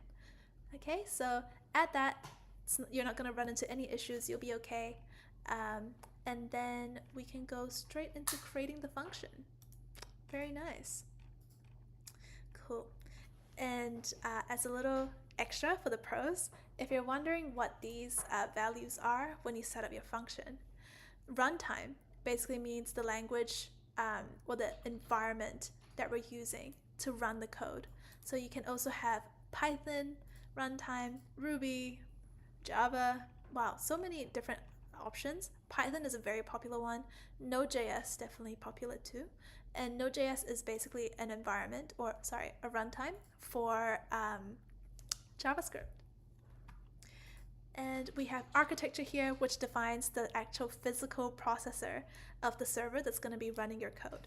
You're not going to care about or manage this processor, but Lambda is going to. So from the start, it just wants to make sure that it's choosing the right processor for your work. Okay, let's just create the function now. And what's next for us? Oh, I just realized I might have skipped this in our setup because we don't need to actually edit this. We just need to look at it and just know what it means. So let us actually look at that together now. Pardon me, everyone. Oh my goodness. But this is what we were looking at together. We don't need to change it again. So if you've already clicked on create function like I did, there's no worries. There's nothing you need to delete or change. But have a look at this part of your create function flow. Notice that there is something that says changing the default execution role, and that there is a whole section about an execution role here. What a name. Execution role. Do you have an inkling on what you think this might do or what it might mean? Add it to the chat. What do you think an execution role does? Luckily, it doesn't actually execute people. An execution role is actually just about the permissions for your Lambda function, what your Lambda function can and cannot do. In our case, we're just creating that new role with basic Lambda permissions, which is why we don't need to change anything. It's already the default setting. But an execution role gives Lambda the power to access other services and do things with other services. When you create a new role with just the basic Lambda permissions, that means that your Lambda function will just have the permission to write logs to CloudWatch. So when your Lambda function has run successfully, sometimes it'll say, oh, run successfully, here's your output. And those logs, they can be written because it has permissions to write those logs with CloudWatch. Another use case, your Lambda function does not run perfectly. There's been an error. How do you see the error message? Luckily, because Lambda already has those basic permissions to CloudWatch, it can write those error logs so that you can troubleshoot your errors too. Anyway, really glad that that execution role already has those permissions for us by default. But let's go back into our function now because we're ready to actually set up its code. Shall we go on to the next step? Cool. Here's where we can write your explanation for your function's execution role too. So my Lambda function has an execution role, which is the set of permissions that it has to interact with other AWS services. By default, the role grants basic Lambda permissions, which are the permissions to, do you know what these permissions will grant? these are the permissions to write logs with CloudWatch, e.g. success or e.g. error logs. All right, this is great. Yeah, and once you select it, there's even an option here that says Lambda will create an execution role, name this, has a special ID at the end with permission to upload logs to Amazon CloudWatch. Oh, perfect, just like what we mentioned. I think what I'm going to mention here is that we're going to come back to your execution role in a second. So it's good to recognize that your execution role already has a name that you can come back to later. Okay, so we've created the function now. It's out there in the world, but is it actually doing anything? Okay, the answer is no. Okay, right now our function isn't actually doing anything right now because we haven't actually written the code for your function. So the function is one thing, the code is another thing. You can create a function, which is basically this presence or the ability for you to have this kind of almost like I almost wanted to say container, but I think that's a confusing way to use the word container. So I want to say that a function is almost like setting up this piece of paper that's blank right now, but once you write it, you have the power to give it the ability to run some code that's going to turn into, processing data, uploading photos, some very, very productive actions that you can take. Anyway, right now we've just set up a blank piece of paper. So let us actually write the code that's going to go inside that piece of paper by filling out the code source. So that's what we'll be doing in this step. In this step, we will add code to our function because that's how we define what the function can do. Great work, team. So in our Lambda code editor, this is where we can just copy the code and put it straight into our code editor here. Don't worry if you're new to code, if you find it a bit intimidating, we'll still go through what it means and explain it too. So hang in there. Let's talk about it in a second. It's just that the first thing you need to do is make sure you replace the your region placeholder with your own region. So for us, that's US West 2, because I'm in Oregon. But make sure you actually map up your own region and get its region's code and type that in there. Okay, so cool beans. Now let us head back in here to talk about what this piece of code is doing. Now the first half of the code uses a special set of tools called the AWS SDK to interact with DynamoDB.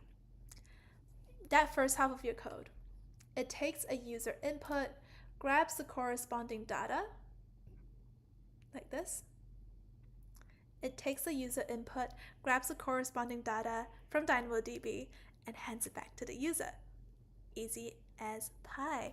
And a big shout out to Abby. Thank you so much for the lovely compliment. I love your profile pic, by the way. Abby says, love your content. Thank you, Abby. And the second half, this one, is all about just giving you messages based on the output. If it was successful, then it means that there was some data that was retrieved. Unsuccessful, it's going to give you an error message, a straight error in the code itself, or sorry, not in the code itself, but more in if you're not even able to get any code because of some errors in the connection to DynamoDB, for example, that's when you'll say unable to retrieve data. But if the code actually works, it's just that the data doesn't exist, then that's a different error message too. Cool. Now, we mentioned AWS SDK earlier. So what is AWS SDK? Let's see if we can use Simplify to talk about it. Oh, perfect. It's just like our definition down here. So SDK is a set of tools that really makes it easy for you to interact with your AWS services. You use AWS SDK for your applications. Okay, so you use the management console to log into AWS on your browser. You use the CLI to log into your AWS account over the terminal. Then what is SDK for? You use SDK to kind of log in to AWS and interact with your AWS resources over your application code. So here you can think of AWS SDK as a set of code that makes it easy for you to interact with your services. Not just about getting access, actually, it's not really about getting access. It's more about having ready to go pre-written code that you can use as functions so that interacting with the services themselves is very, very easy to do. Otherwise, writing all of the code required to interact with the AWS services is actually a bunch of API calls. We've set up an API earlier in the series. You've seen that it requires a bit of steps. Being able to use those APIs and trawl through all of the documentation for those APIs would take a bit of time. So AWS SDK is here to make the use of AWS services in your code a lot easier. And yeah, there's a different SDK for different programming languages. JavaScript is one of them, and that's the SDK we're using in our code. So as you can see, it's importing DynamoDB from SDK. And that's the reason, and we can even import a specific command from SDK, and that's the reason why we can use DynamoDB related actions in our code too.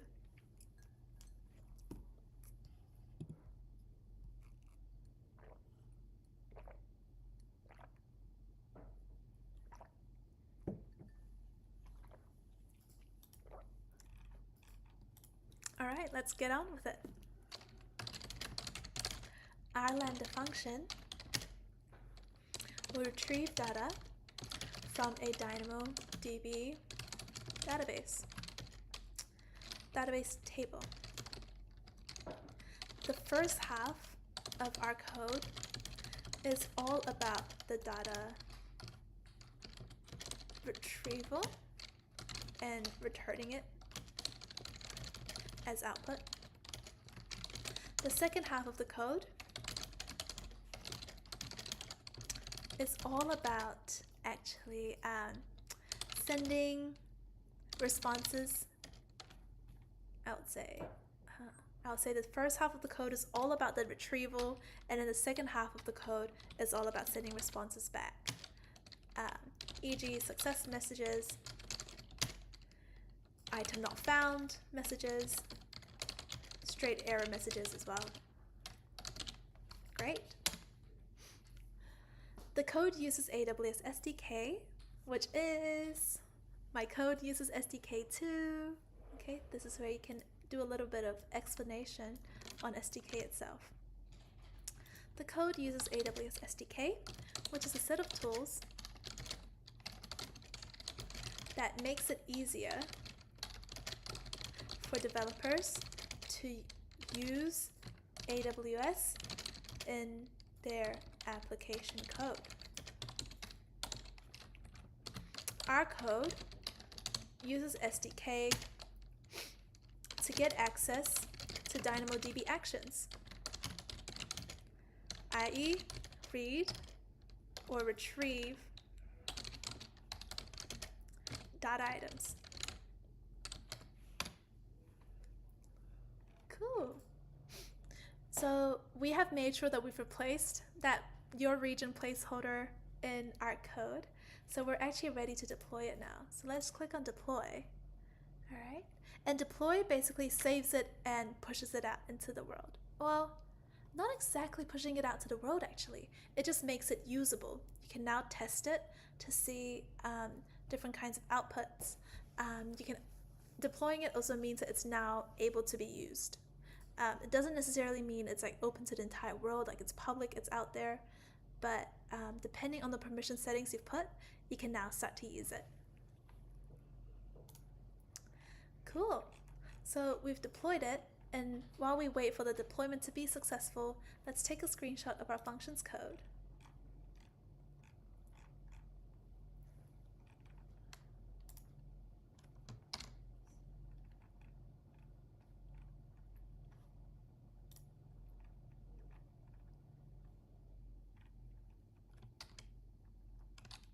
Nice.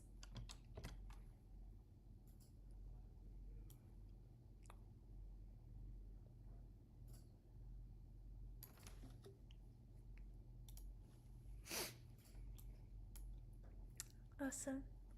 So let us select done now that we've uploaded the code and check, is the deployment a success? I'm face palming because I'm making this mistake the second time in a row today. When you deploy your code, I think it's going to say no changes to deploy because I haven't made any changes now. But you can easily see the deployment success message. There you go, deployment successful. And I'm just going to quickly change that back to the right region for me. There we go. Nice, deployment successful. Happy. With that done, we're actually just down to the last 2 steps of this project.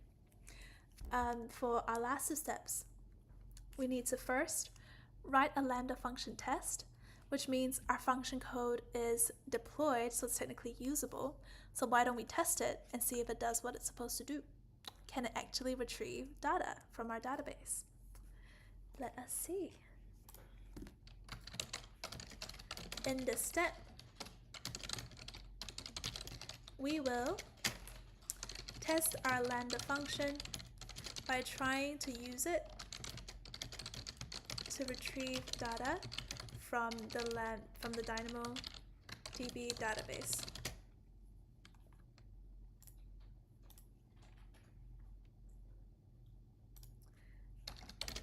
Because the function is now deployed,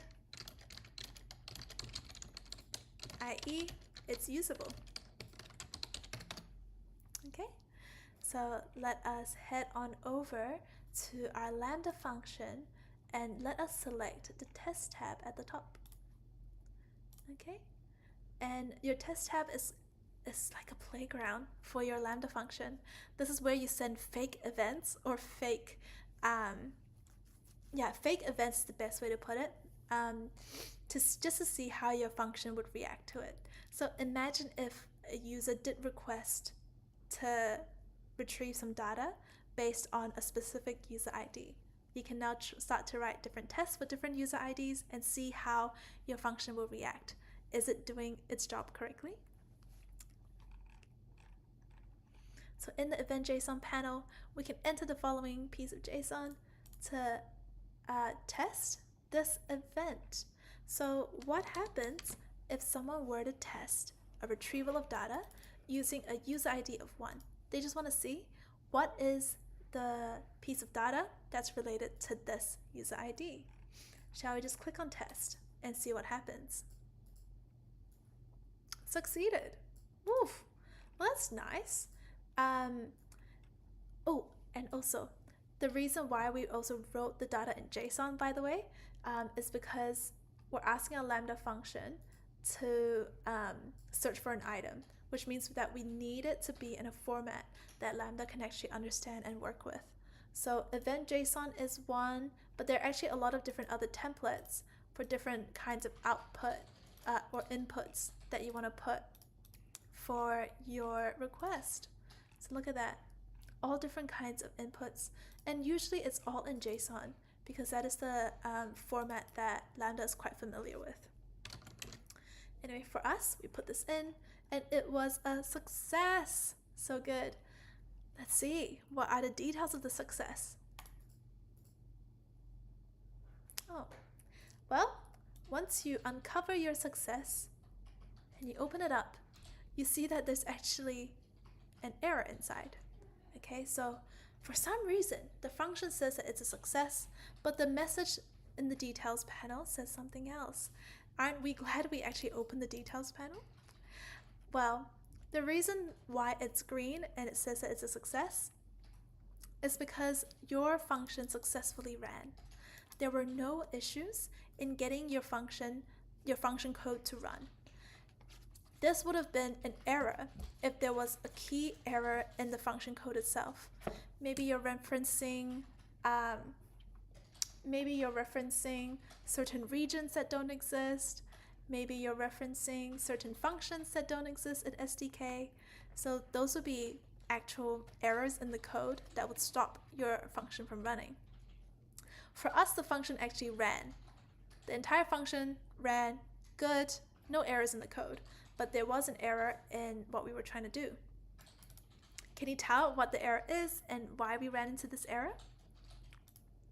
I'll give you another second to read this and try to understand why we ran into this error.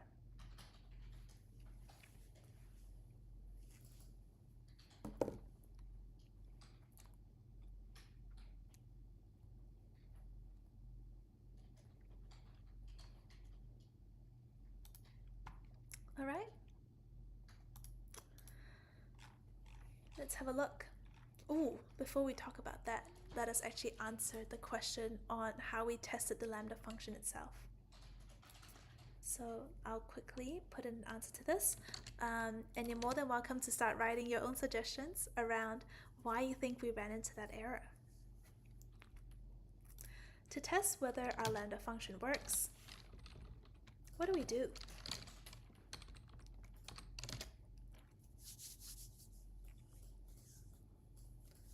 We wrote a function test in the test tab in the Lambda console. The test is written in, do you remember? It was written in JSON. If the test is successful, what will we see? I definitely jumped the gun for us here. But this question is a really great way for us to make a guess on what we'd see if the test actually ran perfectly fine. So if the test is successful, we'd see the correct piece of data in JSON when we query for user ID of 1. But we've got an error. Okay, so if you got this error instead, it means that it means that you maybe didn't get to change your region's code back in your Lambda function. So double check whether your code here actually has the right region. Does it actually say a correct region? Okay, and then back to our own error over here. Back to our own error here. Let's take a screenshot and let's talk about why we ran into the error.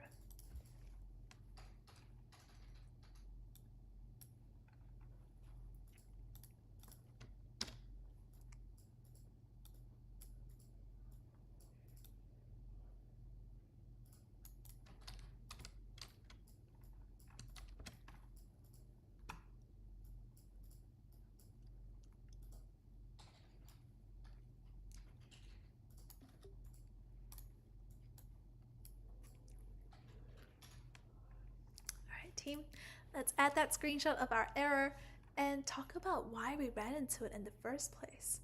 So even though we have an execution role for the Lambda function, remember what permissions that execution role gives Lambda? It gives it the permission to write logs to CloudWatch, but it doesn't actually give it permissions to DynamoDB, which is the actual service that our Lambda function is trying to use. Look, our function code literally mentions DynamoDB, but the function code doesn't actually have access to it. So the moment you try to retrieve data, it's probably going to block you. Because Lambda can't read any items, it has no choice but to tell us that its access was denied. So like we mentioned before as well, the reason why it was in a green success banner is because the code itself could run. There were no errors with the code, it's just that it's now a permissions error that we've run into.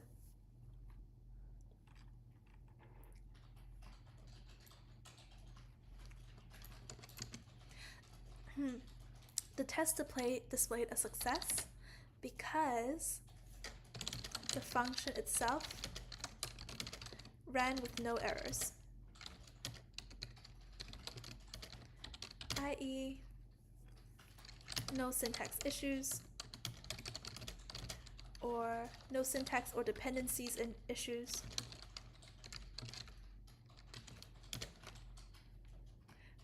But the function's response was actually an error.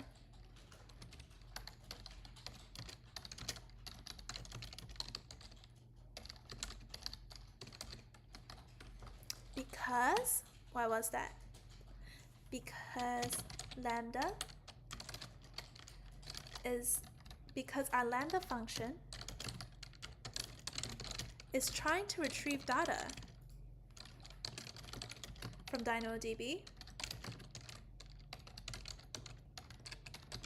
but does not have permissions to DynamoDB.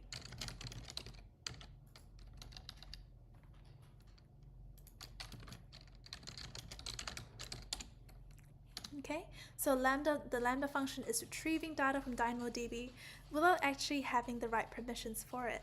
So because of that, its access was denied, and we can't actually successfully run this function yet.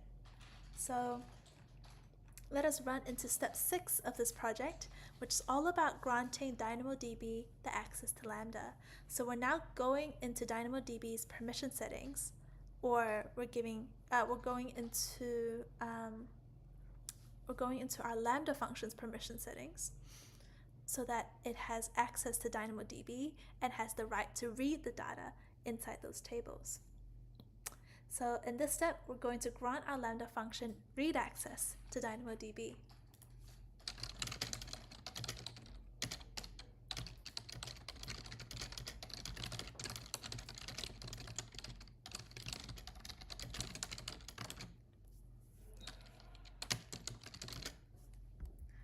Why is that? Because it needs read access in order to retrieve the database tables items. And I think that's it. It just needs access to retrieve the database tables items and finish running successfully. All right, cool beans.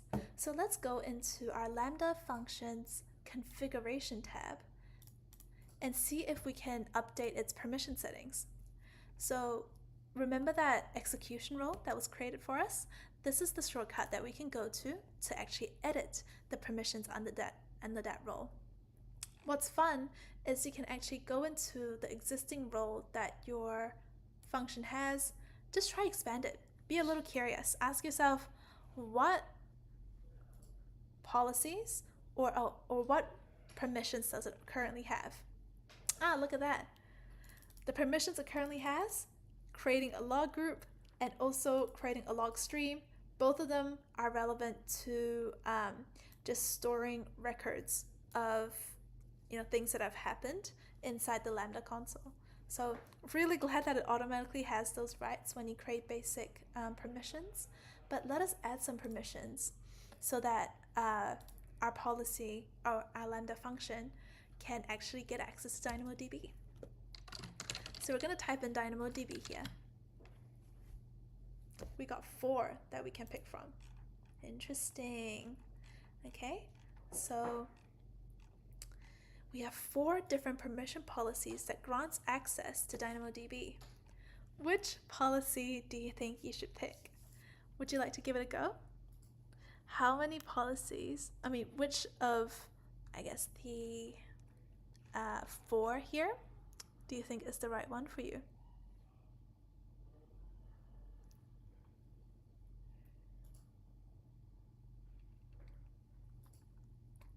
Oh.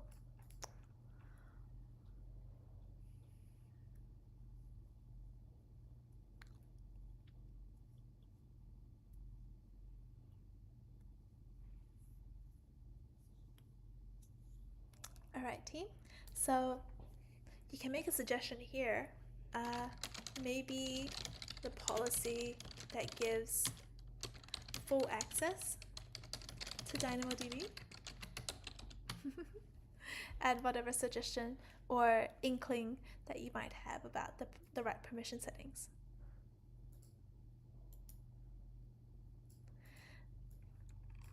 Great stuff. So to figure out which permission policy you want to apply, usually it's best to just head back to the error message and figure out what are you blocked from doing, what's stopping you right now.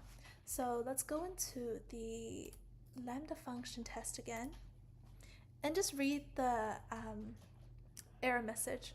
What is the specific action that is stopped from doing? Get item. Yeah, that's right. So I think someone in the chat has it, DevOps methodology. Nice work. Get item is the one action that it's blocked from doing. It's not authorized to perform it. So if we were to work backwards from that, we know we're blocked from get item. So naturally, we should pick the policy that gives us access to that action. So does this policy let us get an item from DynamoDB? No, you can't actually find get item here. Just get records. Okay, not really get item. Let's keep going. Is there a get item here? Doesn't seem like it. All right, so these two policies are not the right one for us because they don't have get item in there. Let's keep going. What about read-only access? Can we see get item here? We can. So we can find get item here. That means read-only access is the right permission policy to use to give ourselves before we move on. So before you ask, you might be wondering, what about full access? This last option, we didn't check that. Yeah, that's correct. So full access usually means it gives you complete power. Anything you might want to do in that service in DynamoDB, you can do. The reason why we wouldn't do that is because of the principle of least privilege. So this is a security principle where you don't give resources or people more permissions than it needs. So in this case, our Lambda function only needs to read the data that's inside your DynamoDB table. It doesn't need the power to add data, delete data, update data. It only just needs to read. So that's why read-only access is the perfect permission policy for this use case. Let's add our permissions, and voila, it's here. Very nice. I think we have a few questions we might need to catch up on, so let's do them now. To resolve the access denied error, what do we do? Okay, to resolve the access denied error, we are providing our Lambda function with the permissions to perform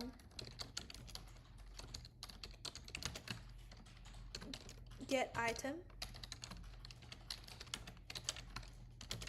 on a DynamoDB data table. This is because,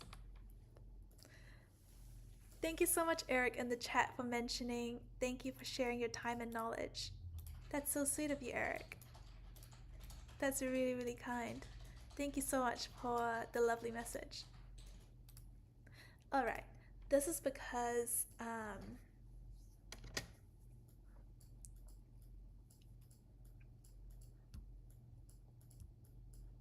why are we performing get item on a DynamoDB table? This is because this is the action that Lambda is currently blocked from doing.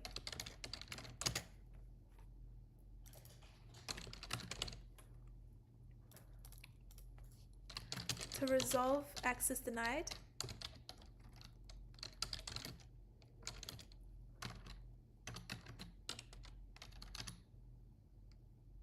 actually, we've already mentioned to resolve the access denied error at the start here, so I don't need to repeat myself.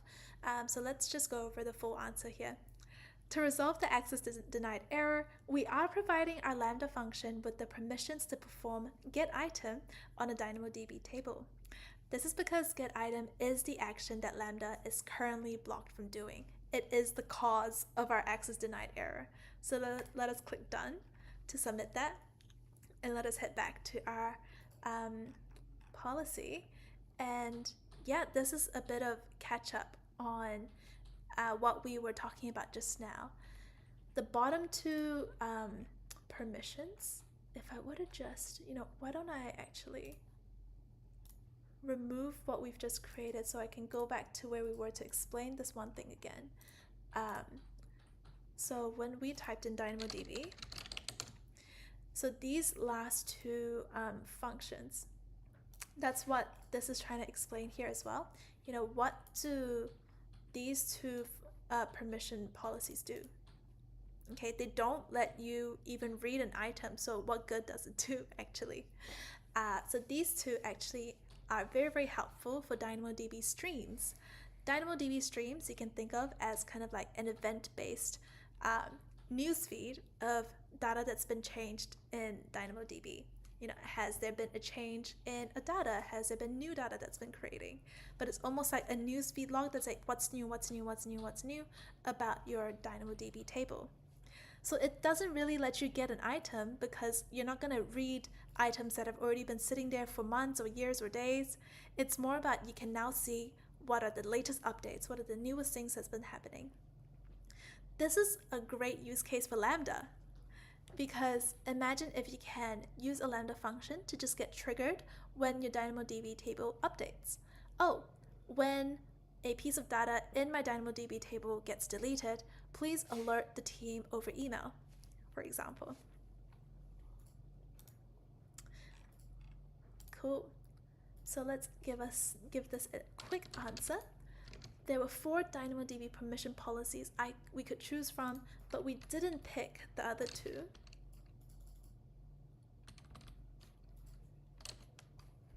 Even though they had Lambda in the name, so isn't that so tempting to pick them?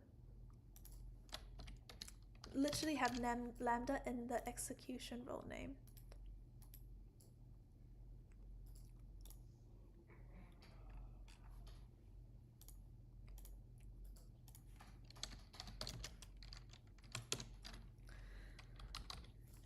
So we didn't pick either of those policies because they relate to DynamoDB streams.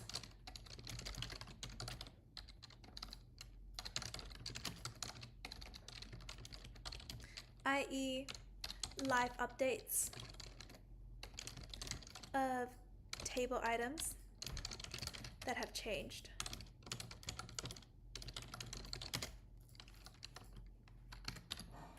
Great. So with that done, we have decided on picking on read-only access, and we have mentioned that because of the principle of least privilege, we're not really going to be using the full access permission policy. We don't need it because read-only access gives us everything that we need. So with that done, we can take a screenshot of the DynamoDB permission policies and which one we end up picking.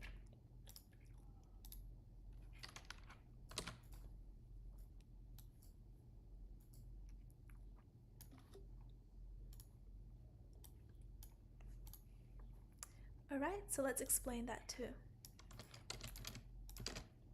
We also didn't pick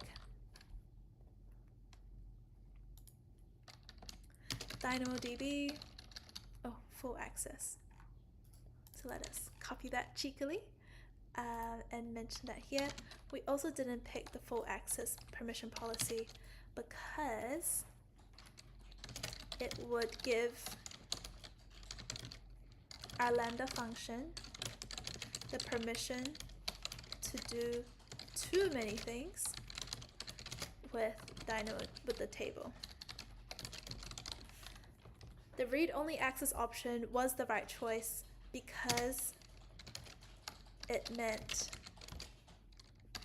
secures our table from unauthorized access through Lambda.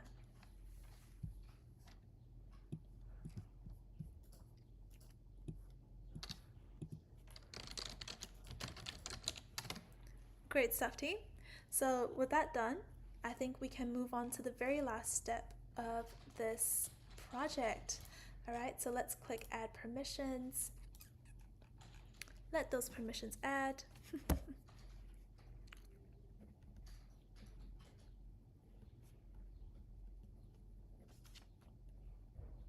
Okay, and when you're ready, let us get into retesting our Lambda function. Let's validate whether our Lambda function works now. Okay, in this step, we will retest our Lambda function to validate whether it can now retrieve data after fixing up those permission policies.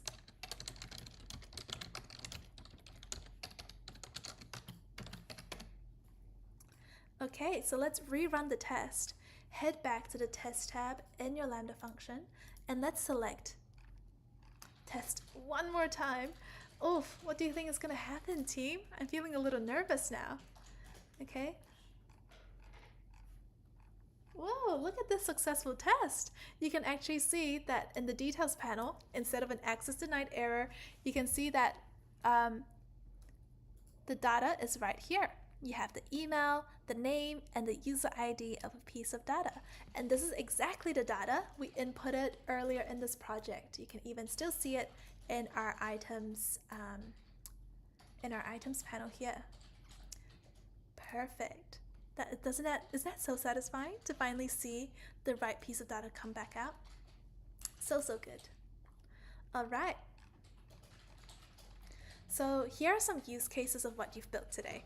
You know, now that you can build like a serverless backend for web apps, and now that you can use Lambda functions to grab data from a DynamoDB table, this is a great use case of serverless backend for web apps. You know, for example, Lambda can help customers find products, get product information. It can help social media apps fetch user profiles, retrieve all the content that's within the profile. You can also use it as a content management system to store news sites or blogs that Lambda can fetch very easily based on the user query. So let us take a screenshot of our successful results and wrap up with the secret mission and some last few questions. So let us give this a go. Congratulations, guys. That was such a successful test. This feels so good to look at. So let's take a screenshot of the successful test. If you can see this, please add a little emoji to the chat so we can celebrate together. What a win. All right. So to validate our new permission settings, what do? We retested our Lambda function. The results were a piece of data and its 3 attributes: email, name, user ID, because that is the exact data that we inputted in our database at the start of this project. What a great way to know that it worked. So nice. So what are some ways that you could use what you've learned today? Web apps are a popular use case of using Lambda and DynamoDB. For example, what we could do, we could use Lambda to retrieve product information, user profiles, content, e.g. blogs or news articles, based on user queries or actions in our web app. Nice. Feeling pumped, guys. We just have a secret mission to go, and then that's the 3rd project done too. And this secret mission is a pretty cool one. A lot of people are interested in security, which is why the theme of this secret mission is on security for our Lambda function and the DynamoDB table. Now, DevOps methodology in the chat has also asked previously about security. So I hope this is something that we can all learn a little bit more from too. Your mission, should you choose to accept it, is to actually update your Lambda functions permissions again to even better secure your database. In the secret mission, we're going to be updating your Lambda functions permission policies one more time, and then we're going to try validate that the function could still work even with some stricter permission policies. So you know how we chose read-only access? What if there's a way that we can put on even stricter, tighter access so that our Lambda function truly can't do anything else aside from retrieving data items from DynamoDB? Okay, so if this is something that you've been interested in, security, now is your chance to learn how you can secure your database and also secure connection between Lambda and the database. Let us unlock the secret mission. That looks amazing. I can never get sick of that. That looks so good. All right, what are we doing now in the secret mission? In this secret mission, we will tighten security once more by rewriting our Lambda functions permission policies to DynamoDB. This would enhance our database's security.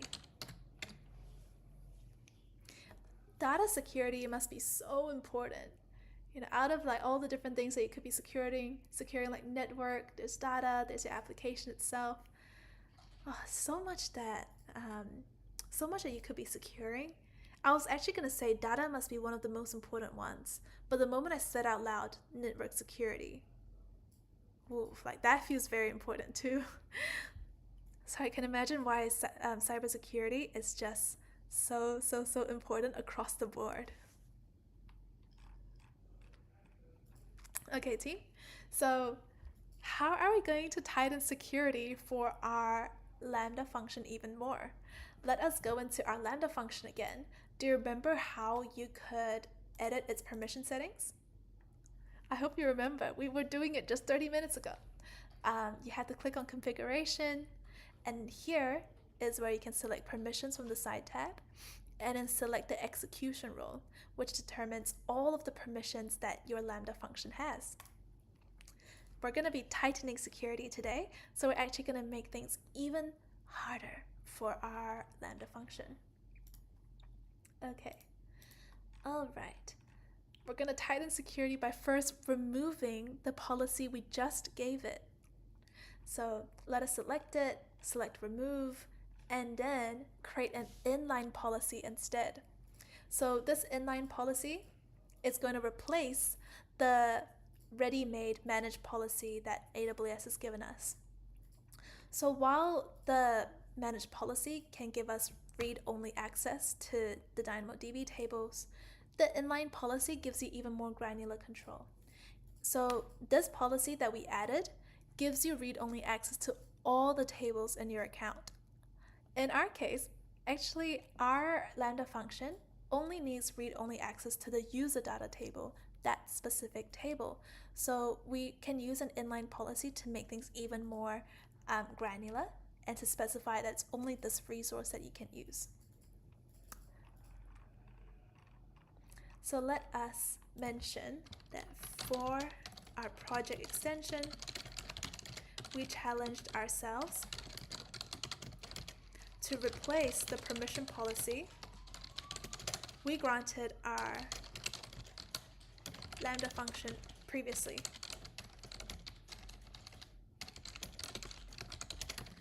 Instead of the AWS managed policy,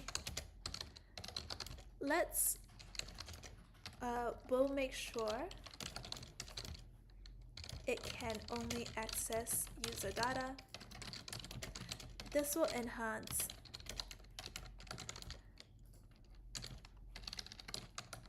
DynamoDB's security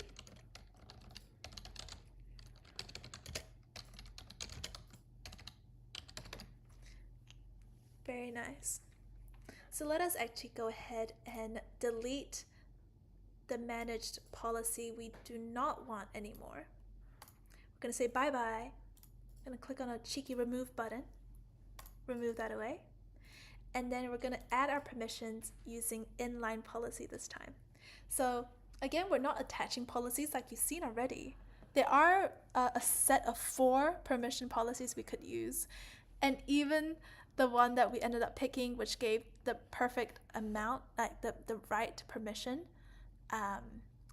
without giving away everything, we still decided, you know what, you're still giving away permissions to too many things.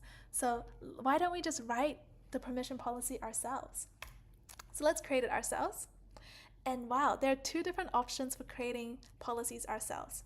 There's the visual way, so you're going to be using drop downs and forms to prepare your policy. And there's also the JSON way. Ooh, so this is the more advanced way, where you're actually just writing the policy code by yourself.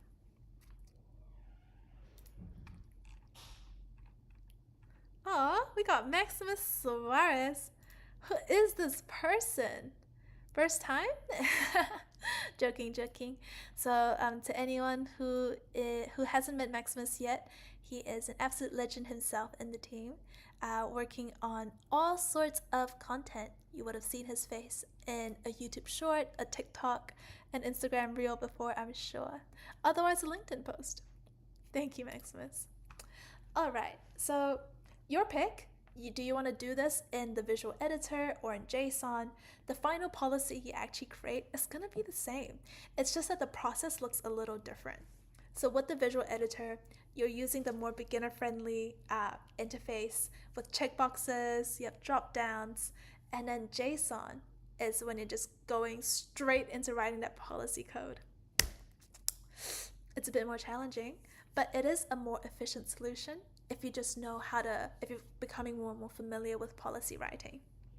So yeah, thank you so much. Let's get into it. And a shout out to Roger for saying hello from Mexico. Hello, Roger. All right. Why don't we go for the visual editor, the more visual way to do it, and then we'll just sneakily switch over to JSON at the end to just see what that would look like as well. So in the visual editor, you can stay on this tab, and then you can select the service. What service are you trying to get access to? DynamoDB. And then what actions are you going to allow it? Well, we know exactly which action it was blocked from before, right? It was get item. So let us put in get item here and select get item. And now this is going to be the only action that Lambda is allowed to do.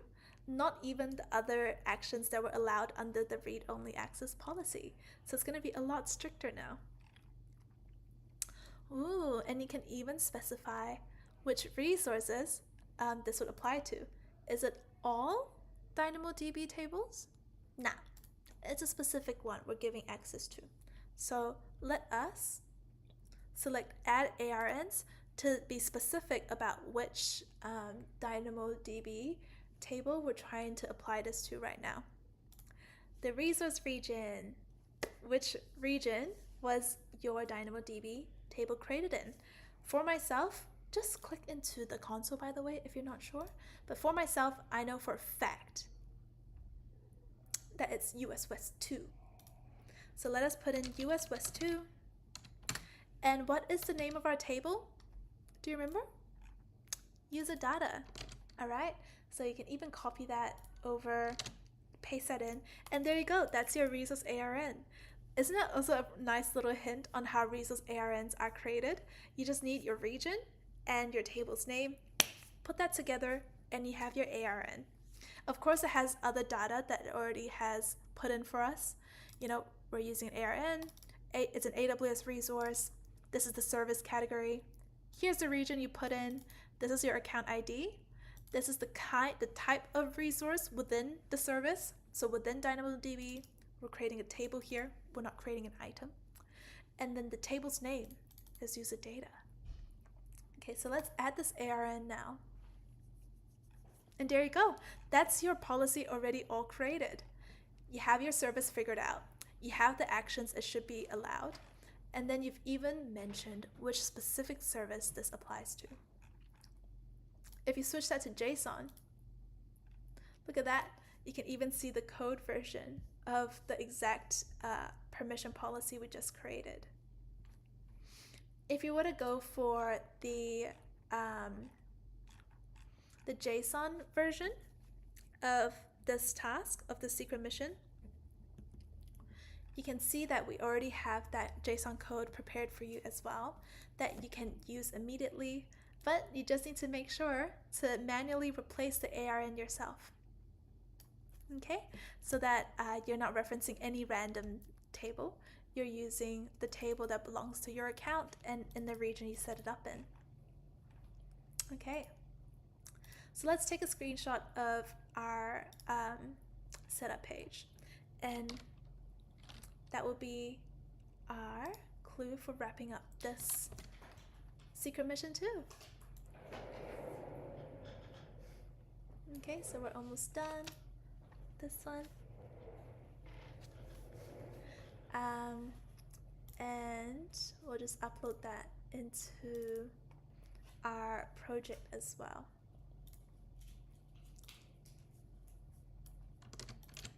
So to create the permission policy, what did we use? We used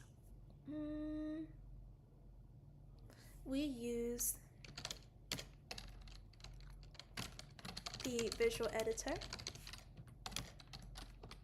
because this was a more user-friendly and guided option for creating our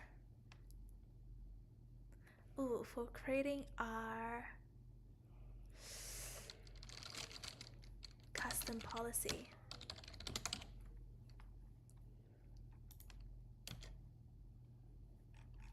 Did we already write about the policy previously? I don't think we did. Oh, we did. So this involved checkboxes and drop-downs that we picked, and the policy was written in the background. Okay, all done.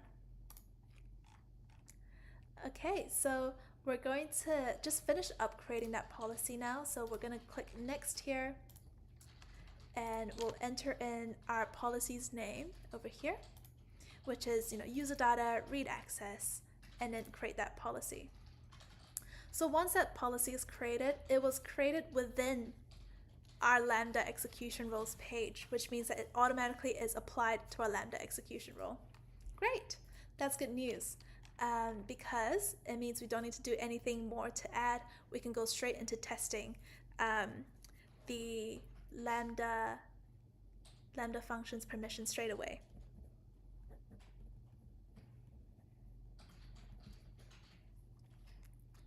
Oh, Rohan messages, it's pretty late here in our Eastern time zone.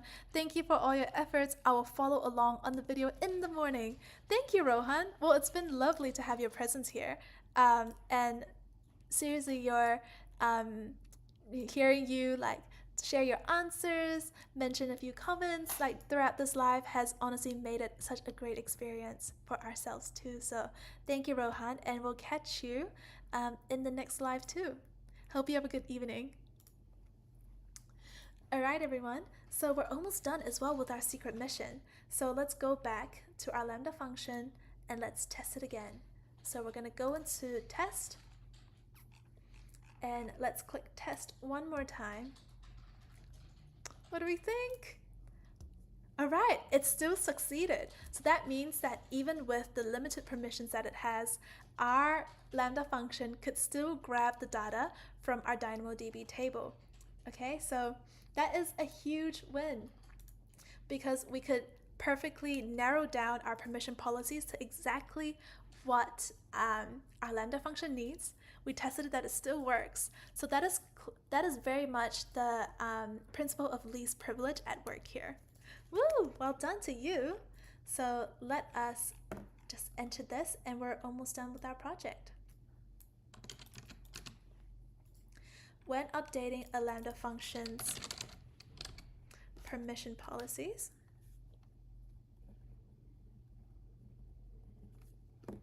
you could risk losing access to resources, actions it needs to work. We validated that our Lambda function still works by retesting it after updating its permission policies. And yes, still worked. Perfect, all done. Okay, so next is to clean up all of your resources like your Lambda function and your DynamoDB table, and all of the instructions for those are over here as well. So when you're done with deleting those resources, just make sure that when you're in this page actually for deleting your DynamoDB table, that you keep this one checked but this one unchecked. So confusing, but this is the system or setup you need to make sure you don't get charged. Just a quick heads up. Okay, and what were the services we used for this project? Services we used in this project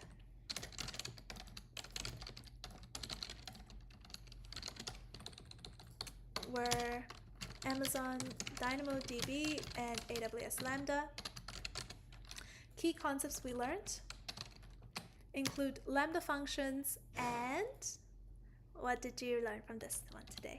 Lambda functions, adding table items, that was something we did, testing Lambda functions, how to select the right permission policy, and then even writing custom inline policies as well. That was amazing. Okay, this project took us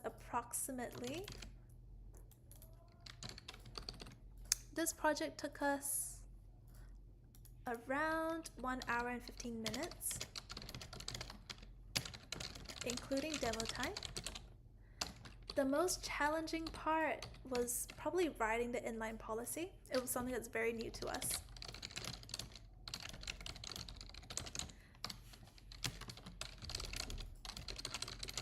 But it was most rewarding to see the right data pop up when we ran a successful function test.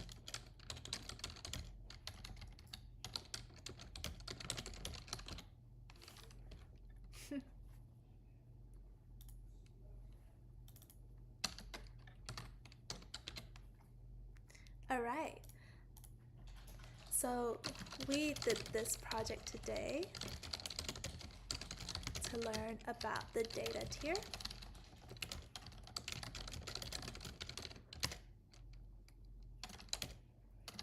of a 3-tier architecture. This project definitely met our goals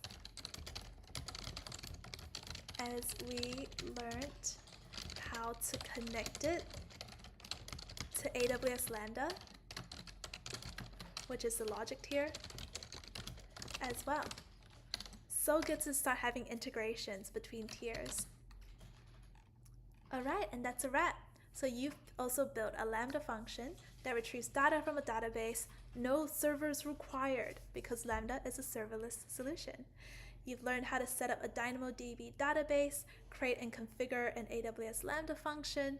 You even wrote code to interact with DynamoDB using the AWS SDK that was in your function code. Next, we tested the Lambda function. We even tightened some security settings so that we are following the principle of least privilege. So that was an awesome finish to like the data tier as well of our 3-tier architecture. And you can click mission accomplished right here.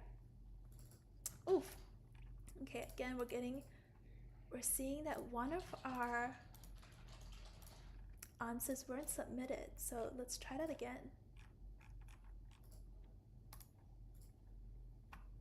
Okay, so let's try that one more time. Poof, off we go. Can we do it now? Yay, it worked. Okay, so we're pro. So we finished this project. That was awesome. And let us download our documentation and wrap up for this project too.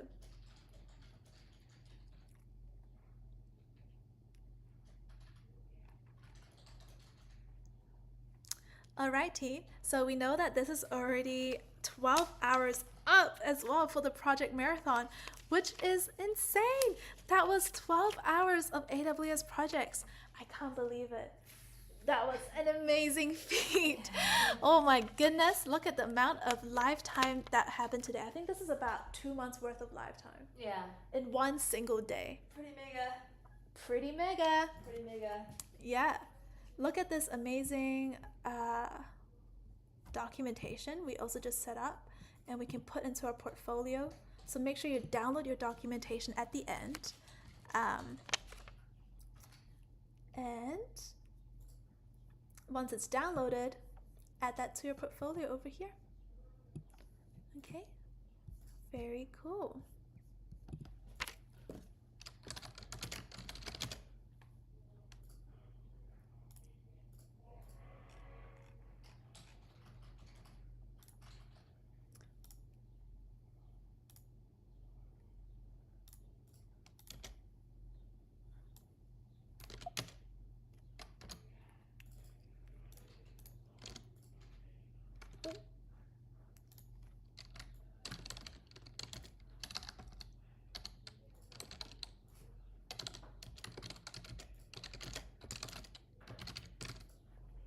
Nice work. So we're just gonna upload our project, and that is all 3 tiers for the 3-tier architecture complete, which is very, very satisfying. Now I'm just gonna pause for a second to give you time to ask any questions you might have across those 3 projects, because I know that was quite an intensive feat. We did the logic tier, the presentation tier, the data tier all in one go. So here's a quick little 30-second break for you to just ask any questions, and then we can do Q&A on them too.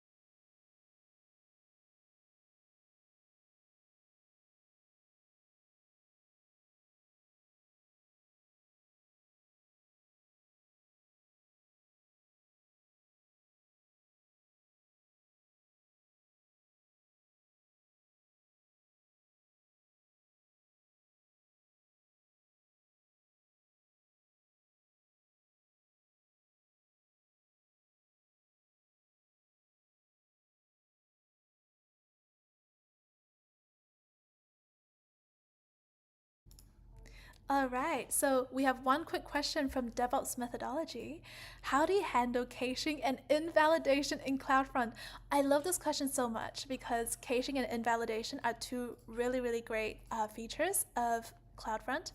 So when you set up your CloudFront distribution, you can actually alter its cache behavior and also some of the features of its caching. So how often should it cache? How should it route to the origin if the caching, if there's no copy of the resource in the edge location? So you can definitely set all of those up. And invalidation is so fun. So invalidation in CloudFront is all about whether you can just almost reset the memory of all of the edge locations that have a cached copy of your website content. So say you make an update to your website and you want to force everyone to load the latest version of your website so that no one is seeing an older version because maybe there was a big error there, maybe there was something that wasn't supposed to be there. You just want to see that change rolled out everywhere quickly. That's when you would use invalidation in CloudFront to force all of the edge locations to refresh their memory, and the next time someone tries to see your website, they're going to see the most recent version instead. Invalidation is honestly very, very straightforward and easy to do DevOps methodology. All you have to do is click on the invalidation tab when you're inside CloudFront. Okay, quick 30-second demo. When you're inside CloudFront and you have your distribution open, all you have to do is click on the invalidation tab here, and then just create an invalidation. Type in the specific file path or which file you want to invalidate, so which file you want to force reset. You can go star to say all files in my bucket I want to do a hard refresh, or you can do just the index.html, for example. Create invalidation, and it's going to roll out that change across all of the edge locations that have this file stored. So the moment it says complete here, you're all done. The file has been refreshed in all of the edge locations. So no cached copies of the old version. Yeah, I hope that was a good brief recap for your question, DevOps methodology. And it is amazing, again, to know that our 12 hours is up. Ring, ring, ring, ring, ding, ding, ding, ding. Congratulations, everyone, and wishing you all a very, very happy holiday and Christmas season. I hope you have a lovely few weeks. If you are taking some time off, I hope you have a lovely break. If you are staying on, continuing to work, continuing to learn over this break, power to you, sending you some extra positive energy for that too.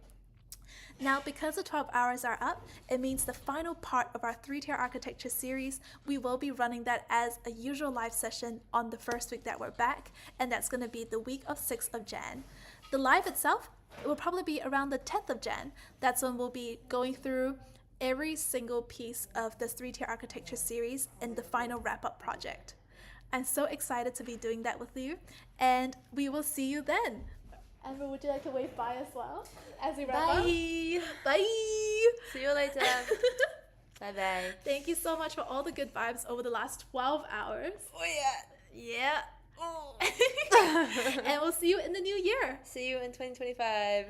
Thank you, everyone. Bye. Bye.